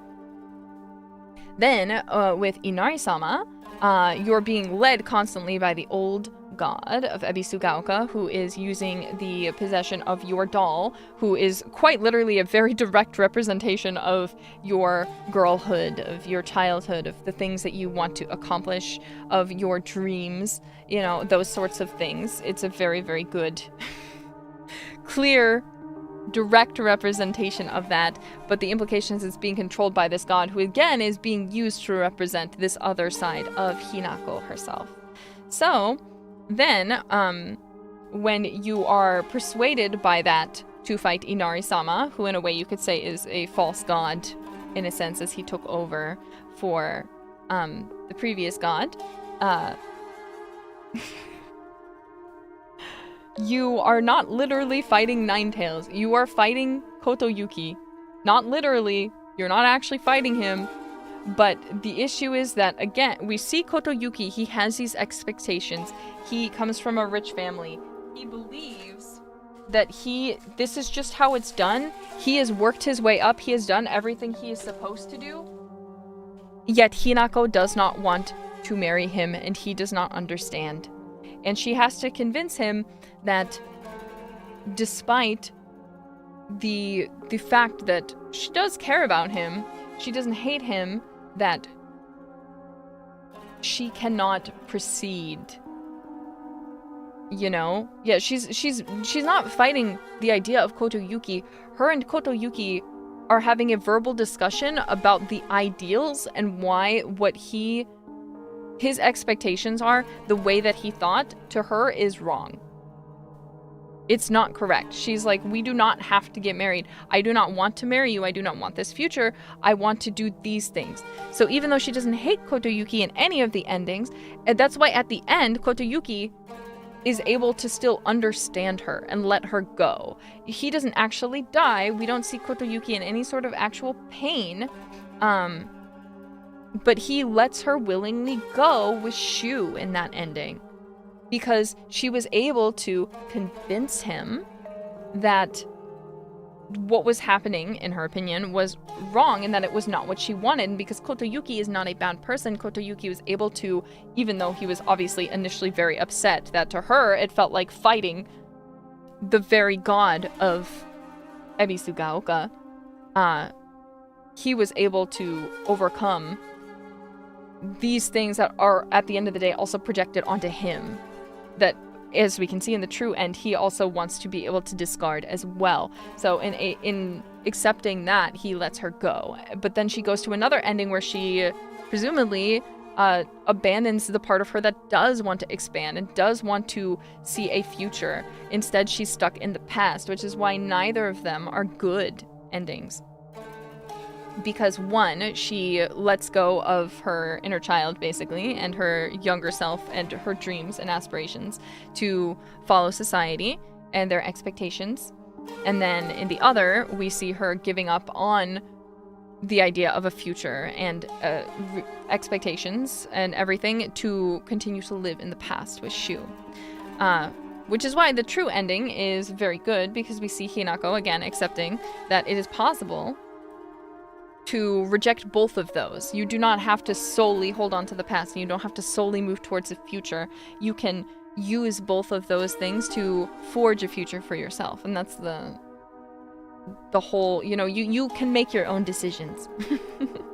That's why Hinako's alone at the end. She's not with Shu, she's not with Kotoyuki, she's not with Rinko, she's not with Sakuko, she's not with her parents, she's not with Junko. It's just her alone, because finally, instead of having these influences tell her what she needs to be, what she needs to want, what happiness is, yes, exactly, she's taking it into her own hands. So, it's a really beautiful story. And I really like the story aspect of it. I really like the story aspect of it. Incredibly. I think things could have been done better. Oh yeah, again, sorry, I got kind of sidetracked. I saw people mad that people were like, being like, oh, Kotoyuki's so hot, oh, I'm kind of into him. But you have to keep in mind that also, even though we don't live in 1960s Japan anymore, like, there's still a lot of pressure on women to get married and have have a relationship, or there's still a lot of, like, you hear it, where there's even like a Japanese saying where if a woman's over the age of 25, people will call her a Christmas cake, because no one wants a Christmas cake after the 25th, after Christmas. So there's a lot of pressure.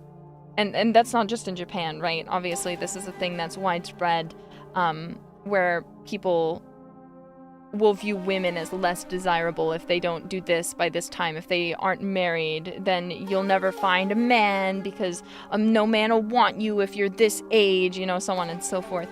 It's kind of like women have to hear this stuff a lot from pretty much everyone. Even in America. But yeah, that's why, I don't remember. Have you guys ever seen Lucky Star? There's an episode where there's the teacher who I think she's 25, 26. She literally has a point where she's looking at like Christmas cakes after Christmas and she gets really sad. So she buys the unwanted Christmas cakes because she's like, well, I want you, you know. It's like a sad thing. But so people will get like mad at like women, like, and be like, oh, how could you? That's literally the whole purpose of the game, is just because he's handsome. And I'm like, it's not really the purpose. But first off, all women want different things. So some women, it is their greatest happiness, just like Junko is explored in this story. She likes being married. She wants results. She wants the certain things that she wants. And for her, the life that she's leading seems currently to be able to accomplish that for her, that she feels happy. But not everyone is the same. Just like Hinako, even though Junko is perfectly happy, Hinako would not have been happy. She would have eventually been miserable. Lucky Star was 20 years ago? Don't fucking say that to me. Are you joking? Or you're joking, right? Take it back. It was not 20 years ago. Take it back. Take that back right now. It was only 5. It was 5 years ago at most.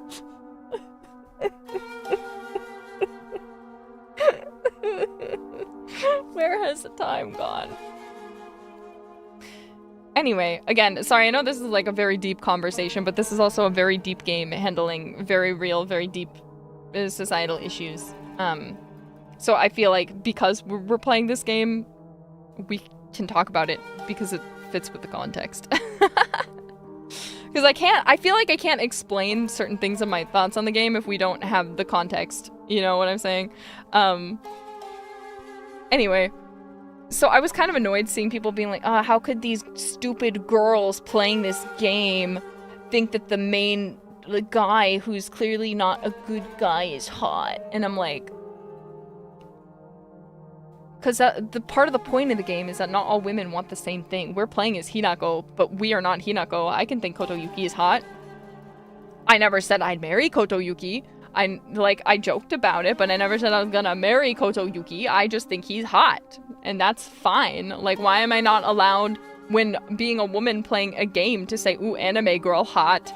Like, sorry, when people played Silent Hill 2 for the first time and played as James and saw Maria and were like, ooh, woman hot, which I guarantee you they did, where people are like, you're supposed to be loyal and love your wife in this game? How can you lust after Maria? You are such a bad person. You know, like, I don't know.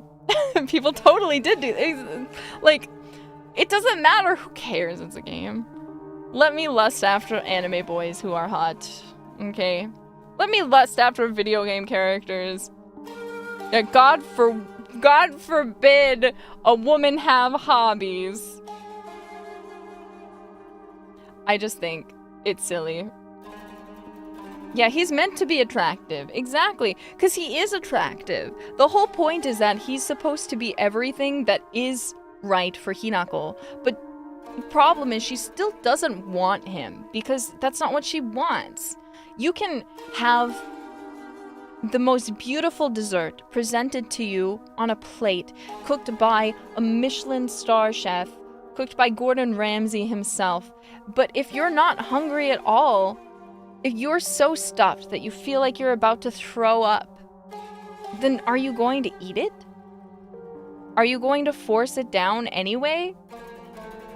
You are still going to be able to admire it. Maybe you'll even take a tiny bite and say, that was so fucking good, but I can't stomach anymore, or I will explode. You know? Like, that's what Kotoyuki is. He is this beautiful, awesome thing. He's this beautiful, awesome person, but that's not what Hinako wants. You know? I always have time. Look, I always have time for dessert too. I'll be honest. I have a second stomach for desserts.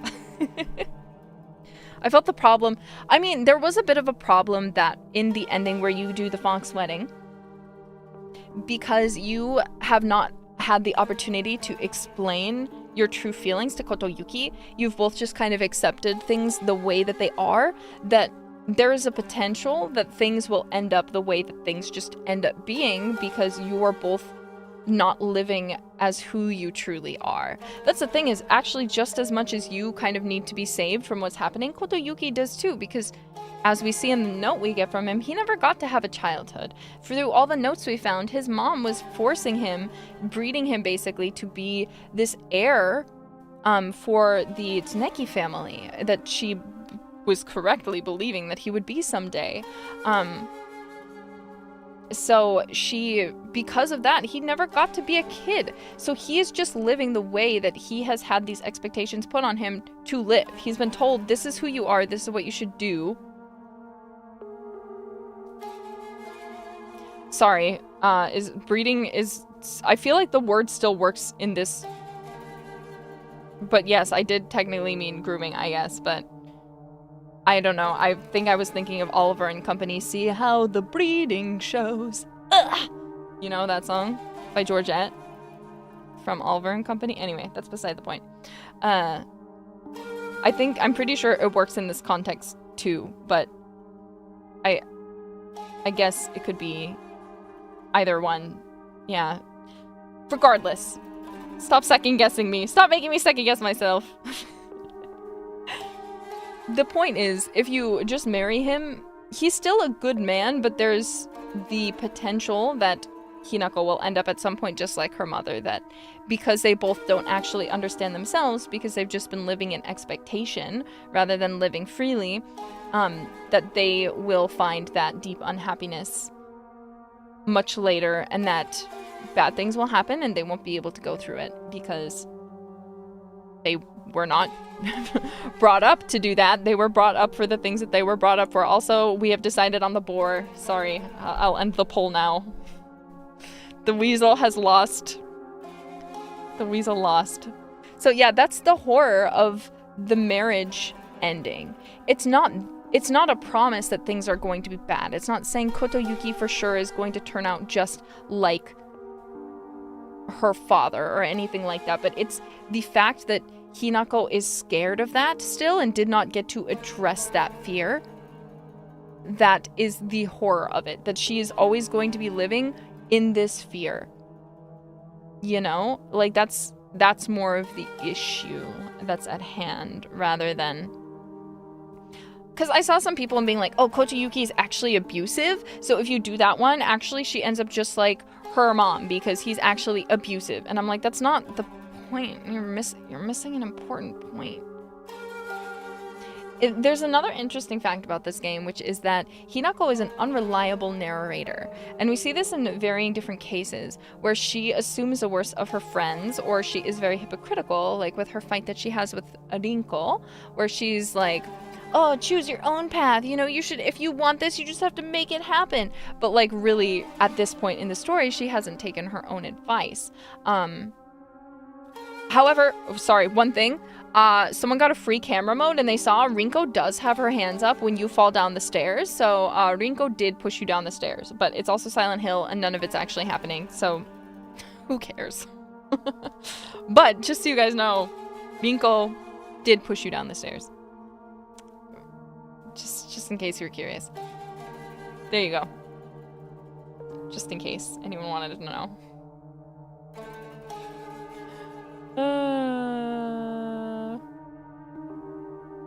But my point is, sorry, going backwards, Hinako is not a reliable narrator, and she tells you all these horrible things about her friends, but some of it is also just her projection, or things that she has quote-unquote found, but she's found them in Silent Hill. So really, it's difficult to tell how much of it is real and how much of it is Hinako's projection of them, of what she thinks about them or what they actually think of her. Which also goes to show that Hinako, well, she is a victim because she is the heroine of the story, she is also not so much 100% a victim in the way that she's making herself out to be. Sakuko, as we saw from her page, she feels abandoned by Hinako. That's why she calls her a traitor. That's why she kind of treats her a little bit coldly. There's also times where we see things that's like, oh, Sakuko actually, she hates Hinako, she hates her. But how much of that is true and how much of that is Hinako's perception to justify the way that she also treats Sakuko? We don't know. And that's the stuff that's left up for debate. That's the stuff that's left up for debate.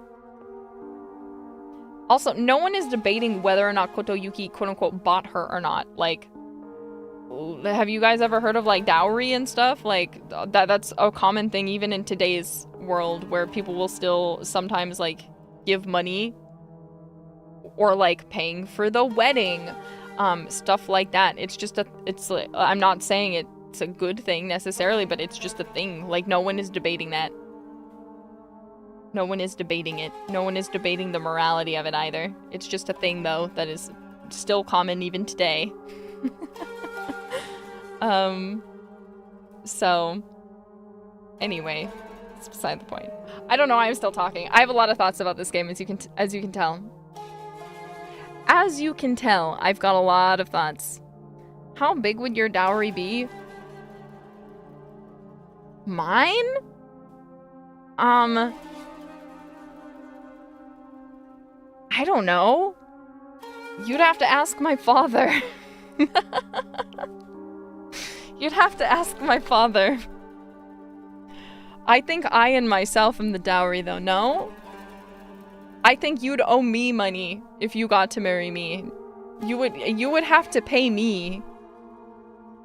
You would have to pay me to get married to me.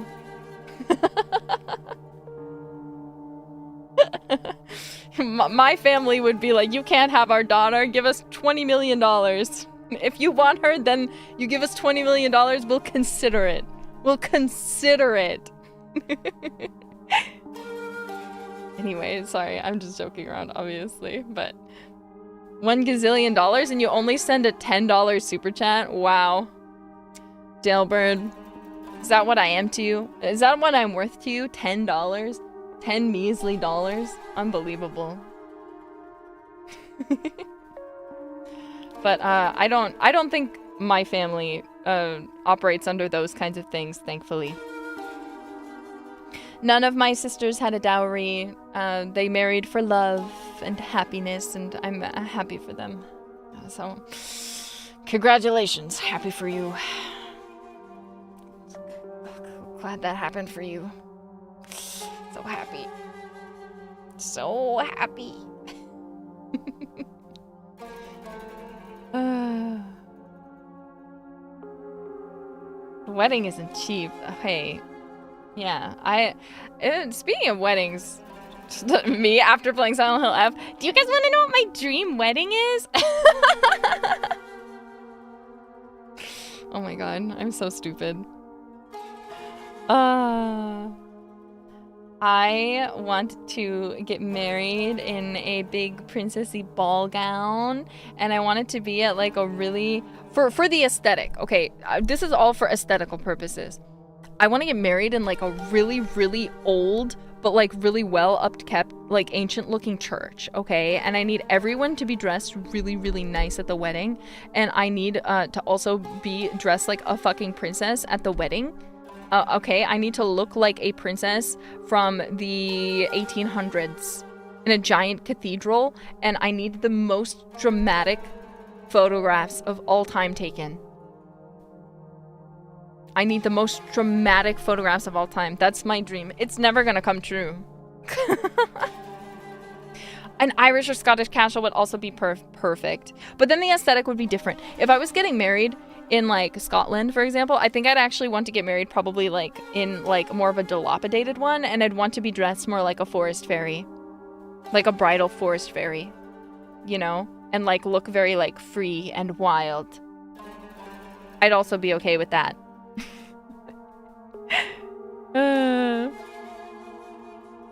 It's never gonna happen though. I feel like if I ever get married someday, which is probably not gonna happen at this point, it'd probably be at like probably just be pretty simple. I don't know. Because sadly, things cost money. Things cost money. And I would never want to, onto someone that I love, force them to help me pay for a fantasy that it's probably going to be very expensive. Never give up. I've already given up. But that's life. You know, you make sacrifices. You have to give up some things that you want for other things that you want, and I'm no stranger to that. So, It is what it is. Liz will make your dream come true. Liz, please. Liz, I'm waiting to marry you. Elizabeth. But yeah, anyway. That's all beside the point. This was a fantastic game. I'm really happy that we got to play it to completion. It was so much fun. And I'm really glad that we could experience it together. Again, I'm sure you guys were a little bit tired out, but I thank you for those of you who stuck with me all the way to the end of our Silent Hill adventure. It was a lot of fun. I'm looking forward to, I think they're remaking the first one, so I hope they'll remake the third after that, and I'm gonna be there. I'll be set. Konami I'm really glad that they're reclaiming and breathing new life into the franchise and bringing back the older games that desperately need updates. I hope it doesn't. Look, I liked 2 Remake. I know some people it wasn't for them. I really liked it. So, reminder that tomorrow I will be streaming. I will be having a same start time as this stream. I will be doing a Lyre practice stream. We'll be using both my regular mic with some reverb, as well as the ASMR mic. We'll be tuning, we'll be practicing a little bit, we'll be warming up on it, and it probably won't be the longest stream ever, but it'll just be a fun little Lyre stream. Thank you for everyone who made fan art of me with a lyre, by the way. I will probably be using, I need to pick a thumbnail, so I'm going to be looking through my art tag to find some, but I'm really looking forward to it, and I'm sad and glad to be done with Silent Hill F, but again, I'm so grateful that we got to go on this journey together. I hope you guys had fun. I hope you enjoyed the after talk. Again, I've been thinking very deeply about this game now for a while. Since we finished the first game, I've been watching breakdowns. I've watched all the endings even before today. I've been looking at breakdowns and really thinking deeply about the game. So it was really fun for me to be able to go through it and talk about some of my thoughts about it with you, because I don't have anyone to talk about it with. So if it was a little annoying, I'm not sorry. And if you enjoyed it, I'm so happy that you were able to find enjoyment in my yapping and my thoughts. So I had fun. I'm looking forward to the Lyre stream, but for now, let's go ahead and send you guys off somewhere else. It looks like Kouseki Bibu is currently streaming Batman Arkham Asylum. I don't know what that is, but I'm gonna go ahead and send you over to my cute kawaii desho friend, Bijou, and I hope you guys have a lovely time. Oh wait, also before I go, please do not forget, my birthday is coming up very, very, very soon. Please look forward to it. It will be on the 21st US time. The 21st US time, okay? So come by and let's celebrate. I have a very special surprise for you for my birthday. Oh, you can hear her? Oops. You shouldn't be able to now. Yeah, you can't anymore. If you could for a second, you can't anymore. Sorry about that. I'm opening up her stream so I can chat in it a little bit after I raid. But thank you guys so much. I hope you had a good time. Look forward to my birthday, less than a week. I really hope I'll see you all there and that you'll all talk about it. There will be merch. So if you're getting paid this week, maybe save your money just in case any of it interests you. But I'll look forward to seeing you all next time. So thanks for coming. And in the meantime, bye, darling.